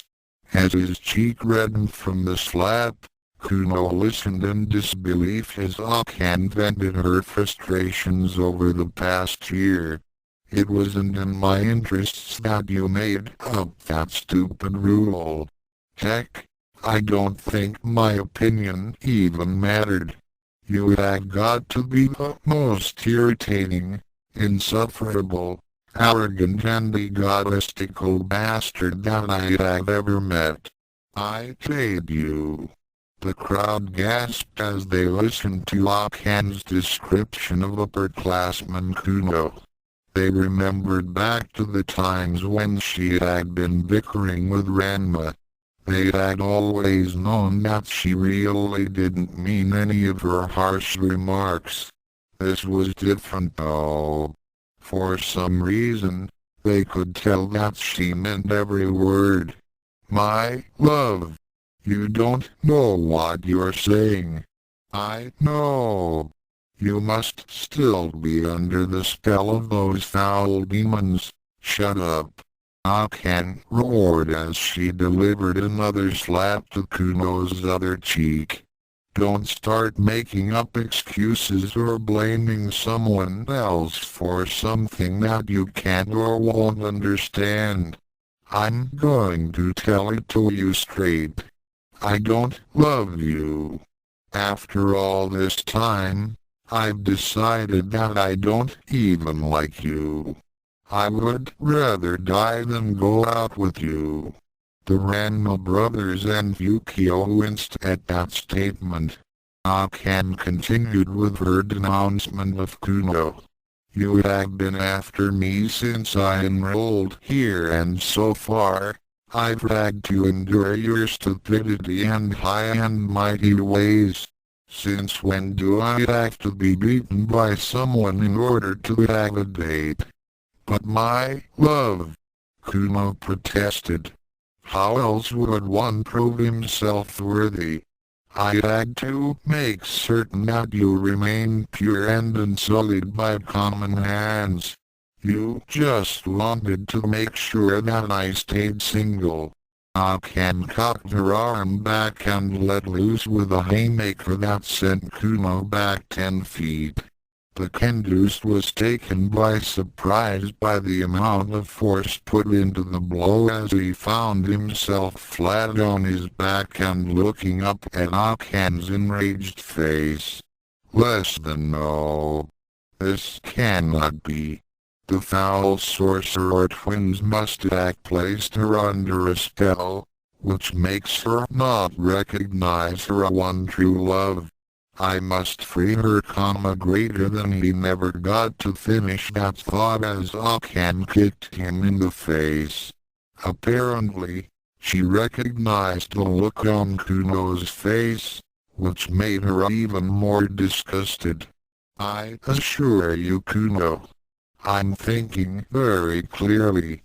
In fact, I've been thinking clearly for the first time in a long time. All that's happened to me has made me realize that I need to take control of my life. So far, everyone else has been making decisions for me. My father arranged the marriage that I had no say in. You had every boy in school fighting me for dates. I had been letting these things happen because I hoped that things would get better. But now I realized that nothing is going to change until I do something about it. Akan paused for a moment before adding, the last couple of weeks has also made me realize what I wanted out of life. I want to be able to make my own choices and live my life the way I want to. I want to find out my potential and see what I can really do. But most importantly, I want to find someone to love.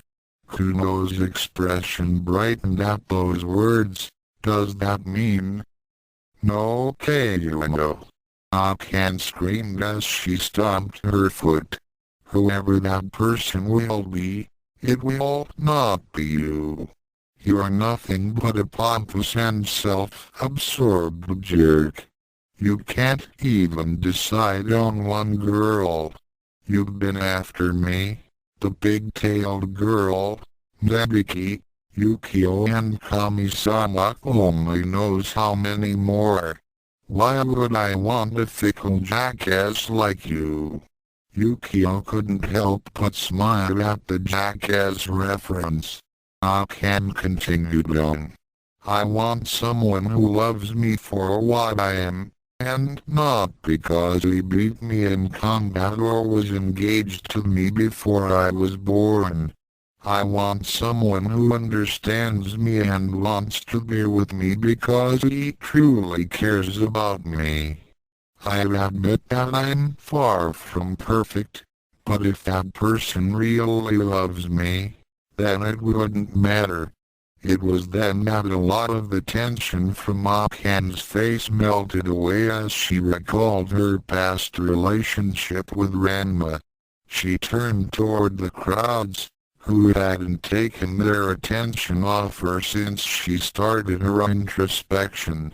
By the time I realized what I wanted, it was too late for me to see that I had that with Ranma. I'll admit it now. I loved him.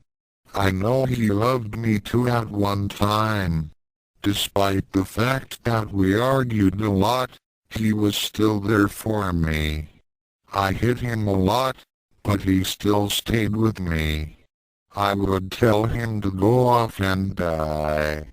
He still stayed around. I told him that I didn't need him to protect my honor, but he did anyway. I would feed him my bad cooking and he still hung around. Akan lets off another tired sigh as she said tiredly, "At times, I would ask myself why we even put up with each other. Now I know that it was that we really did love each other deep down. I don't have anyone to blame, but myself that the twins aren't engaged to me anymore. I really screwed up because I didn't realize that for a relationship to work, both people have to give as well as take. Ranma had been giving, and all I had been doing was taking. I took him for granted. I blamed him for all my problems, even if he had nothing to do with it. I assumed that he was a conceited jerk, and I never even thought that he may be hurting inside too." With another long sigh, Akan came to the point. "I know that I've missed my chance with Ranma. I can't change that. They're in love with Ukyo and Shampoo. I want them to know that I'm happy that they've got a shot to getting what I wanted all along. But that doesn't mean that I can't try to find my own way to happiness. To that end, I'm telling you all." Akan's expression brightened a bit. "The rule to beat me for a date is hereby null and void. I couldn't care less if you didn't know the first thing about martial arts. You want to date me? Just come up to me with flowers and say, 'Akan, will you go out with me?' This applies to everyone. I want you all to know the real me." With these words, there was a resounding cheer among the male student population of the school as they gave her hoots and applause. There was also a standing ovation among the female students as well.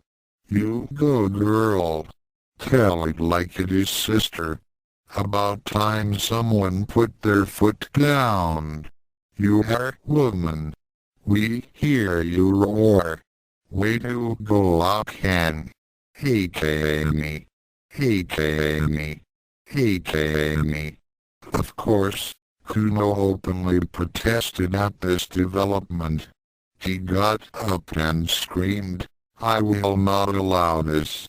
I, the great Tendo-Saotome, will not accept this." As soon as he started his tirade, he was surrounded by a huge mass of very annoyed adolescents. Kuno suddenly saw that he was being given not so friendly looks. He then realized that the reason that his rule had been followed before was because they had feared and respected him.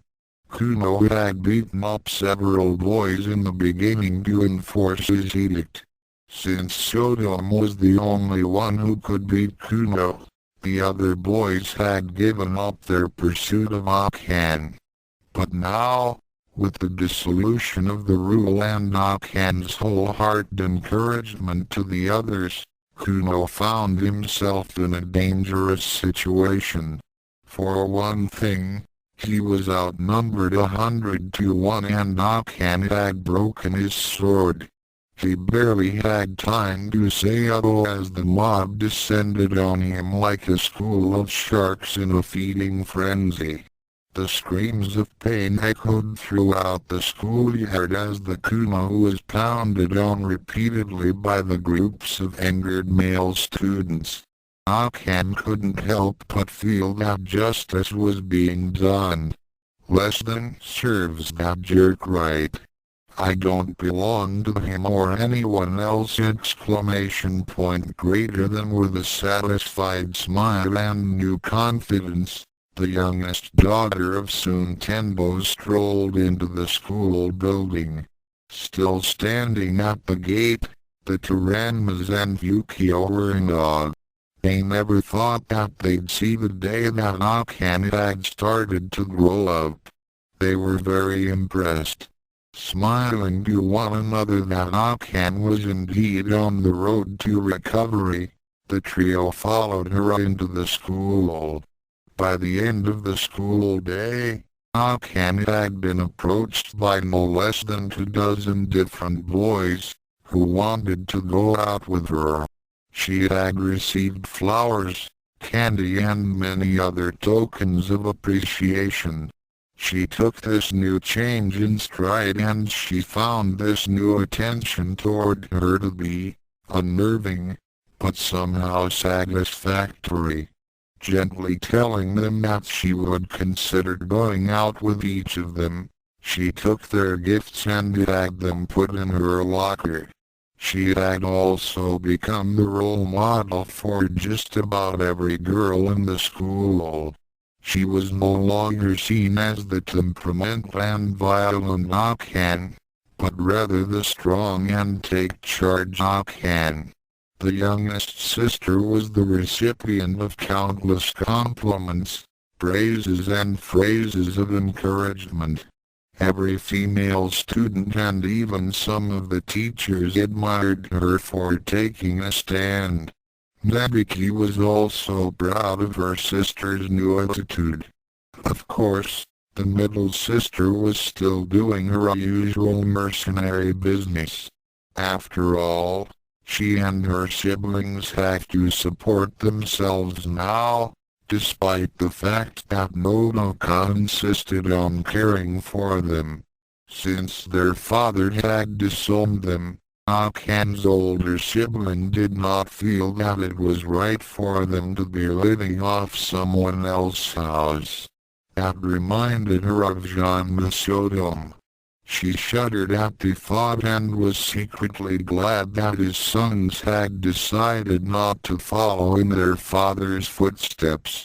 To that end, she had decided to follow her baby sister's example of taking control, and had considered searching for a part-time job.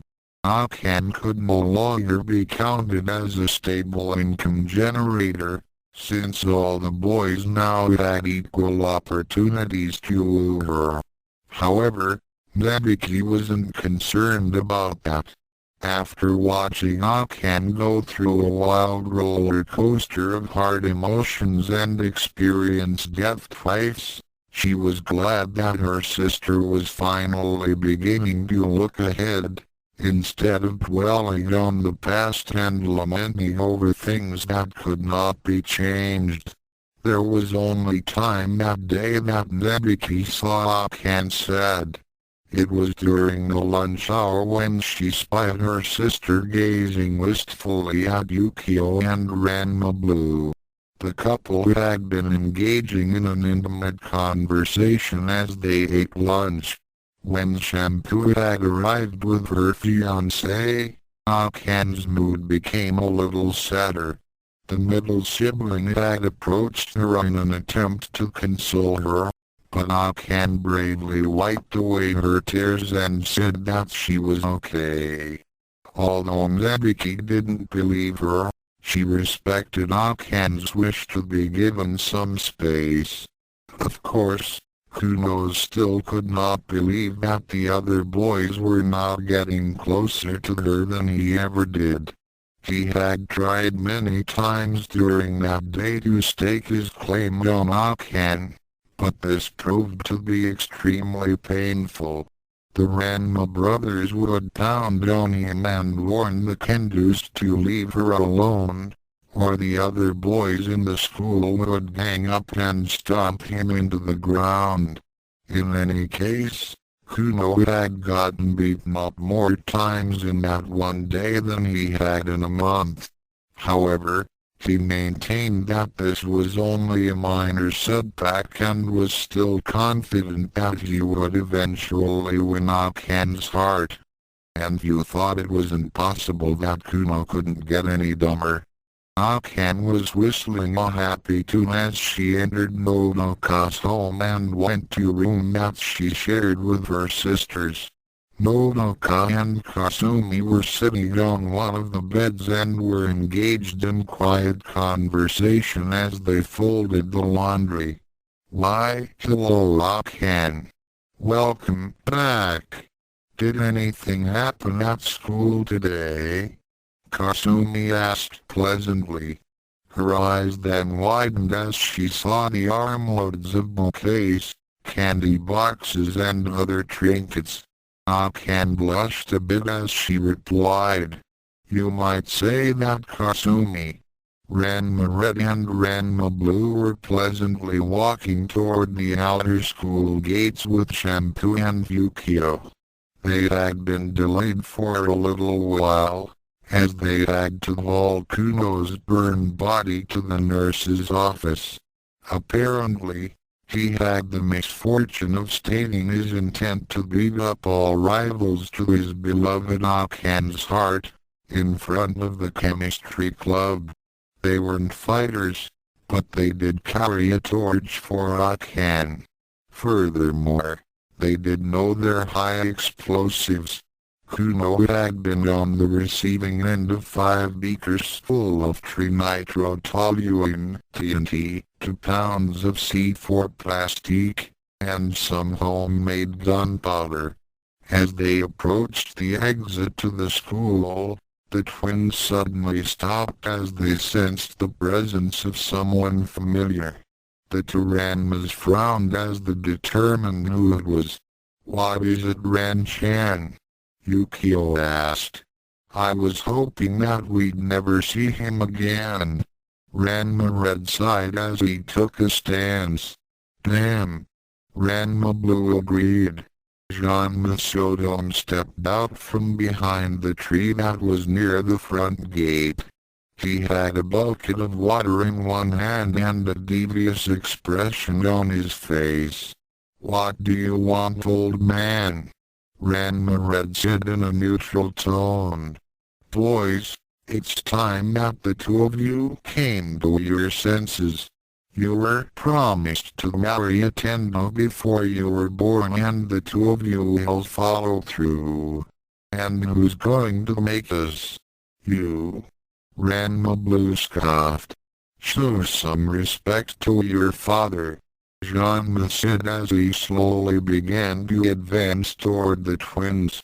That engagement was for the sake of honor. Both twins snorted as Ranma Blue said, "That engagement was made for the sake of your stomach. Come to think of it, all of those engagements that you made was for your fat belly. In fact, everything that you did since we were born was for your appetite. The Daikokus, the Kwanjis, those 3 other families and the Joksuzoku. In a way," Ranma Red continued, "we have to thank you for a couple of things." "That's right." Ranma Blue nodded in agreement. "If you hadn't taken that yatai, I never would have eventually fallen in love with Ukyo. And if we hadn't eaten that first prize at the Amazon village, then I guess I never would have met Shampoo. Funny how that works out. Yeah. I guess that's destiny." Both Ranmas shared a hearty laugh, which only made their father steamed. "Stop it. I've had enough of your silly notions and I think it's time I taught the both of you the error of your ways." Ranma reared back with the bucket of water and then launched it. Both of the former Saotomes easily dodged the water, but they were not Ranma's intended target. The contents of the water splashed both Ukyo and Shampoo. It was then that both twins became horrified at what occurred next. They had expected Ukyo to be sopping wet and Shampoo to become a cat. What they did not expect was to see two boys wearing Ukyo and Shampoo's clothing. Both of the former girls sputtered from the sudden bath and then looked at themselves and each other in shock. Shampoo had gained an extra 2 inches in height and her hair had changed from purple to black. Ukyo looked like herself, and saw that although she looked pretty much the same, her bust was gone and she noticed a certain addition in her anatomy. Shampoo also noticed her change in bust size and she was suddenly uncomfortable in her pelvis. Both Ranmas turned on Ranma with rage. Grabbing the fat martial artists by the front of his GI, they both screamed, "What did you do?" Ranma had a smug look on his face as he replied, "A day after I got away from Soon, I met a wandering Chinese monk who happened to be carrying some magical water. This wasn't Juzenkyo water, but rather water that came from a floating island called Tojankyo. It seems to turn any living thing to permanently become a man. At first I thought to use it to cure my own curse, so I stole it from him. But that wouldn't have solved all my problems. I then decided to use it to get the two of you to come to my way of thinking. You bastard!" Both Ranmas yelled as they cocked back their fists and prepared to pound their father into a coma. "Go ahead, boys. Bash me up if you want. But you do know that you can't marry those girls, boys now." Ukyo and Shampoo were still in shock over what had happened as they watched their fiancés prepare to knock Ranma into the next millennium. It was then that a bright flash of light behind the twins, Soren and Taron, approached their champions with silent steps.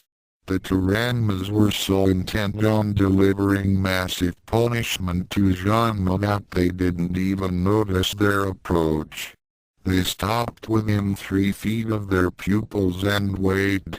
Ranma Blue and Ranma Red decided that energy blasts were not as satisfying as physical blows, so they each launched a very hard uppercut to the father's chin. Ranma went into orbit.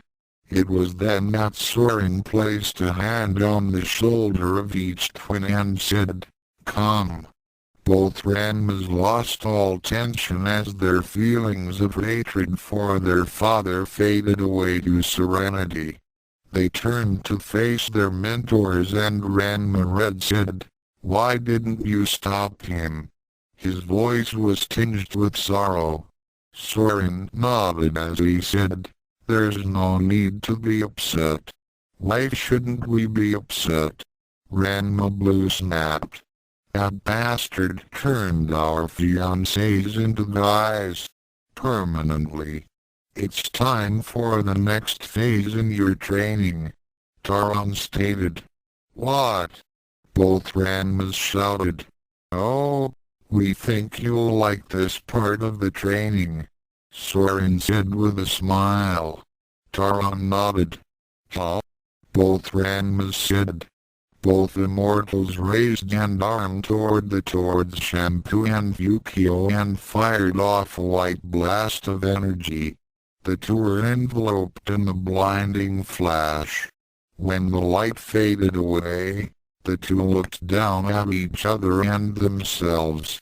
They used their hands to feel their chests and squeezed their legs together. Finally, they looked at their respective Ranma to confirm their discoveries. Each Ranma glomped onto his fiancée and held her tight. They could feel the soft, supple bodies of their female, future wives again. Not caring that it was improper, they each reached out with an open hand and made certain that the girl gasped at their forwardness. Ran-chan, can't you wait until after we're married? Hiya. Is okay for a fiancé to touch Shampoo's chest, but not in public. Both twins became very embarrassed and quickly apologized to their intended spouses. Turning their attention to the immortals, both big-tailed martial artists gazed at the Soren and Taron with unspoken questions. Soren's smile became more pronounced as he answered their gaze. The next step in your training. Curse removal. 10 minutes later. So what you're saying is that the effects of Tendo-Saotome water can be reversed? It's not permanent? Ranma said after a short explanation. That's right. Taron replied. Now, by normal standards, the waters of Tendo-Saotome is considered irreversible. Luckily for you two, Shampoo was already cursed by Ukyo. Her curse of the drowned cat had weakened the effect of the Tendo-Saotome water. But what about Ukyo? She wasn't cursed by Ukyo. Ranma asked. True. Soren agreed. However, we needed her to be female as well. We also detected traces of cat magic from another source inside Shampoo. I suppose that was left over from the time Ranma saved her from that ghost cat. The Amazons shuddered a bit at the memory. It was a simple matter to transfer those traces to Ukyo to weaken Tendo-Saotome's hold on her. Taron finished. As of now, your fiancés are 100% female. And when we say 100%, we mean it. With these words, Taron waved his hand and a small cloud formation formed overhead. It then began to rain. Shampoo instinctively looked for cover as she knew she would become a cat. Then the surprise came. She had taken no more than a dozen steps when she noticed that she was still human. Looking down at herself, her eyes widened as she saw no traces of fur, whiskers or a tail. She then began to jump for joy. Hiya! Shampoo is cured. No more cat.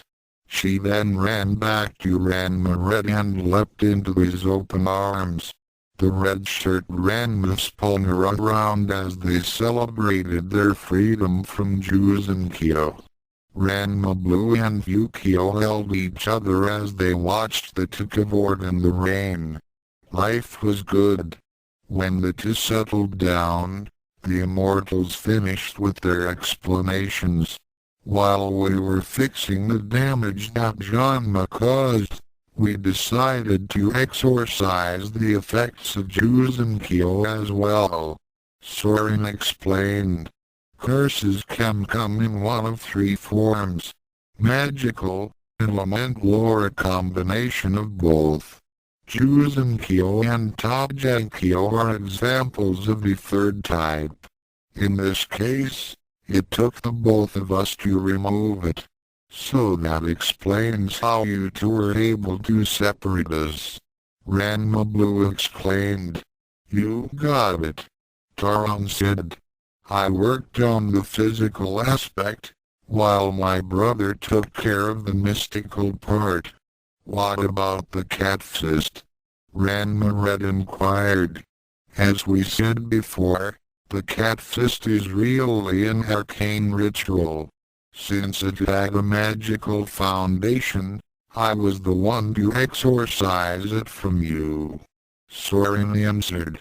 Cool. Ranma said. Hey! Ranma said as he realized something. Does this mean we could learn to remove Jews and Kyo curses too? You catch on quick exclamation point double quote 5 hours later, at the house of Nodoka, Kasumi was feeling quite light-hearted.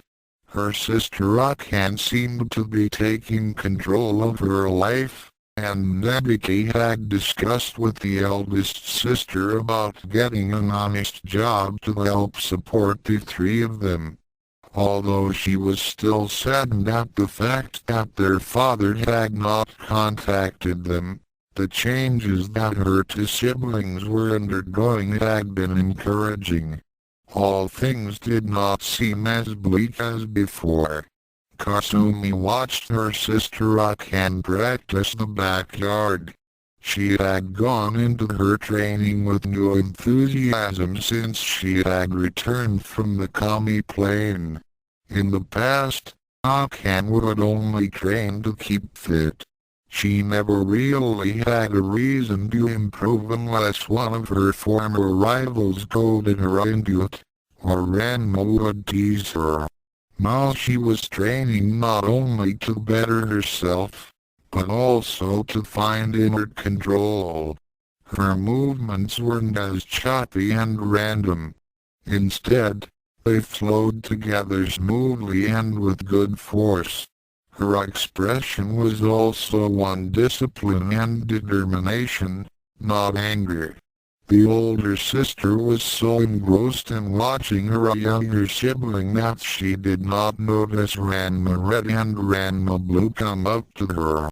With a startled gasp, she turned to the twins. "Oh my! When did you two get here?" "Just a few minutes ago," Ranma Blue replied. "We wanted to check up on how Akan was doing.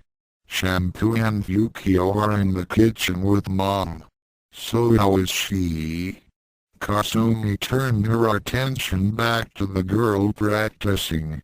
"She seems to be getting better now. By the way, she told me what happened today at school." The twins smiled at the memory as Ranma Red happily said, "Yeah. We couldn't believe how she told Kuno off like that. Not that he didn't have it coming for a long time. It was about time that Kuno was told that Akan doesn't belong to anybody. Especially him." Ranma Blue agreed. The three watched Akan for a time, admiring her perseverance and discipline. Akan had not noticed that she had an audience as she went through the more difficult katas. For a full 10 minutes, no one spoke. Finally, Akan had finished her routines and stood in a ready stance. Her eyes were closed and her breathing was steady. "Not bad, Akan. You're getting better," Ranma Blue commented. The former daughter of the Tendo clan quickly turned to the sound of the voice. Her eyes softened as she saw the twins. Taking a deep breath, she quietly asked, "How long have you been standing there?" Ranma Red shrugged as he replied, "Long enough to see that you're taking your martial arts more seriously now. You want to spar?" Akan blinked. This was the first time ever that Ranma had asked her if she wanted to spar. Then again, with all the changes that had taken place, she should have been expecting some surprises. "Why, you really want to spar?" Ranma Red nodded as he stepped into the yard and took a stance. "Let's see what you've got." Akan stared at Ranma Red for a long time, trying to figure out his motives. At first, she lapsed into suspicion, thinking that he would only dodge her attacks and tease her. Then she remembered Nebiki saying that both Ranmas were different from the ones she had known for nearly a year. Nodding slightly, she also took a stance. Ranma Blue and Kasumi watched in silence as they waited for one of the combatants to make the first move. Akan charged in and threw a hard right. Ducking under the blow, Ranma Red used a sweep of his left leg to knock her off her feet. Akan tumbled to the ground, but then rolled away to get some distance. Getting back up, she tried a series of short jabs at his face. Ranma Red easily blocked each blow and then grabbed one of her wrists. Before Akan knew it, she was tossed over his shoulder. She landed on her rear with a thump, which hurt her pride more than her posterior. Silently swearing, she got up and tried a few roundhouse kicks. These also did not connect, as her opponent evaded each attack, then got inside her defense and struck with an open palm to her stomach. He did not put any considerable force in the blow, but since she was off balance from her last kick, it was enough to knock her to the ground again. Oof. Akan was once again on her bottom. Before she had time to react, Ranma Red grabbed one arm, rolled her onto her stomach and twisted her arm behind her back. The other arm was also pinned down and she felt his knee pressed against her back. She then found herself in the same position as Shampoo had been in when Ranma Red challenged her. "You give?" Ranma Red asked quietly. After a minute of futile struggling, she sighed and responded, "I give." At the dinner table, the group became involved in several discussions over the past day. Shampoo and Ukyo told Nodoka of their run-in with Ranma, which alarmed her as she could not imagine Ranma to be so cruel. She then swore that Ranma will commit seppuku if he should cross her path. Kasumi and Nebiki were in quiet discussion as to what to do about their situation, while the Ranma twins were talking to Akan about improving her fighting skills. "Akan, you really should concentrate more on defense and speed, instead of relying on just power," Ranma Blue stated. "I know," Akan admitted. "I guess I've always relied on punching first. No wonder Shampoo and Ukyo could beat me. I just never stopped to think about the fight. I would always get angry and it's not so much that you can't fight.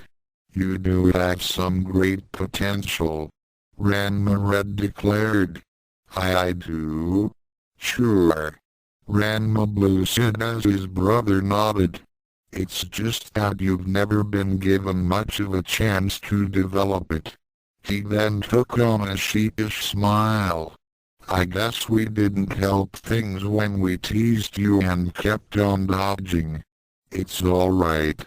I know that you two didn't mean it. It's just that I've lost so much time and I improved so little over the past year. With all the craziness that's happened, I was too busy either fighting with you, fighting with the other girls, or some other trouble would pop up.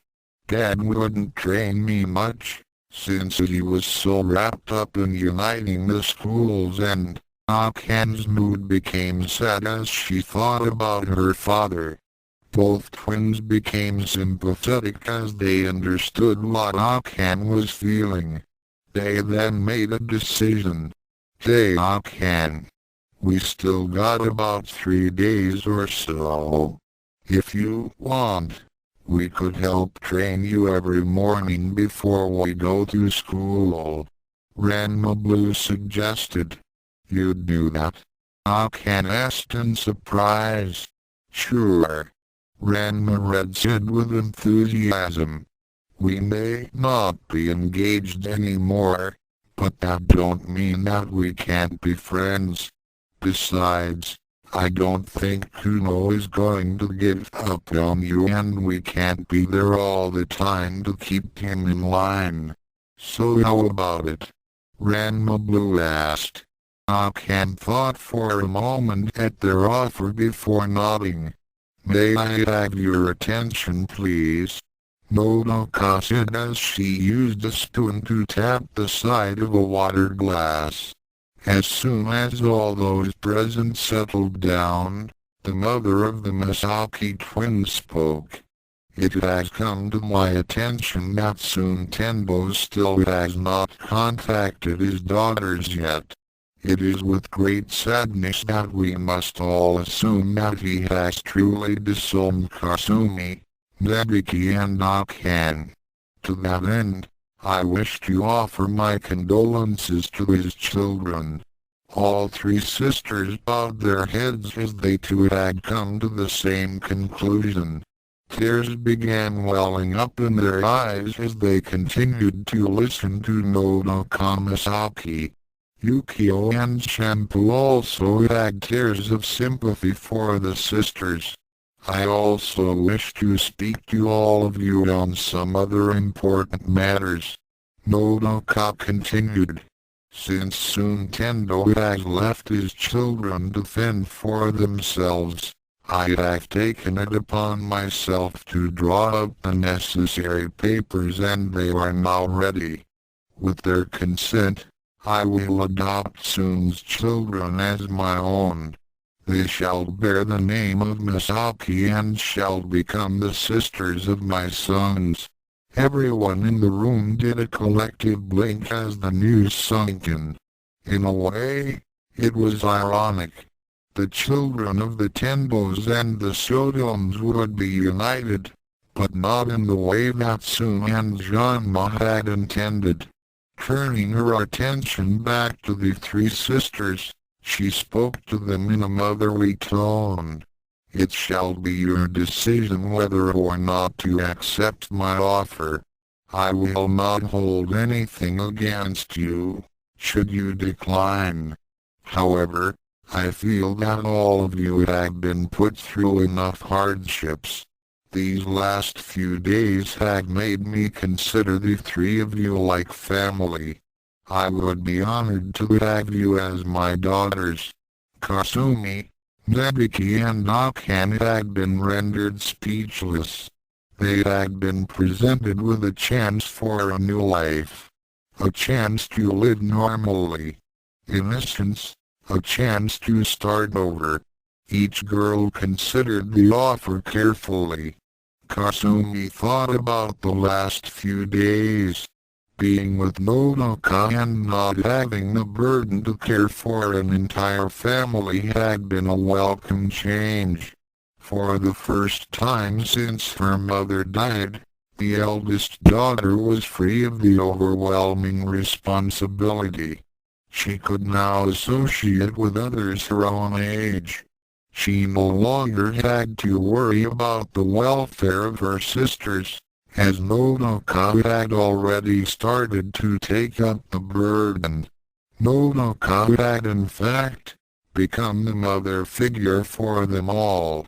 It would be wonderful to truly call her mother. Nebiki found herself seeing it from a businessman's point of view. Nodoka was very wealthy.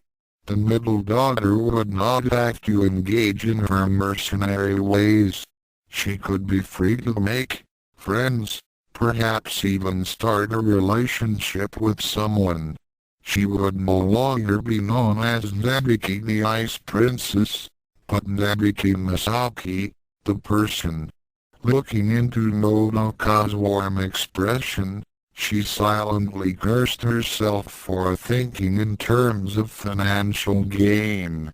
Here was one of the nicest people in the world, willing to adopt a disowned child and her sisters with no thought about getting anything in return. How could Nebiki saddle her with the burden? Yet, with Akan taking control of her life and Kasumi seemingly free from her isolation, why shouldn't she try to make something of her life too? Akan was the most dumbstruck of all. The thought of becoming part of the same family as the twins sent her for an emotional loop. She had loved Ranma and was just getting over the fact that he was marrying someone else. To other people, in fact.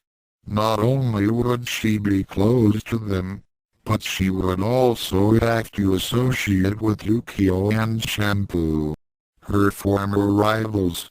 She was still uneasy about them and had only begun to tolerate them. Despite the fact that neither Ranma would be her husband, she knew that they would always be there for her. Their rescue of her from those demons were proof enough. They had supported her through her trials and tribulations. They would always defend her and consider her as their closest friend. Akan could smile at that. Furthermore, the events of today had also shown her that she could move on. She could have a chance to be happy. What did it matter that she would no longer attend though? She was still Akan. That was what was important. The twins, their fiancés and their mother waited in silence for the former Tendo girl's responses.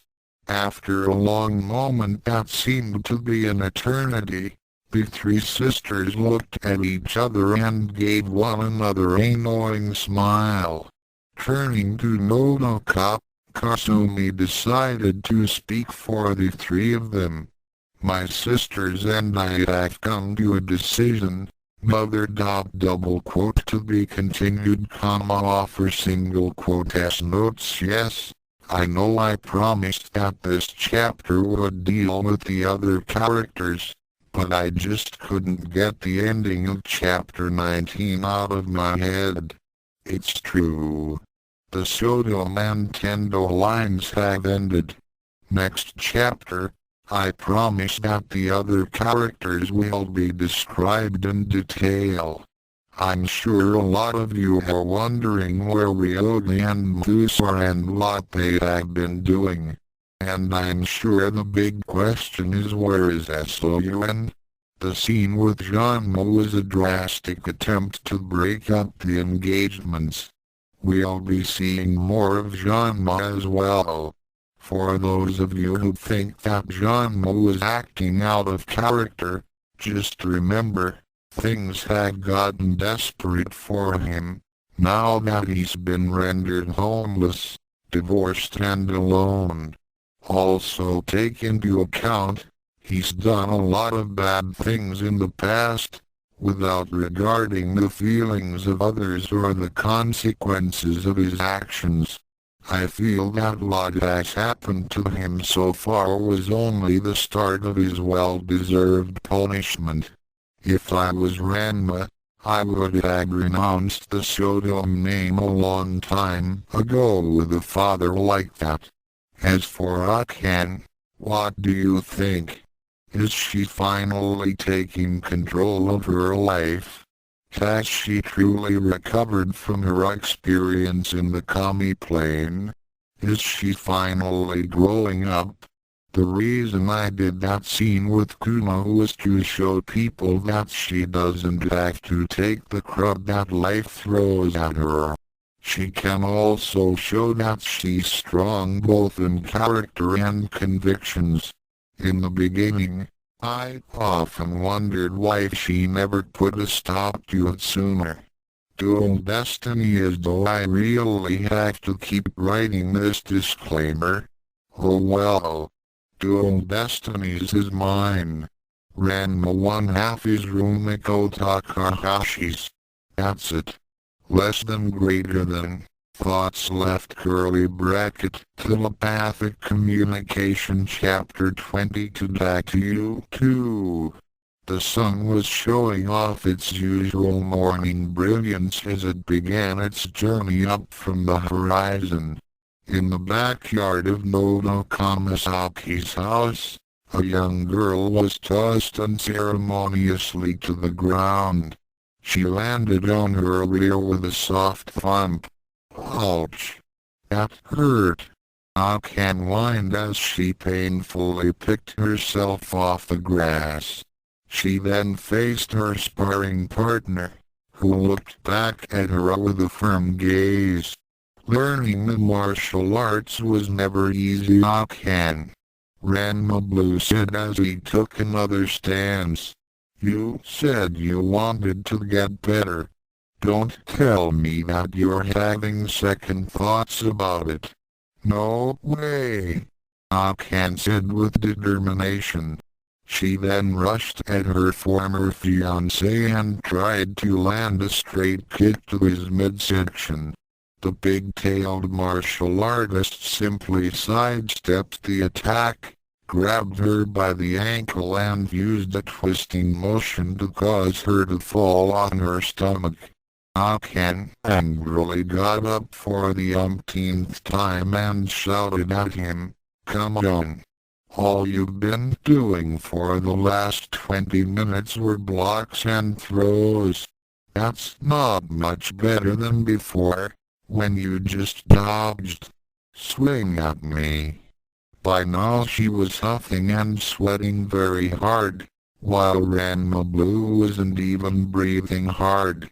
She then tried to catch her opponent in the face with a right cross to the chin. Ranma Blue ducked the blow, grabbed her wrist and before the Akan mute, tagged her in a full Nelson. Using just the barest fraction of his augmented strength, he hoisted her off the ground until her feet dangled above the grass. Akan could only stare dumbfounded at her legs as she tried to figure out how she got into that position so quickly. She tried kicking at her captor's legs, but with no leverage and considering how strong he was now, her efforts were barely even noticed. Ranma Red looked down from the back porch, while casually leaning against the door. He shook his head as he saw how easily Akan had fallen into that trap. No doubt that she needed a lot of work. Akan, you are letting your anger get the better of you again, he stated as he walked over to where she was being held. He then turned to Ranma Blue. You better drop her. We need to talk. After waiting a few minutes for Akan to cool down, the twins faced the former Tendo girl and began discussing her weaknesses in the fighting arts.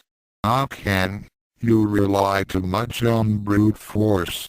Now I know we promised to help improve your skills, but unless you can calm down and think your actions through, it's going to take a long time, Ranma Red said in a firm tone.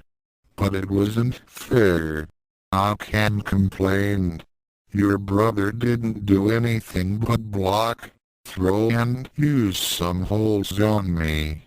The reason why I did that, Akan, Ranma Blue answered, was because that was all I needed to beat you. I know we promised not to just dodge your attacks, but if you want to get better, then it's time you realized the weak points in your fighting style. What do you mean? For one thing, Akan, I noticed that you tend to throw punches and kicks too predictably. I mean, you weren't telegraphing your moves as obviously as you were when we first met you, but I could still see them coming just the same. Yeah, Ranma Red agreed. Another thing that you seem to lacking is in defense. All you do is attack, attack, and attack.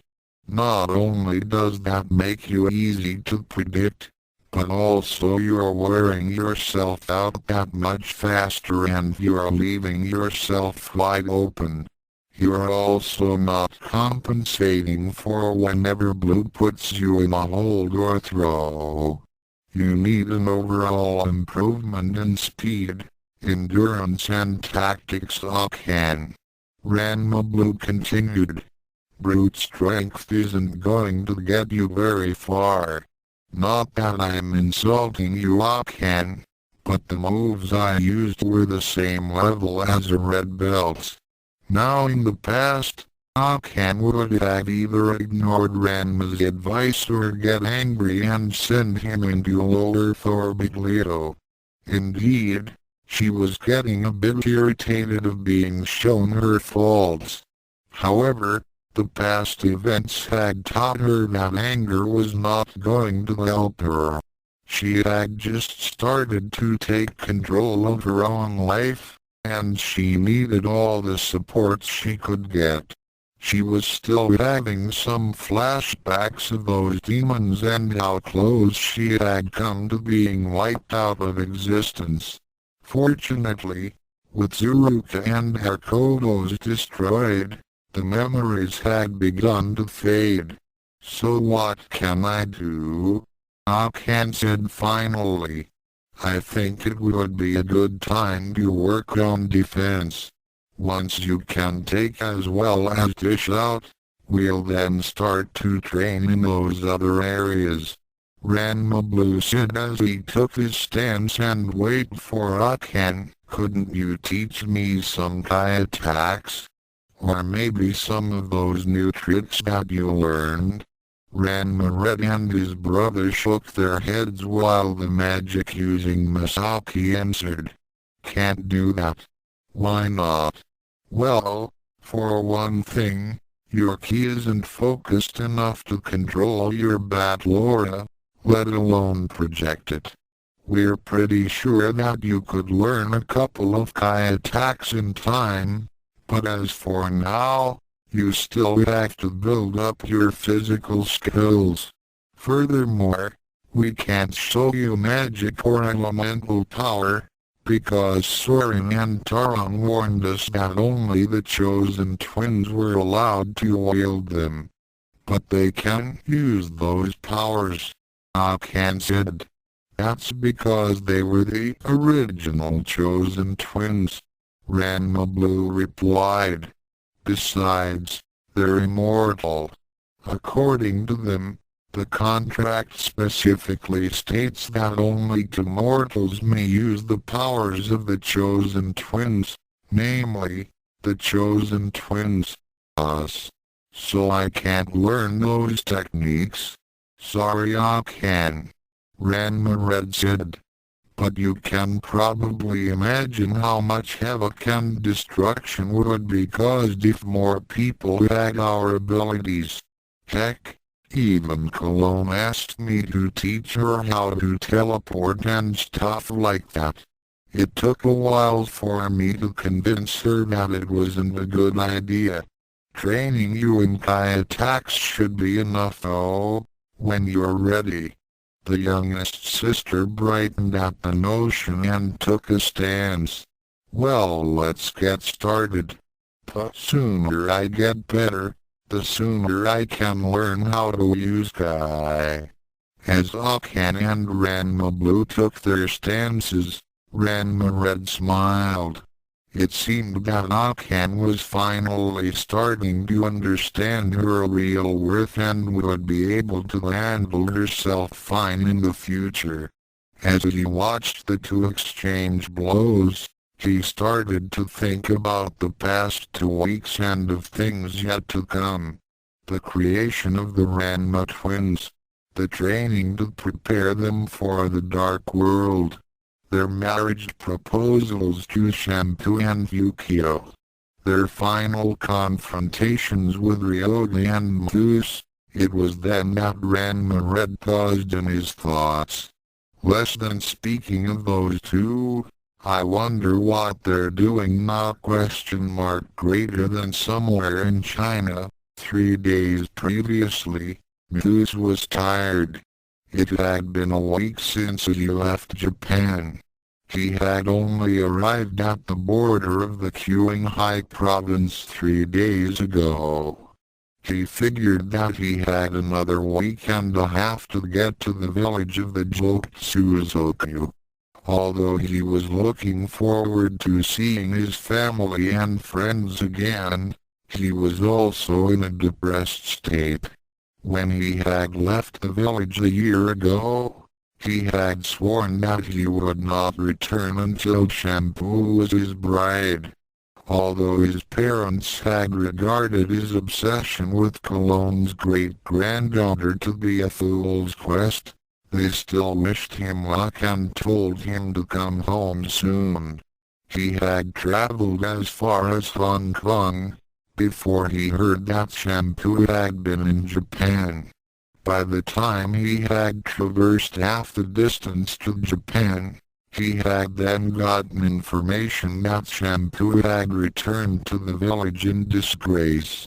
Hoping to console his intended future bride, the myopic hidden weapons master had made a beeline straight to the village, only to find that she was again gone, this time with a Juzenkyo curse and her great-grandmother.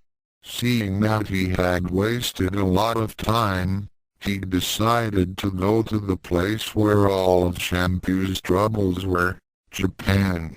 He had hoped to end her woes, thereby win her affection. Unfortunately, all of Mousse's plans were sent down the sewer when he met up with Ranma. The Chinese boy's mood darkened when he thought about his biggest obstacle to Shampoo's heart. Less than damn you, Ranma. You've taken away everything that I wanted and now I have to go home in disgrace. If only there were some way to get revenge! Greater than somewhere in another part of the Qinghai province, a certain lost boy was also thinking dark thoughts about Ranma. Actually, he was thinking of the Ranmas. Ryoga Hibiki had been fuming for a fortnight after he had learned that his greatest rival had become twins. After bolting out of the Tendo dojo from Akan's declaration of love for Ranma, Ryoga had promptly gotten lost in his rage, and had in fact found himself in China. Don't ask me how. Since then, he had been trying to find a way to get back to Japan and give the Ranma twins the beating of their lives. It wasn't until a week ago that he had started to rethink things.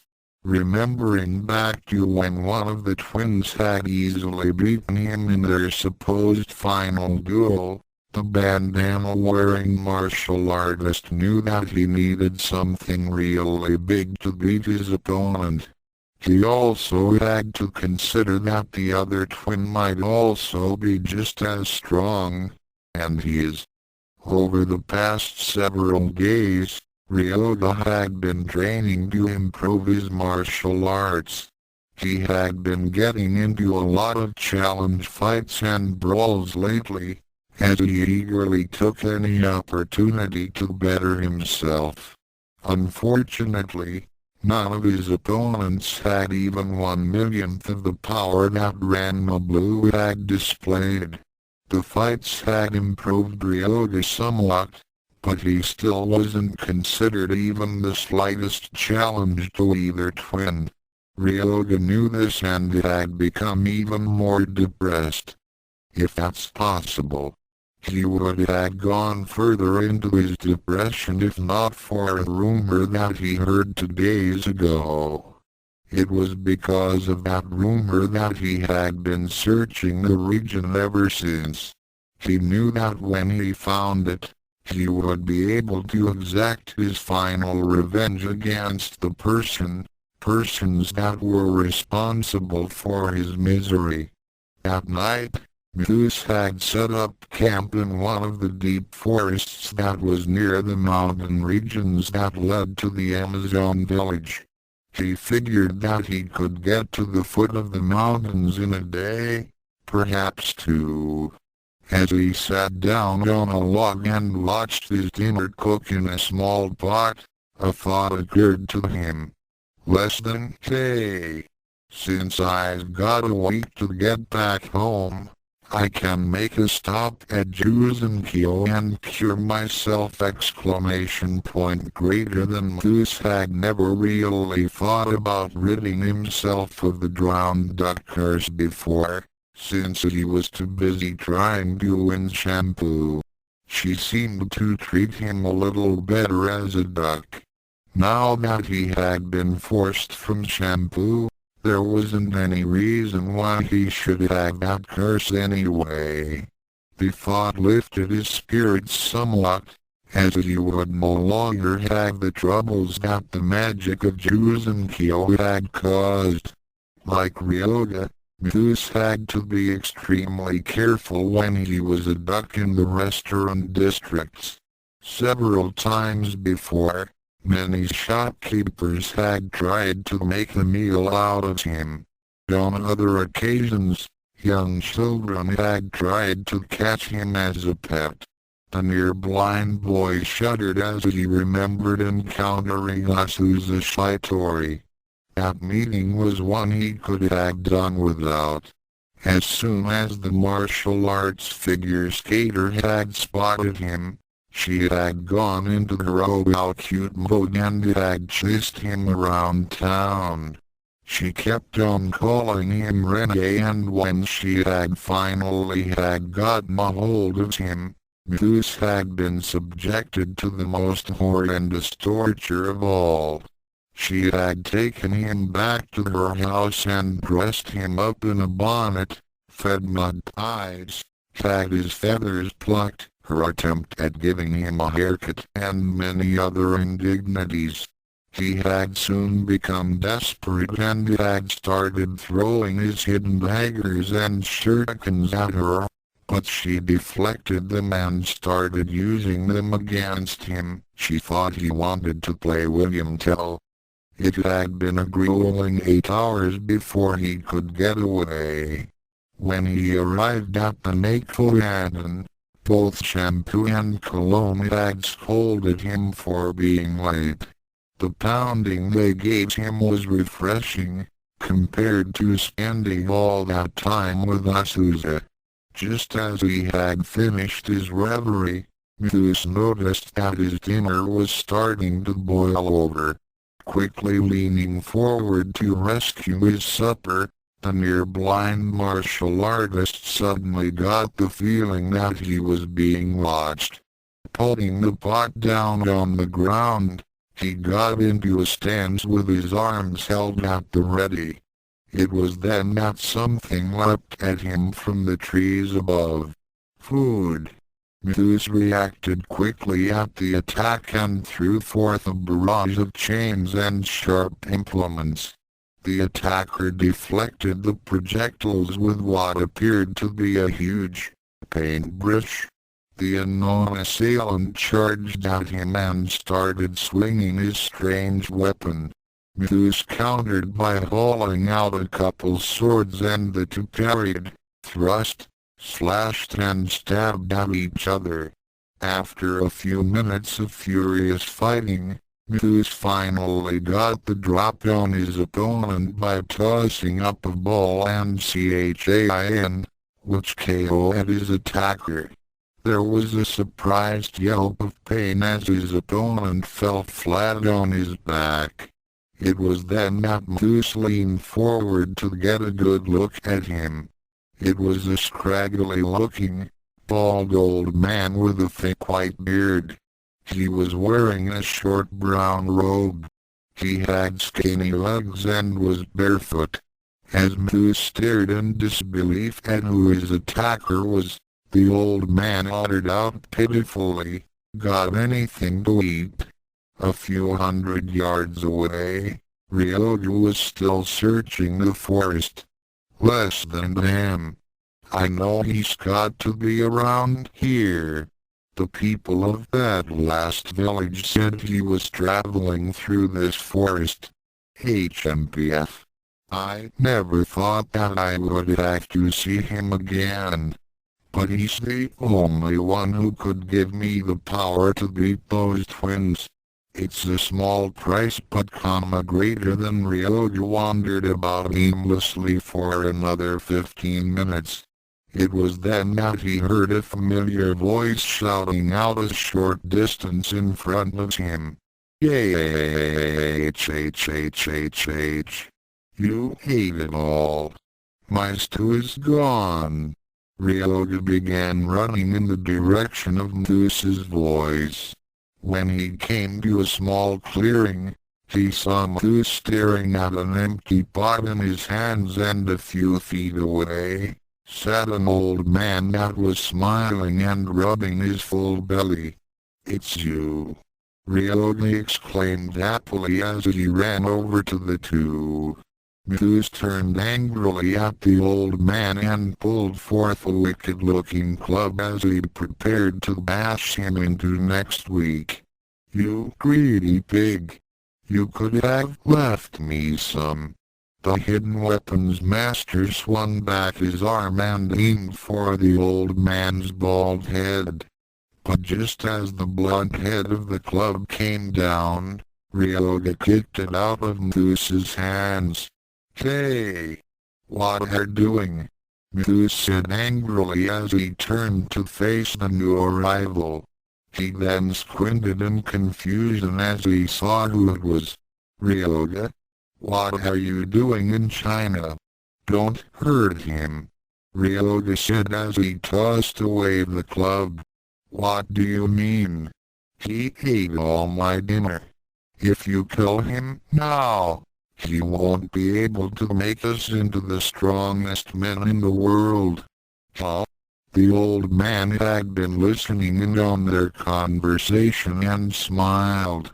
A while later, the old man waved goodbye to the two as he happily walked off with a bag of instant ramen noodles and his huge paintbrush slung over his shoulder.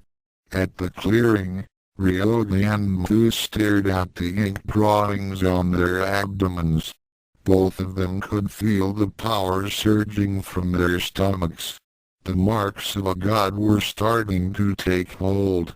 "Are you sure about this?" Moose asked as he rubbed his belly. "I've never heard of martial arts calligraphy before. This thing looks silly." "Trust me," Ryoga assured. "The thing may look stupid, but it works. When I had it before, I could beat Ranma with one finger. I could beat him even in my cursed form. I don't know. If this thing was so great, then why did you get rid of it before?" Ryoga winced at the memory, then replied, "At the time, it made me look stupid in front of Akan. So why do you want it now?" Moose asked suspiciously. "And why did you rope me into this? Look, I know that we haven't always seen eye to eye, but we both hate Ranma, right?" Moose snorted. "Ha! There's an understatement. A day doesn't go by that I don't think about wringing Saotome's neck. So what about it? With these tattoos, we can beat Ranma and his twin into a bloody pulp and finally get our revenge." "Wait a second. What are you talking about? Ranma doesn't have a twin." Ryoga then went into the story that Akan had told him before she had admitted her love for him. He also related his previous encounters with the Ranma twins. After he finished, Moose was still a bit unconvinced of Ryoga's plan. "What do we have to lose? Both Ranmas have taken Akan and Shampoo away from us. There's nothing left but to beat them. But I'm supposed to be in the Amazon village by the end of the month. If I don't show up, they'll hunt me down.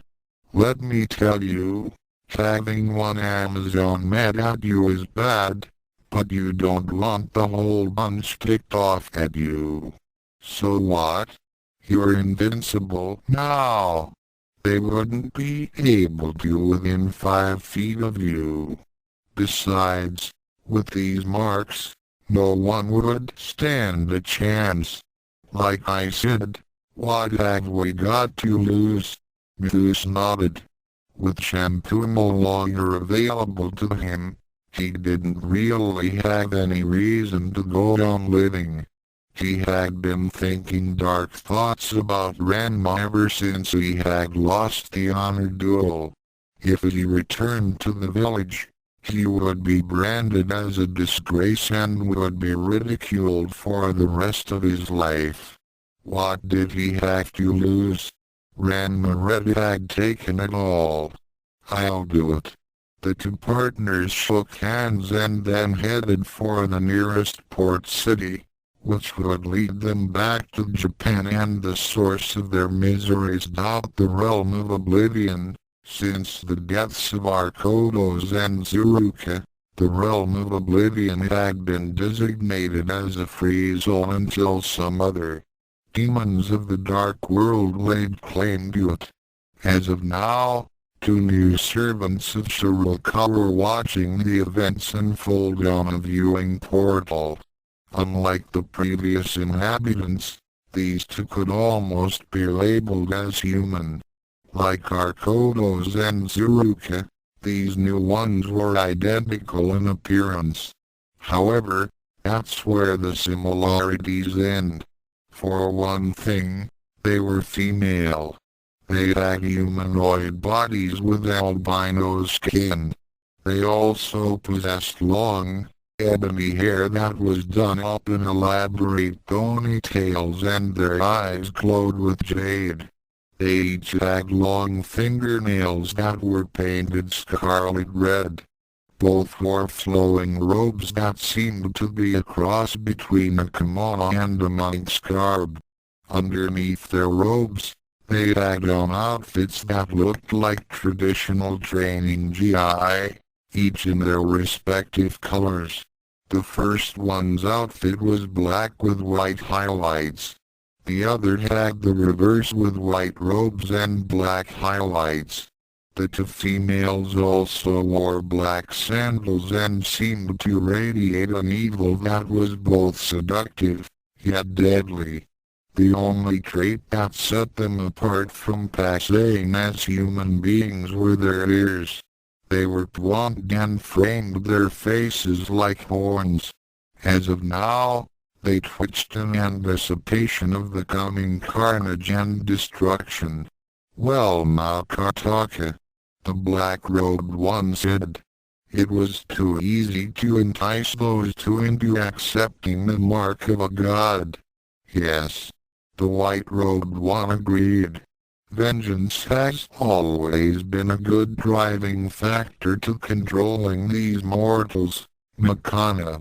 Little do they know that the symbols they wear are not the real marks of a god, but marks of our own. Our agent has done well. As if on cue, the old man appeared in a flash beside them and smiled. In another flash, he transformed into an impish creature with blonde ears and blue scales. He bowed to his mistresses and then vanished. Master Shiroka will be proud of us when these 2 destroy the chosen twins. We shall succeed where Arkodos and Zuruka had failed. Kataka snickered a bit. But those 2 were incompetent. Not worthy to even grovel at the master's feet. Not that I'm doubting that our plan will work, but in case that it should fail, do not worry, sister, we still have him. With these words, Makana pointed to a small globe that hung in midair. Inside the sphere, swirling energies danced about, waiting to be released. It wouldn't be long before the Ranma twins would be facing their hardest challenge yet out the Earth realm. 3 days later, after finishing their training session with Akan, the Ranma twins walked to school with her, Nebiki and Ukyo. As they headed toward Furinkan High, Ranma Blue found himself absently sneaking glances at Ukyo's chest. He tried to be discreet about it, but eyes just didn't want to obey his brain. Less than what am I doing? I shouldn't be acting like some handa.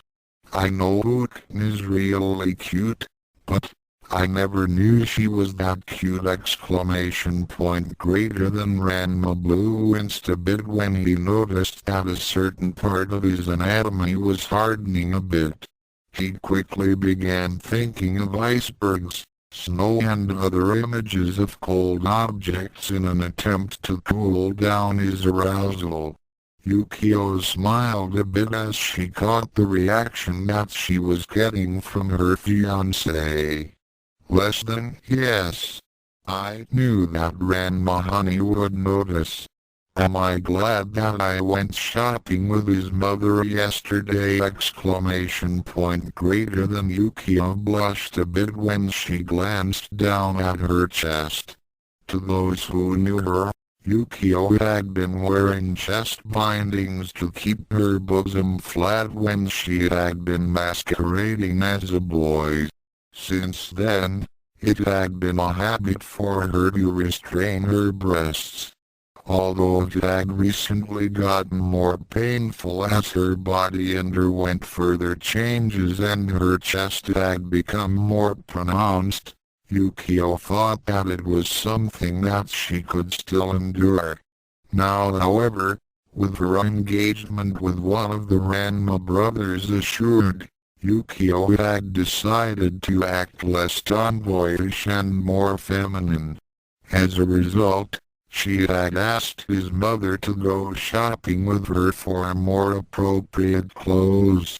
In the last few days, she had bought several tasteful dresses, some sensible casual wear, and the proper undergarments, including replacements for her chest wrappings.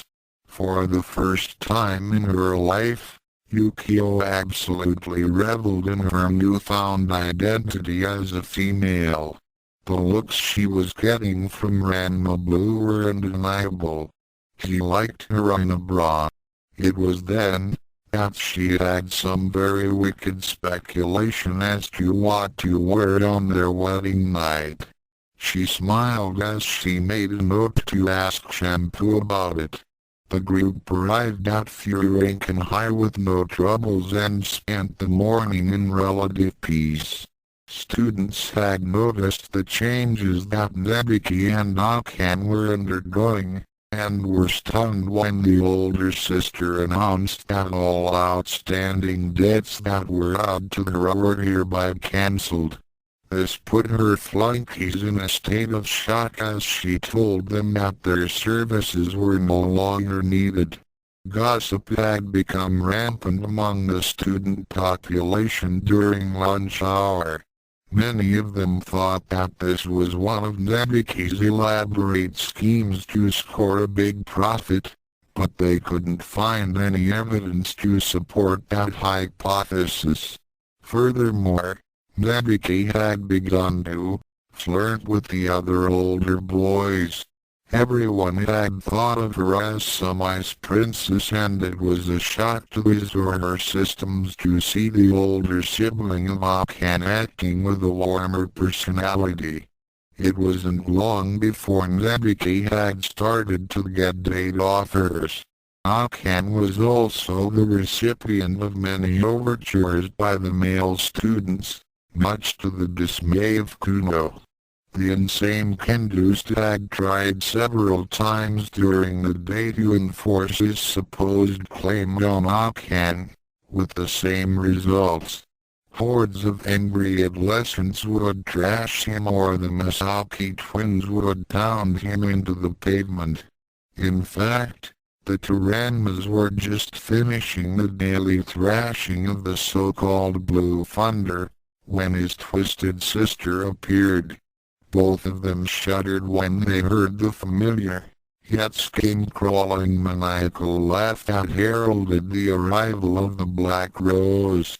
"Oh no, not her," Ranma Blue complained. "Well, I guess we should have expected to see her sooner or later," Ranma Red remarked as both turned to face the shower of black rose petals that blew across the school's front yard.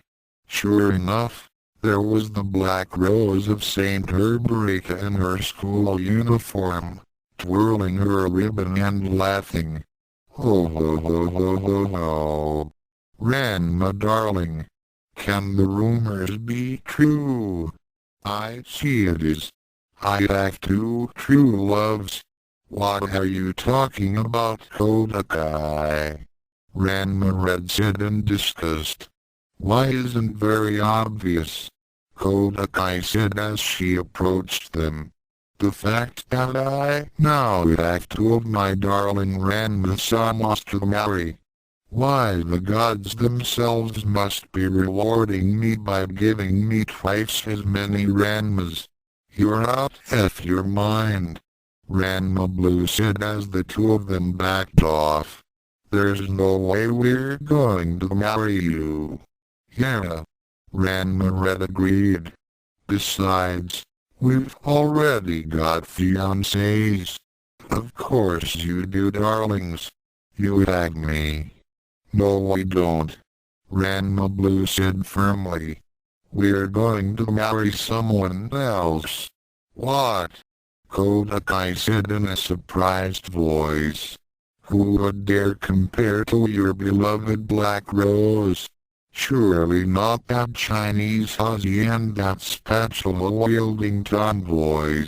Why, they're not even fit to grovel in my presence, let alone even consider the right to marry you." It was at that time that Ukyo had come onto the scene. "Hey! You leave my fiancé and his brother alone, you snub." Kodakai turned her attention to Ukyo and sneered. "So, the low-born cook deigns to wear female clothes in her pitiful attempt to win my darling Ranmas. It seems that I must teach the harridan a lesson in trying to steal the man of another woman." Kodakai pulled out a couple of her clubs and readied herself to do battle. Ukyo was more than irritated that Kodakai was claiming both Ranmas. She took out her large spatula. "Who are you calling low-born? And how do you figure both Ranmas belong to you?" "Why, it's quite obvious," Kodakai said in a high and mighty tone. "My beauty, my charm and my loving ways makes me the only one qualified to have either one of them. Since I would not wish for one or the other to suffer in your presence, I think that the best way is for me to keep both of them. That's it. I thought that you were just a little off in the head, but now I see that you're a total nut. Come on." It was at that time, a familiar bicycle came flying into view and a purple-haired blur launched itself from it. Shampoo promptly glomped herself onto Ranma Red. "Meow Aaron. Happy to see Shampoo, yes? Sure Shampoo, but now is not the time," Ranma Red replied as he tried to disengage himself from her crushing embrace. Shampoo was a little confused as she asked, "What wrong? Take your hands off him, vile peasant." Shampoo turned around and saw Kodakai clearly becoming steamed. What psycho girl mad about Ranma? Ukyo decided to answer. "This nun thinks that both Ranmas belong to her." "What? Shampoo responded in a slightly angry tone. She promptly released Ranma and took a fighting stance next to Ukyo. Hauling out her bonbri, she hissed at Kodakai, "Crazy psycho girl, not Taron or future brother-in-law. They belong to Shampoo and future sister-in-law. HMPF. It is quite obvious that the two of you are deluded. The only girl that my darling Ranmas love is me." Kodakai tossed one of her clubs at Ukyo, which its head spotted hidden spikes. Ukyo deflected the projectiles by using her spatula. "Now you're really acting crazy," Ukyo stated. "Ranma honey already said he loved me and proposed to me 2 weeks ago." Shampoo nodded. "That's right. Other brother defeated Shampoo and promised to marry her. Also said that he loved her." "Lies!" Kodakai roared as she leapt toward the two and twirled her ribbon. "The only person who will have those two darlings is me." She lashed forward with her ribbon's razor-sharp edge, intending to inflict massive damage to her two rivals. Ranma and his brother decided then to put a stop to this ludicrous situation.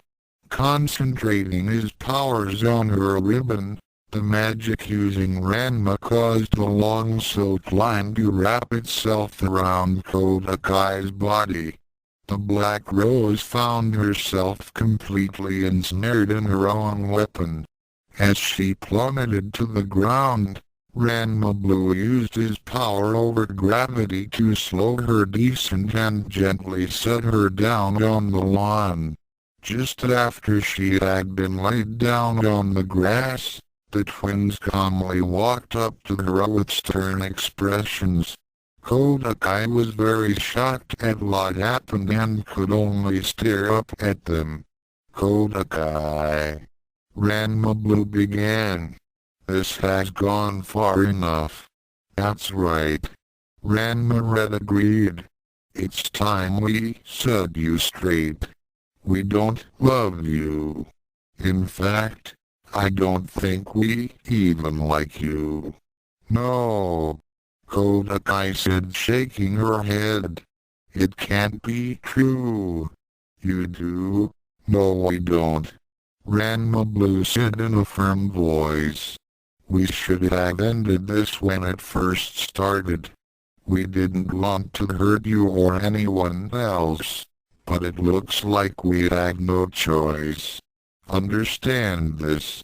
We're going to marry Ukyo and Shampoo." "No, darling. You can't mean it. After all we've meant to each other, we have meant nothing to each other," Ranma said, cutting her off. "You treated like we were some kind of possession. We were never yours, nor will we ever be. It's time you got over us. Akan made it clear to your brother that she doesn't love him. Now we're following her example. It cannot be. What foul sorcery has those two Aridans cast upon you to treat your Kodakai so? I assure you, Kodakai, we're in our right minds. For the first time in a long time, we know what we want. We want to marry Shampoo and Ukyo. We don't want you." Both twins took a moment to pause before continuing. Ranma led off a long sigh as he said, "Kodakai, you've been living in a dream world. Your delusions over our feelings were nothing more than a fantasy. You never listened to what we had to say. You would always assume that we loved you, despite that we constantly told you to take a hike. Well, enough is enough. For the last time, Kodakai, we don't love you. Leave us alone. Releasing his hold on her ribbon, Ranma and his brother wait for Kuno's sister to untangle herself. She had clearly become more tearful with each word that was being said to her. The last sentences had struck her to the very soul.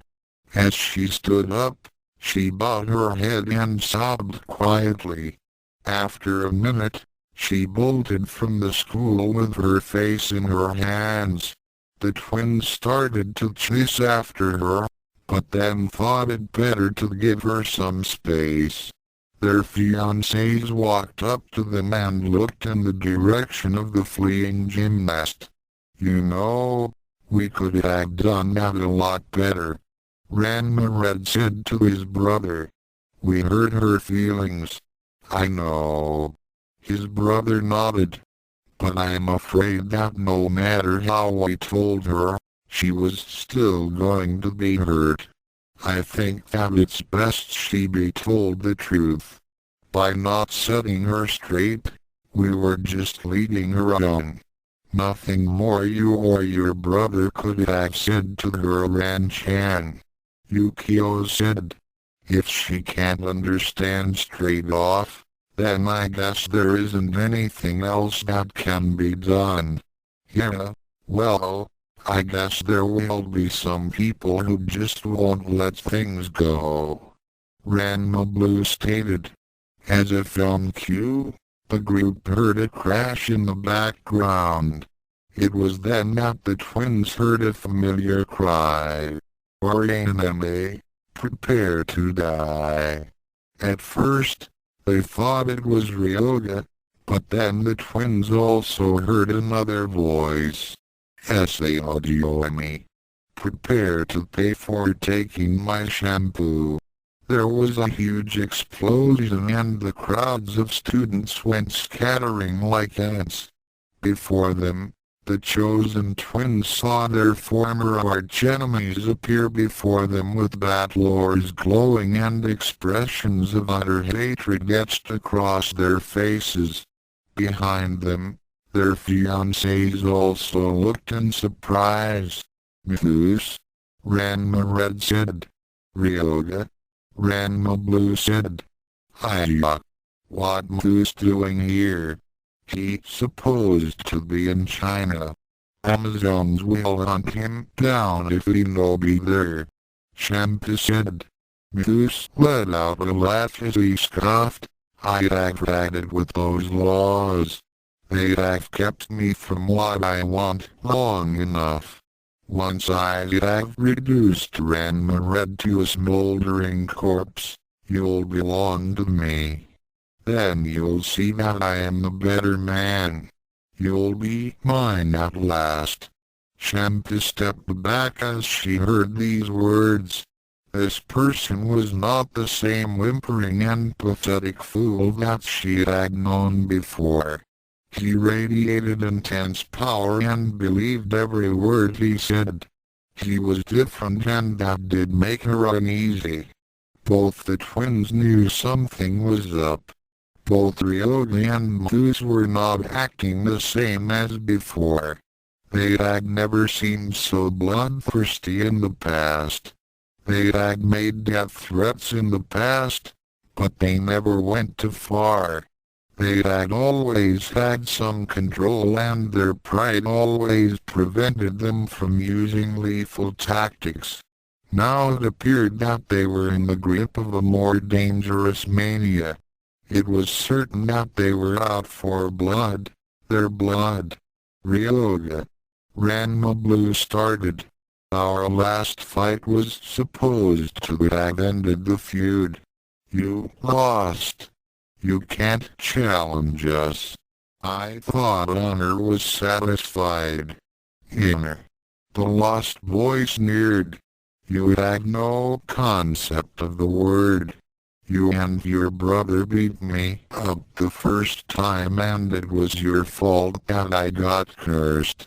It's because of you that will never know how I feel about her.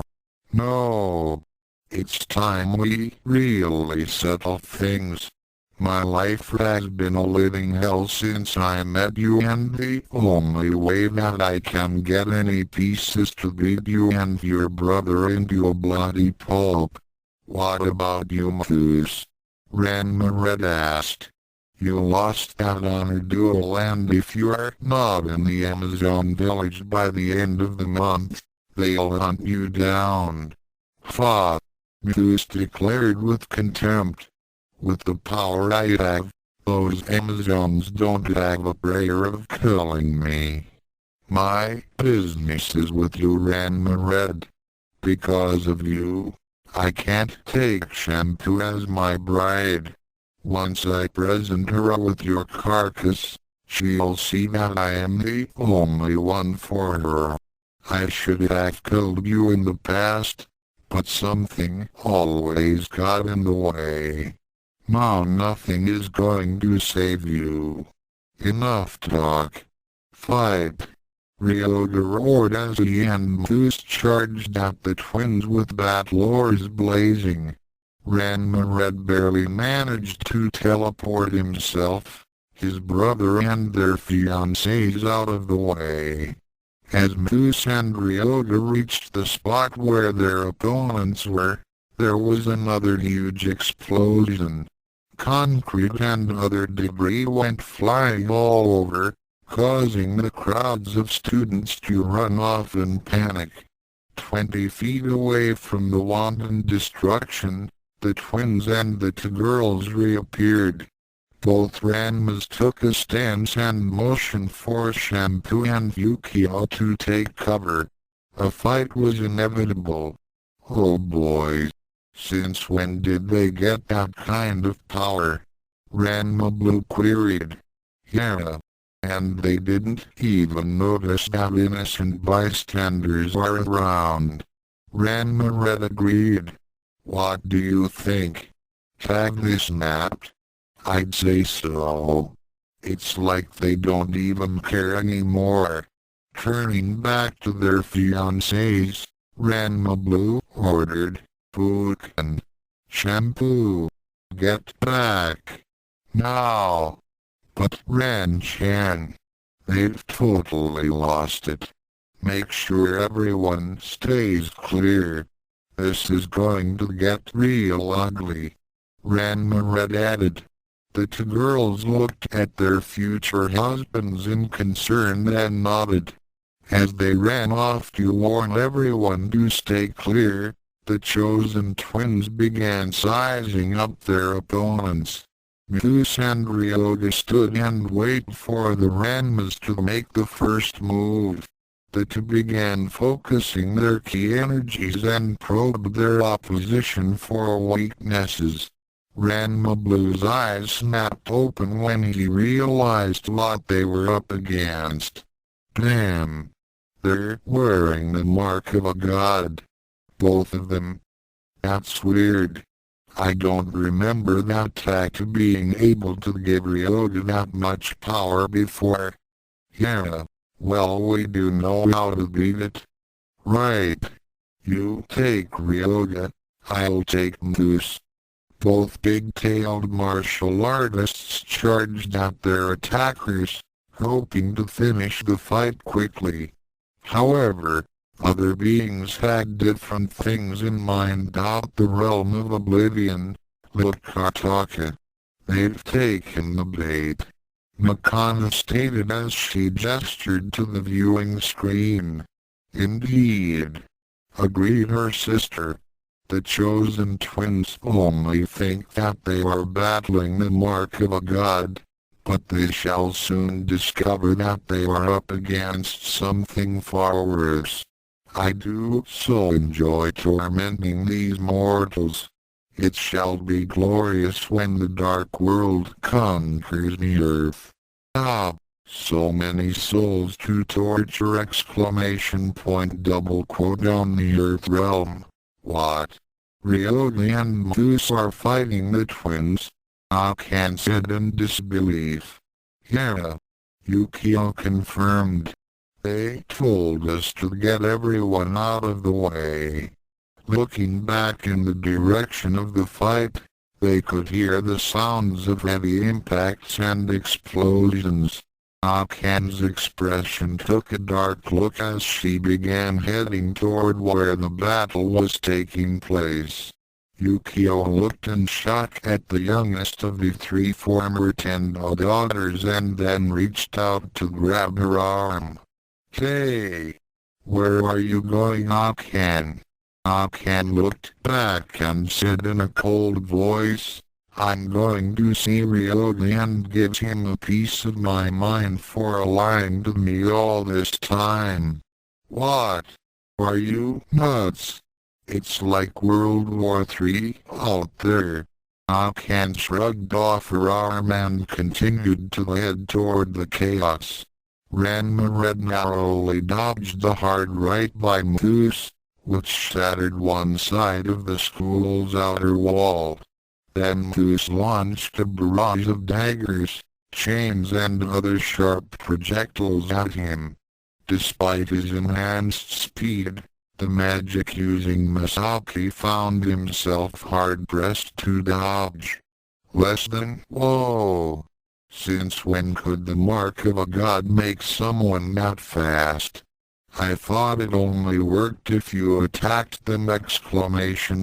Greater than, what's the matter, Sodom?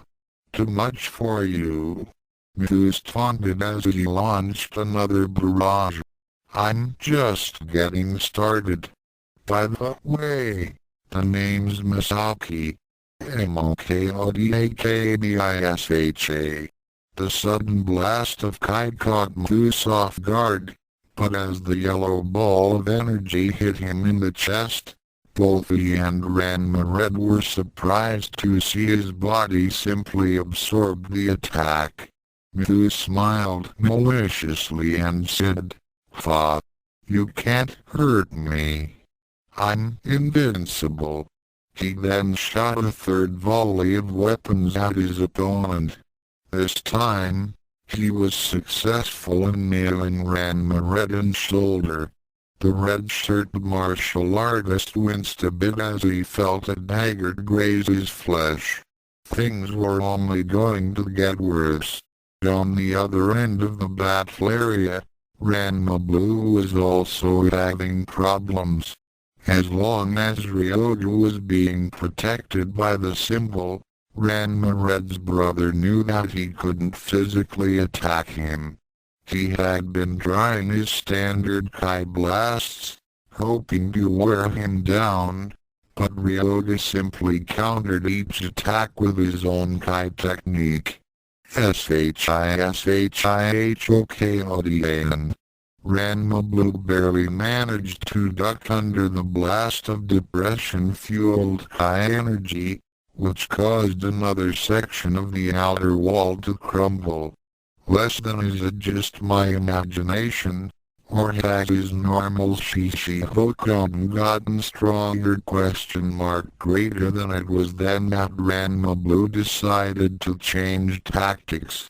Cupping his hands forward, he let loose with an elemental attack. Gust attack. The sudden jet of high-pressure air smashed into Ryoga with the force of a speeding bullet train. However, the Hibiki boy stood his ground. Ryoga laughed and said, "That trick won't work this time. I'm strong enough to take anything you can dish out." Shihokodian. Gust attack. The huge blast of Kai energy smashed into the wind attack head-on. But instead of blowing out, the Kai attack actually managed to get within 2 feet of Ranma Blue before exploding. Ranma Blue was knocked back a few feet before he dug down and stopped being pushed back. That mark is not only increasing his strength, but it's also boosting his Kai abilities. I'm going to have to use my stronger techniques to get him into the position I want! Exclamation point greater than concentrating his ki into the moisture of the air around him. The elemental-powered twin invoked one of his newer techniques. I see mists. Confusion. Suddenly, the entire area was blanketed in a freezing fog. At the same time, Ranma Blue activated his camouflage technique. Ryoga became angered as he found that his line of vision now clouded by the swirling mists. His body tingled with a familiar sensation as he felt the icy cold water droplets touch his skin. He focused his ki inward as he tried to resist being transformed into a pig. Then the surprise came. He didn't change. After a minute of straining, he felt a warm sensation start to spread from his abdomen. Looking down at his belly, he pulled up his shirt and saw that his mark of a god was glowing red. Somehow, it was preventing his curse from being activated. The lost boy let loose with a hysterical laugh as he realized the benefits of the tattoo. Ha ha ha ha. Nice try, Ranma. But you don't beat me that easy. The mark of a god is also keeping my curse in check. Come out and fight, you coward. Less than now, that's new! Exclamation point greater than Ranma Blue thought. Even though it was not his intent on transforming his opponent into his cursed form, it was still surprising to see that the tattoo did something other than making Ryoga impossibly strong. Something was definitely wrong. Still, the elemental Ranma was confident on beating him. If you want me, come and get me. Immortal. Scatter. Ryoga was pelted by a dozen small Kai balls. Although the tattoo allowed him to absorb the blasts with relatively little pain, the attack still angered him. Why you? Take this. Shihokodian. The bandana martial artist fired off another massive Kai blast in the direction of the last attack. Of course, his foe had already moved to another position and fired off another attack. Immortal. Rapid fire. The stream of Kai blasts was deftly avoided. Then Ryoga retaliated. Shihokodian. Once again, he missed as Ranma Blue kept on moving and using his hit and run tactics. Immortal. Scatter. Shihokodian. Flaming Kai wave. Shihokodian. Immortal. Shihokodian. Immortal. Rapid fire. Shihokodian.